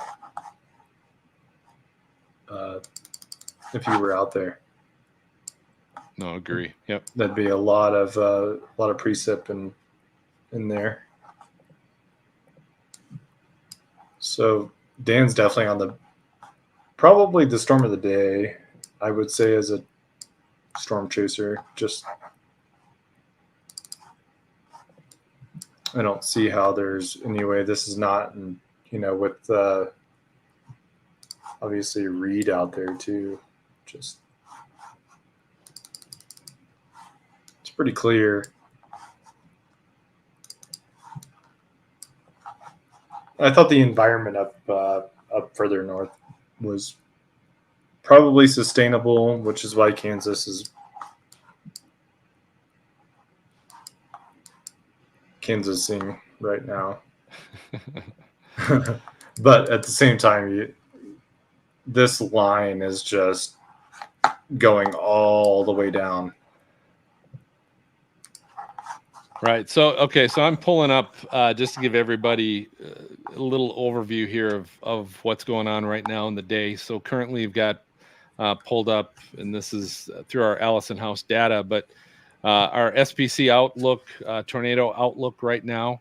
And again, as you can see, even up in Wisconsin, where we've got that current tornado warning, still within the 2% tornado potential section of what the SPC's got currently forecast. So shouldn't be necessarily a huge surprise that's happening because SPC doing what they do, which is a good job. But if we go down through here, and we currently have only 2 tornado warnings active, everything right now in southeastern Kansas has it currently expired. So there's nothing currently active there. Out in western Kansas, the tornado warning storm north of Scott City has also currently expired and is not tornado warned. So all we have right now is the tornado warning up in Wisconsin, which is north of Monroe, covering the cities or the towns of Monticello, Albany, Wisconsin, and heading due east. That one is still active. And the one that we've been talking about that Dan Wallace is on, currently tornado warned down near Burke Bennett, Duvall, Randlet, Cookietown, all the way up to Walters, Oklahoma. So it's just crossing the border from Texas now into Oklahoma. Those are currently the only 2 active tornado warnings that we've got. And we'll pull up our current surface-based CAPE, which just shows our instability, where our things still have a high instability, which can help create the updrafts and storms. And currently what's down there in south central Oklahoma, currently still going into a high CAPE, high instability area of almost all of Oklahoma at this point. And if we look at surface-based SIN, which might inhibit storms from growth, things are starting to build up here a little bit, probably as we get into the evening, as far as having a little bit of a, maybe developing a cap to some of these storms. But as Ryan was talking about, this one down north of Wichita Falls is certainly bringing in still a lot of moisture. Let's pull in our GOES infrared, and you can still see a lot of moisture still, that it's heading northeast, still plenty. So that's not at all an issue for these storms. And Ryan was talking about the winds too, correct? Yeah, correct.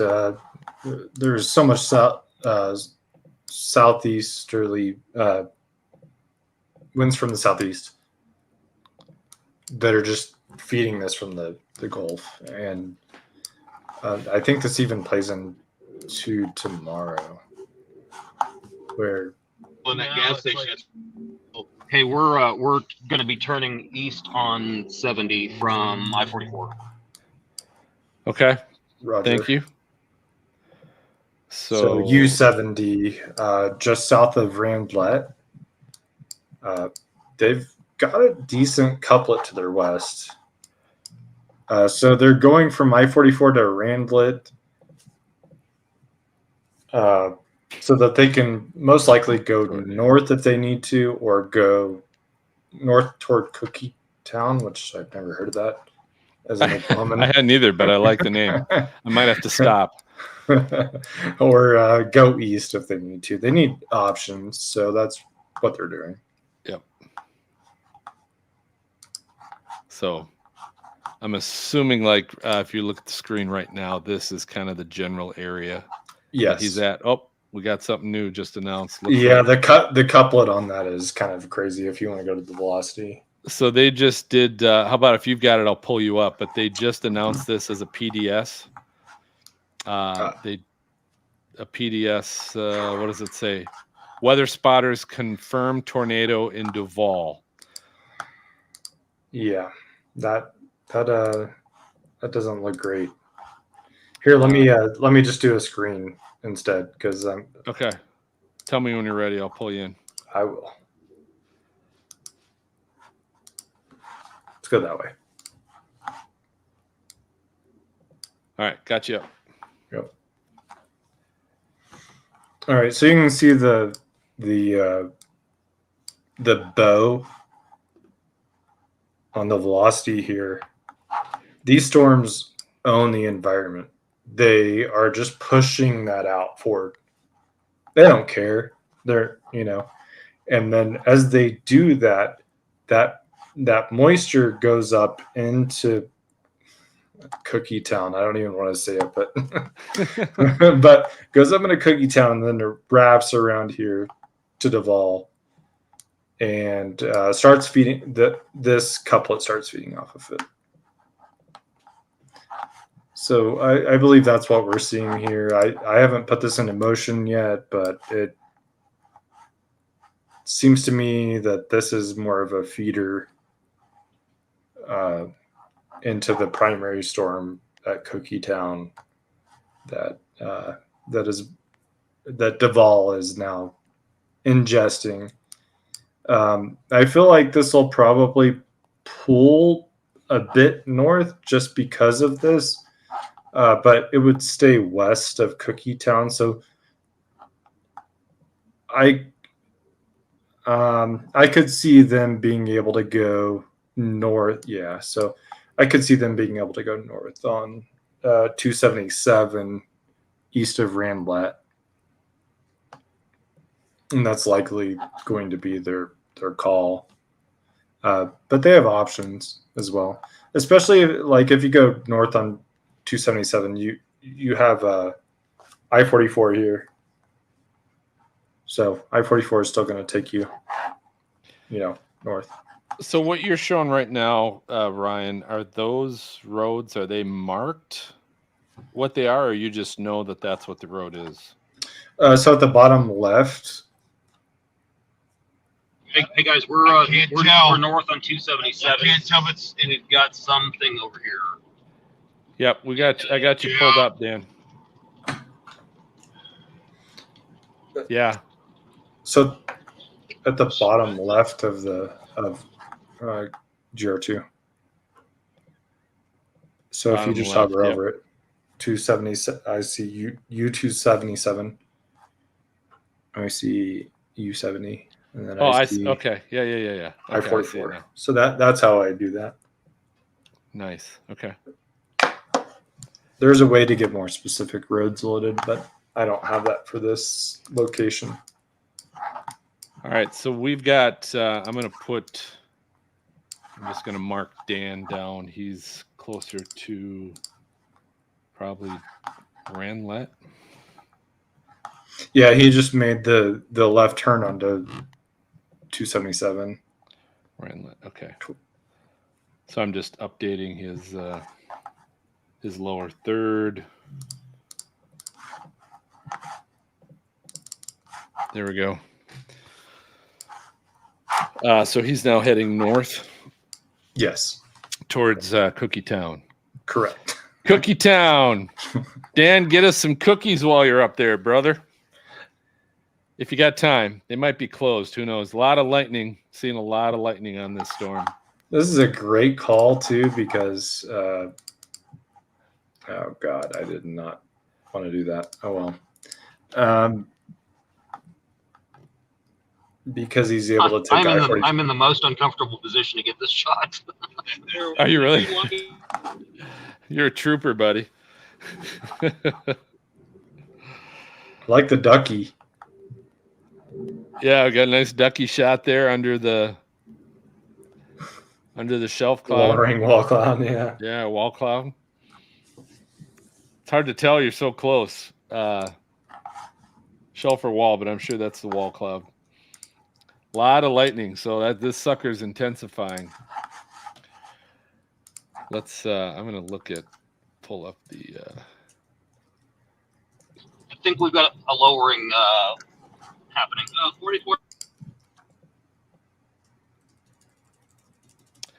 So that looks like it's currently just under 50,000 feet on the tops. So not quite as high as I thought it might have been, but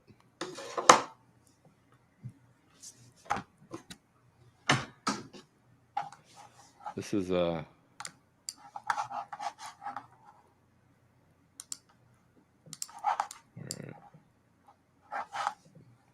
I don't want to take it off of what Dan's got there, but I'm gonna quick share little 3D image.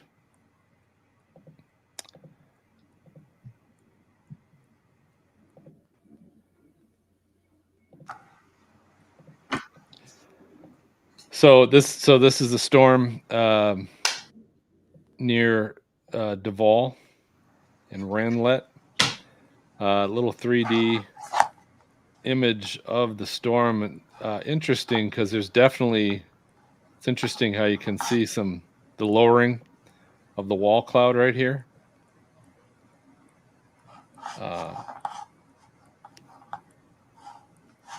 But interesting to see how that looks from that. Oh, and look at this too. If you look at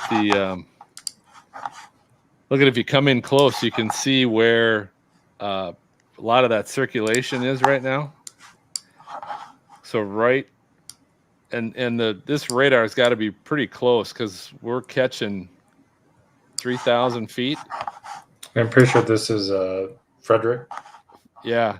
So you can tell how you can see exactly where some of that real low circulation is right here. The red amongst all that green. We go in close and you can see it goes up in the atmosphere there a little bit. But definitely right down in that area, some rotation in there. Yeah, and as a chaser, you definitely want that rain-free area. Right. Let's go back, get Dan back on. And as of right now, this is the only tornado warned storm currently in effect. Again, this is a particularly dangerous situation warning. It is a confirmed large and extremely dangerous tornado that was located over Duval, moving northeast at 35 miles an hour. This tornado warning is in effect until 7:30 p.m. Central Standard Time. Again, includes the towns of Duval, Randlet, definitely Cookie Town. The area of concern is heading right towards Cookie Town. And on the extent of this current tornado warning is Walters and Temple. Those are towns, and even if we stretch out a little bit to Geronimo, Oklahoma, those are towns that if you know of anybody or live in those areas, please make sure you're letting them know that you need to take shelter in your safe spot. Again, heavy lightning with what we're getting from Dan Wallace. And also want to mention too, so Dan is currently chasing with Brian DePriest as well. So Dan and Brian certainly in a area where you guys certainly be careful. I know you guys know what you're doing too, but be careful where you're at. Looks like they might have gotten onto a side road because it's not paved. Yeah, I would not be surprised if that storm to their south goes toward as well. So we're talking the one that is north of Holiday.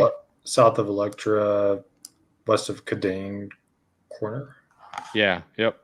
So near, basically not too far from where they just were, near Iowa Park, approaching Pleasant Valley, just on the just on the west of Wichita Falls.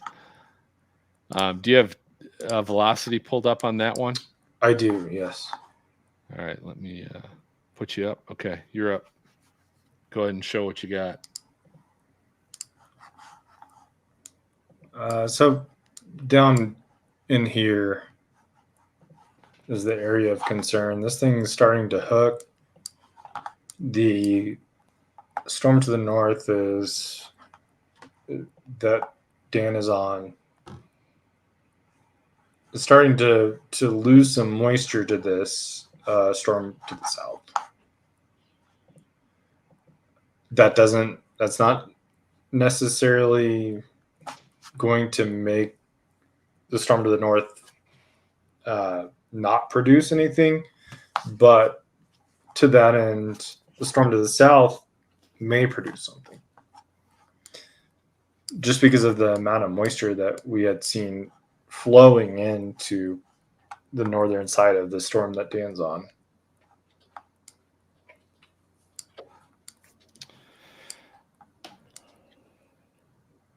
Yeah, definitely keep an eye on that. That's I'd be a little bit surprised only because it's kind of following directly behind right everything else, but it does have enough of a northeast movement that it's not catching all the cooled rain precipitation from the one out in front. Yeah. Just this area south of Falks or south of Electro looks like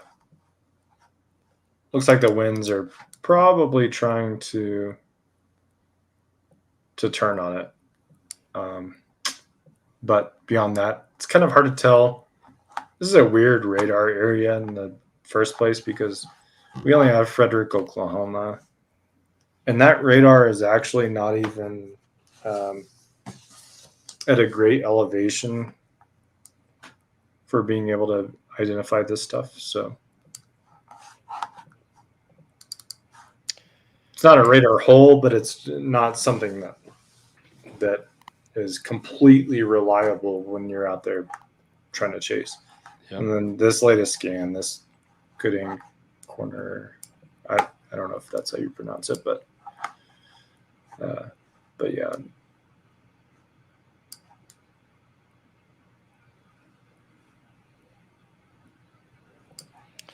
All right, so Dan Wallace has jumped on some back roads with the Brian and the barn burner. Go ahead, Dan. So we're on Bob's Road. It's coming. That's what I thought. Perfect spot for the barn burner.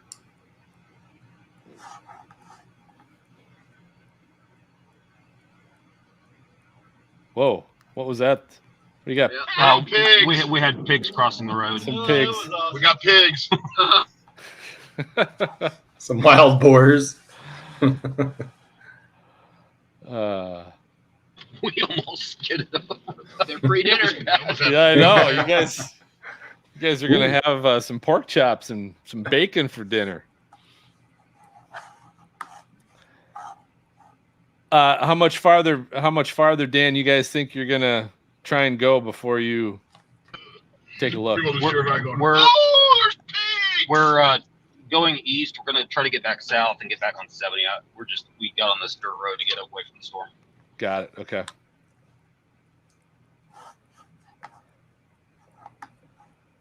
Oh, wow.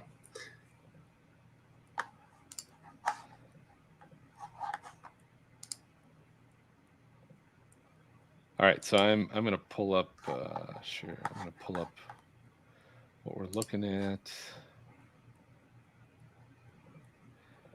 We only have one screen like my laptop. You got a lot of clicks.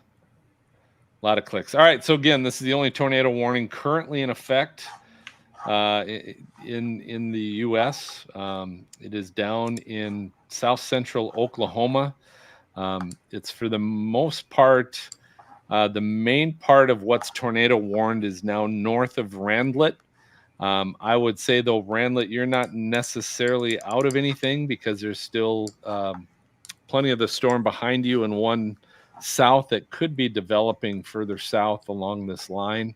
But Cookietown, it looks to be right near Cookietown.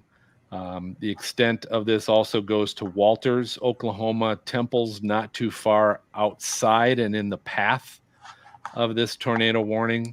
And if they tend to extend this, which I would guess they probably will. Ryan, what do you think?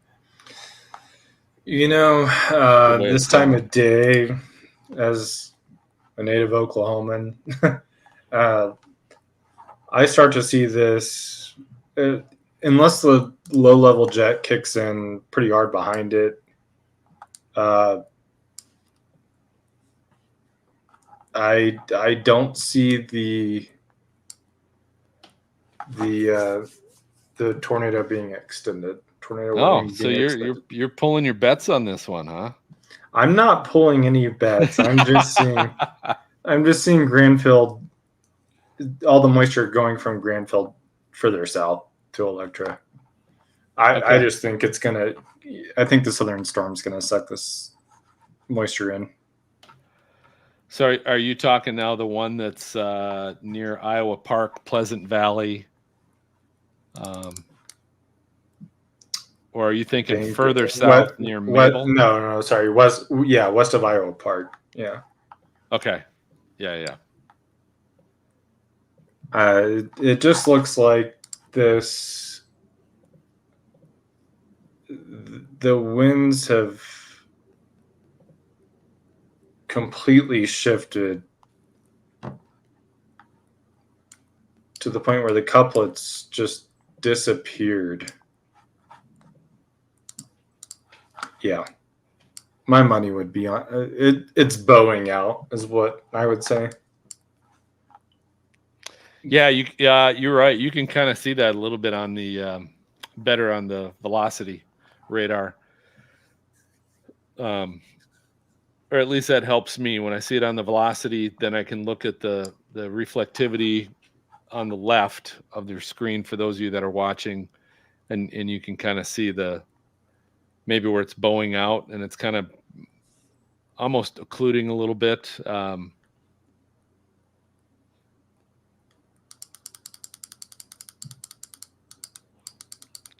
Yeah, like that. Because that Duval couplet just vanishes. Yeah. And then it starts to bow out. So I don't know. I'm not going to put my money on anything, but this is gonna be, no. It's going to be a wind event as far as I could see. Okay. So we've got so Dan still up. I probably need to update that lower third. He's probably closer to Cookietown or Temple is my guess at this point. So I'm going to update his. Oh, it's not Texas anymore either. Oh yeah, not Temple, Texas. Temple, Oklahoma. I'm going to put I'm gonna put Cookie Town for now because I like that. Yeah, because yeah, I mean it's got that notch, but I just don't see a whole lot happening here. Let's check our viewers. Brady says Dan is in the only tornado warning in the U.S. So Brady is still on his boat tour, his 3-hour tour, watching. Looks like we're still getting some corn emojis. So someone's Brady and Jess are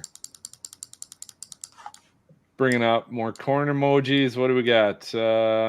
Jess, no longer PDS, downgraded to radar indicated.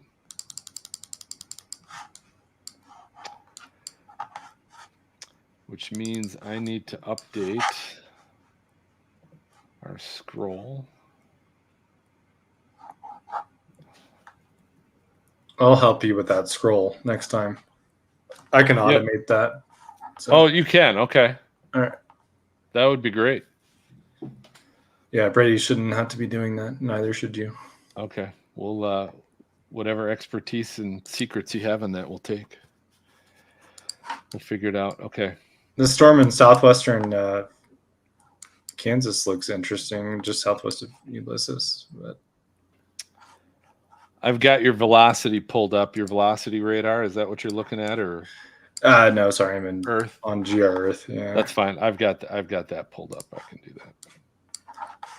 So you're looking where? Southwest of Ulysses, southwest of Kansas. Back in that cluster, huh? Yeah, not in the cluster.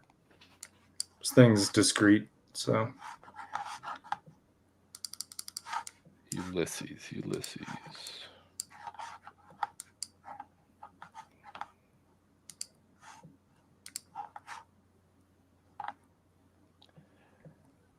Ooh, look at this too. I'm looking at Oklahoma. Look at near Hardy. Mm-hmm. Although let's put that in motion, see what's going on with that one. Might be getting ingested. Yeah. Oh, those winds are bizarre. Wow. That actually looks pretty good. Southwest of Ponca City. You're right. That is oh yeah. The winds are all over the place on that one. Let me pull up your velocity. You can show what you're looking at there. All right. Zoom in a little bit. Make that a little bigger if you can. Yeah, the National Weather Service has issued a tornado warning for. Tornado warning for southeastern K County in northern Oklahoma, northeastern Noble County in northern Oklahoma. There it is. Interesting. Just talking about it. Yeah, the winds, I mean, yeah. Sort of listen, I won't lie to you. I was actually looking at the one northeast of that. Oh, yeah. The smaller one that's approaching Hardy also is showing a little bit of a hook. A little bit of a hook, and if you look at velocity, is showing to me, I think better circulation than what that one southwest is showing. So all right, so let's get an update on this one. Tornado warning is southeastern K County and northeastern Noble County in northern Oklahoma until 7:45 Central. Looking at a radar indicated rotation located 5 miles northwest of Red Rock, and it's moving northeast at 40 miles an hour. So let's look at the towns. McCord, Ponca City, closest to Marland. Red Rock's actually not in the tornado warning itself, but approaching Marland. So certainly if you're in Marland, get in your safe place. Looks like McCord is just outside the warning, but it's just a weird polygon. And so I don't exactly know why they're not putting McCord in there, but if you live near or in McCord, I would definitely be in your safe spot. And Ponca City is where that's at, and it's approaching northeast. It's approaching Uncas and Caw City, Oklahoma as well. So just be on the lookout there. Burbank, be on the lookout because it's definitely to your southwest. I've been to Red Rock. That is the smallest town. Does it have a gas station? No, it definitely does not have a gas station. Okay. It had a dude with a shotgun out front, but but no. Oh man, this thing is wrapping up. It's getting quite the hook there on it, that's for sure. Yeah, it's wild.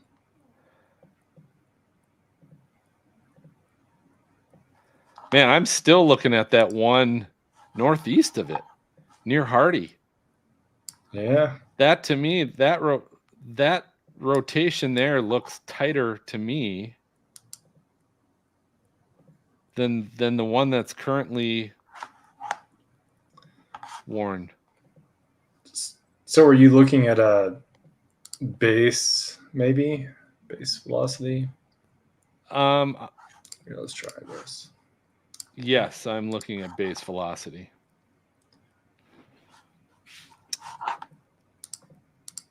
I'm gonna share my screen. You can kind of see what I'm looking at too, but which I'm sure is the same thing. So down here, lower left, is the hook near Marland, Oklahoma. Lower left, you can see the hook on the reflectivity, which is the rain, and that's what the radar is catching there.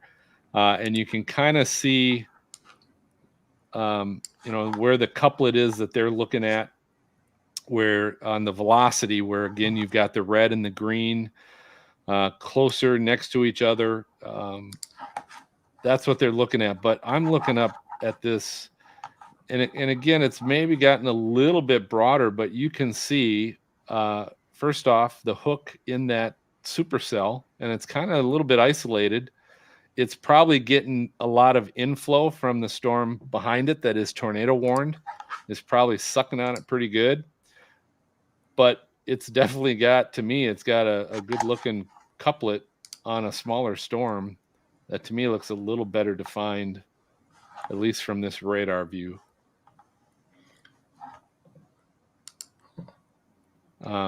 Says there was Cullen Morgan, a reported funnel cloud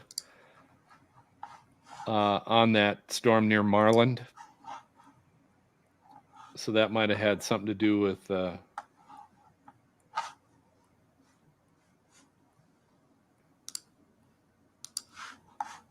with that tornado warning. Keep an eye on Dan too.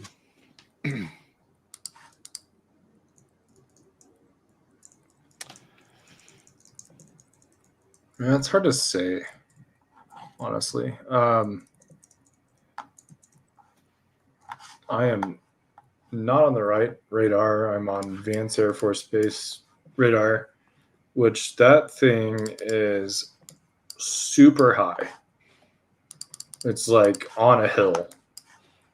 So that was probably my fault there. But yeah, now I see what you're referring to.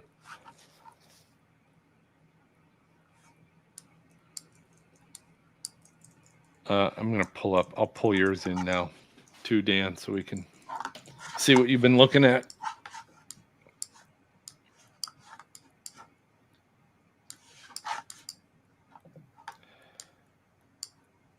So Raymond says it is pouring in my location in New York State. So Raymond's getting a lot of rain.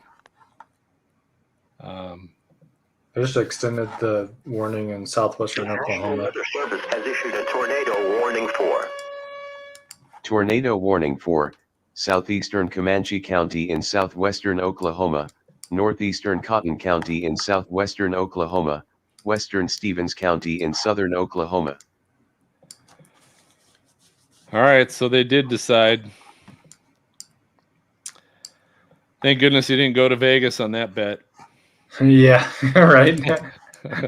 But you had probably better sound judgment to it than I did, so that's fair. So all right, so let's they did extend. This is the storm that Dan Wallace and Brian DePriest are currently chasing up in upper left-hand corner of the screen. You can see where they're at.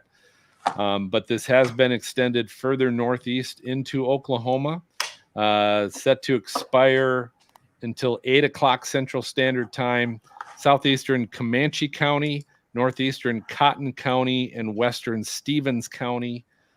This continues to be a radar-indicated storm, and includes the town, as we talked about earlier, of Walters. You are now officially, if you weren't before, you are now officially in this tornado warning.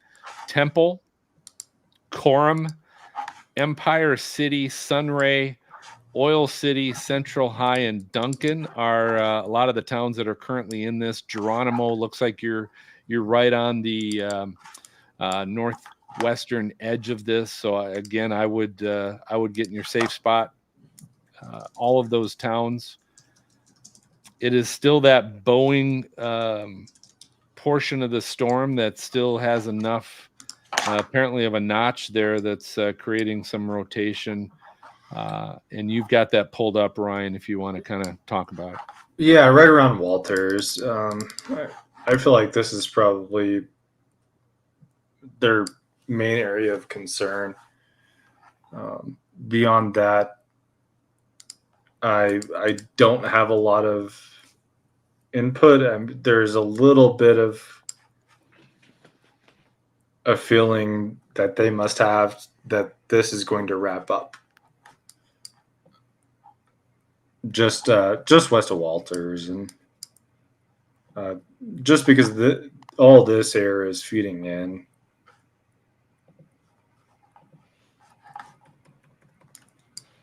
As these storms, as it gets to nightfall, as these storms get pushed forward by the low level jet and the dry line retreats further westward, you always have the potential for this. And with it being, 7:30 Central, it's nightfall. You've got to be extra careful because once these fronts move around, you don't really know what's going to happen. There's so much moisture stacked up here. So much moisture. And they're just down.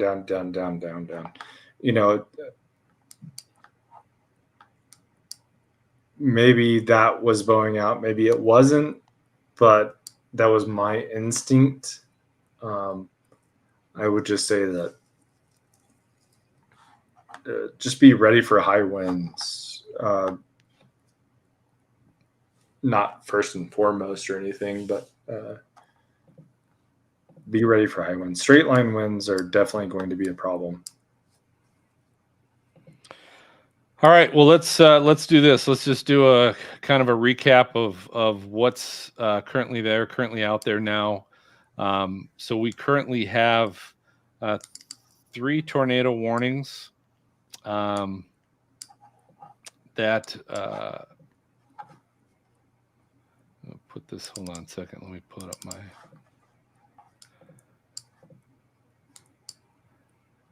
The National Weather Service has issued a tornado Make warning. that 4. Tornado warning for Central Linn County in east central Kansas. All right, so let me get this pulled up. Take a look at what we just had. So eastern Kansas. So this is the cluster that's just been continually bringing in storms throughout southeast Kansas. And this now has been issued near Pleasanton. So this particular tornado warning continues until 8 p.m. Central Time. It says thunderstorm capable of producing a tornado located near Mound City, moving northeast 30 miles per hour. This includes the towns of Boycourt, Lynn Valley. Again, Pleasanton looks like you're on the eastern edge of this tornado warning. So all of those towns take shelter. And really, I would say all of southeast Kansas, this is just storm after storm cell that just keeps moving into this area. If you live in anywhere in southeastern Kansas right now, I would definitely just be constantly aware of what's going on with the weather right now, especially because it's been all night, and you'll continue. There's still storms coming, even if you've had some go over you. We currently have 2 other tornado warnings. One is in Oklahoma, northern Oklahoma. This includes the towns of Ponca City.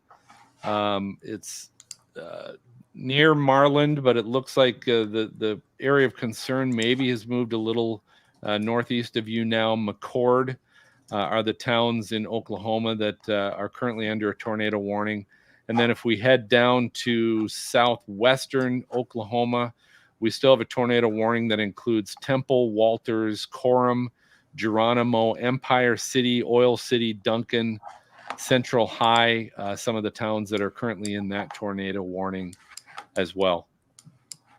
Last thing I'm going to do here too, before we kind of look at signing off, just give you a good view still of what the SPC is showing. This for tornado, for their tornado outlook. So again, it's anywhere as we've seen all the way up to Wisconsin, even into northern Michigan. Is got some level of tornado potential into the evening. So make sure you've got some way to get your warnings and your messages. Whether it's a weather radio, which by far is the best option, I feel, of any way to get notified of any severe weather. But make sure your phone's on and that you can get notifications overnight tonight, because you'll whether it buzzes to your smartwatch or your phone, whatever it is that you're getting those warnings tonight, because we definitely have a lot of severe weather still to come. And again, thanks to Ryan and thanks to Allison House for providing all this data that we've been using all night tonight to show all this stuff to you guys and keep you up to date on what we're doing. And thanks to Dan Wallace and Brian DePriest that are currently out chasing. Be safe, guys. Wish you guys luck. And to Brady and Dina that were on earlier, and hope Brady's having a great